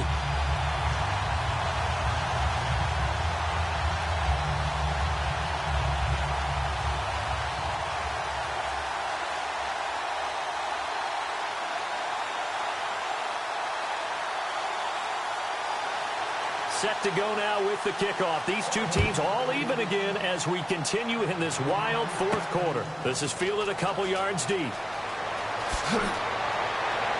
And he'll wind up getting an extra couple yards here for his trouble as he'll bring this one out to the 27.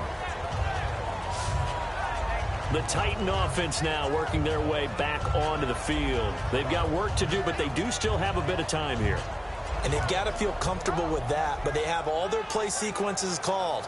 If they get out of bounds, that allows them to huddle and call another play. But if they don't, it's hurry up to the line of scrimmage and either spike it and stop the clock or continue to move it downfield in order to try and get in range and win this game. See if they can do just that.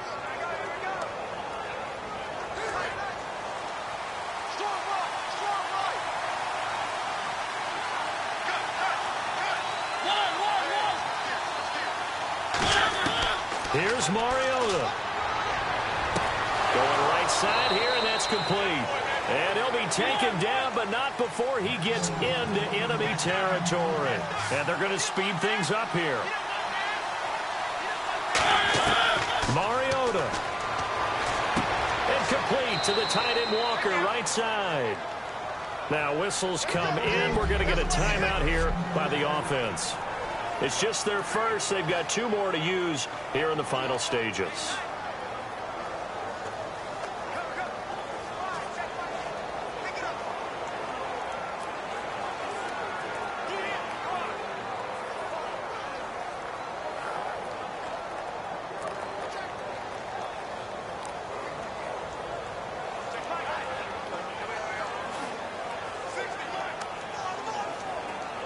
So after that big gain, let's see what else the offense has up its sleeve.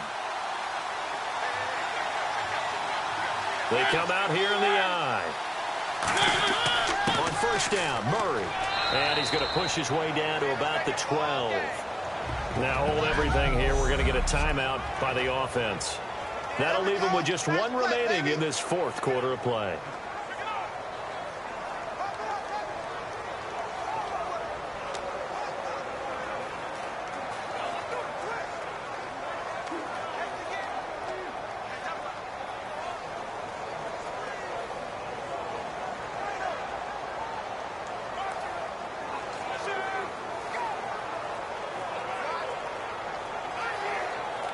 And as the 4th quarter winds down here, we're all even. And no one wants this game to extend. They want to go ahead and win it right now. They go with Murray again. And he's going to be brought down. Now whistles, and the Raiders are going to signal for a timeout. It's just their first. They've got 2 more to use here in the final stages.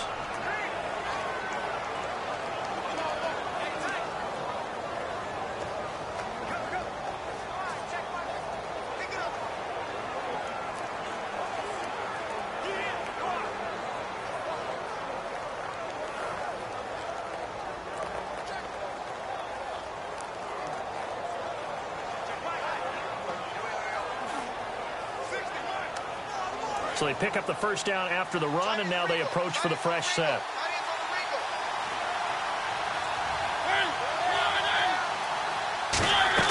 try to run it in with Murray. And he's going to press. Now the Raiders are going to use another timeout here.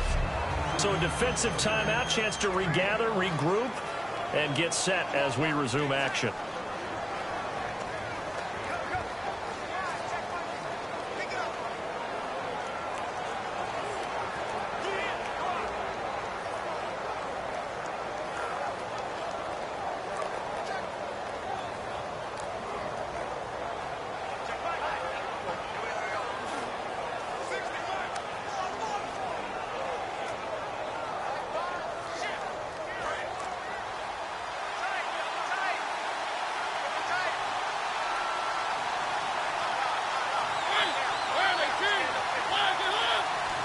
Second and goal to go now.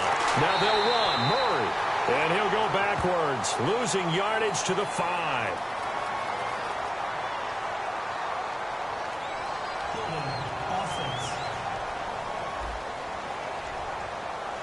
So he got his hands a little too far outside. The ref caught him, threw the flag.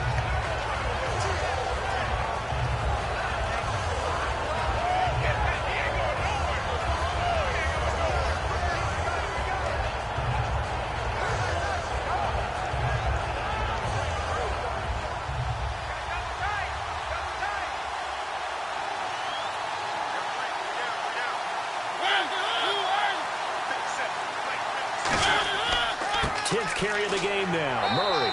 And there just continues to be nowhere to run. He's bottled up again at the line of scrimmage.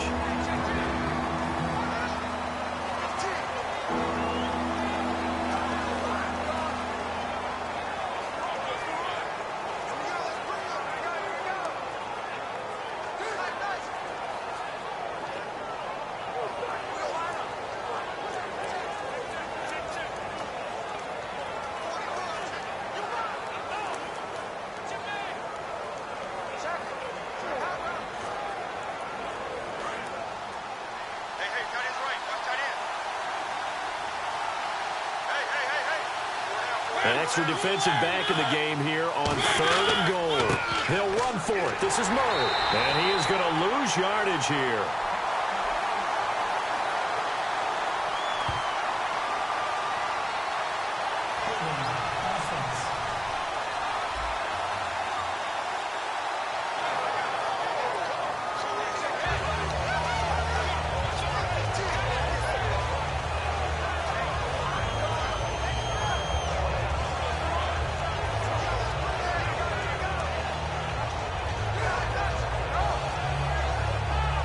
So here we go. Maybe the biggest kick of the game forthcoming.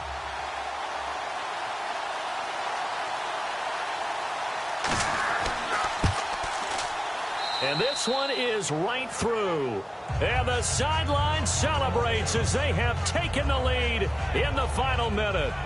All right, so time to reset here. It's a huge kick there, gives them the lead, but they've got to be careful that their celebrations aren't a little too premature. You're exactly right about that, because there still is time for the other guys to run a few plays and get into field goal position. So this defense is going to need to come up with one final stop if they're going to get out of here with a victory.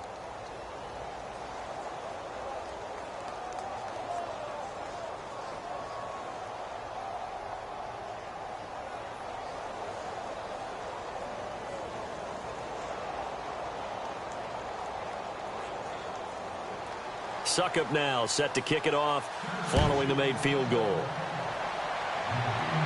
This is taken at his 4. And it's a pretty good return here as he'll get it up to the 29-yard line. And now Oakland ready to take the field. They only need a field goal. Obviously, the clock a huge factor. They'll be watching that. What do they need to do here, Charles? Your sequence of plays has to get you out of bounds. Completions, get out of bounds, gain some yardage. Then when the clock hits 7 seconds or left, now you've got a decision. Are you in field goal range, or is it Hail Mary time? Because from 7 seconds down, you don't want to take a shot that you're going to have another play. We'll see how they handle it. Here we go. Red 18. He'll look to throw. Surveying the field. And that will be incomplete with a clock showing 18 seconds now to go.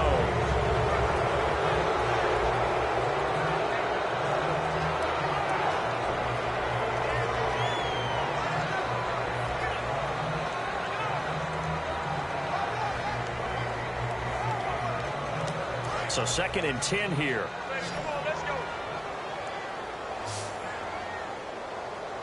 All right, here we go. Wide and yay. Back to throw. Finding time. And that will be incomplete with a clock down now to 13 seconds. Good job by the O-line. Quarterback had time to go through his checks. That's one you need to take advantage of. A perfect situation, and they're unable to take advantage of it. When you have that much time to scan the field, you have to find an open receiver. Incomplete pass on 2nd down. Let's see what the offense draws up here on 3rd. All right, here we go. Red 18. Red 18. They'll look to throw. He's got time. And the Titan defense steps up here, and down he goes. And no move to pull Carr and the offense off. They're going to go on 4th down. Well, we...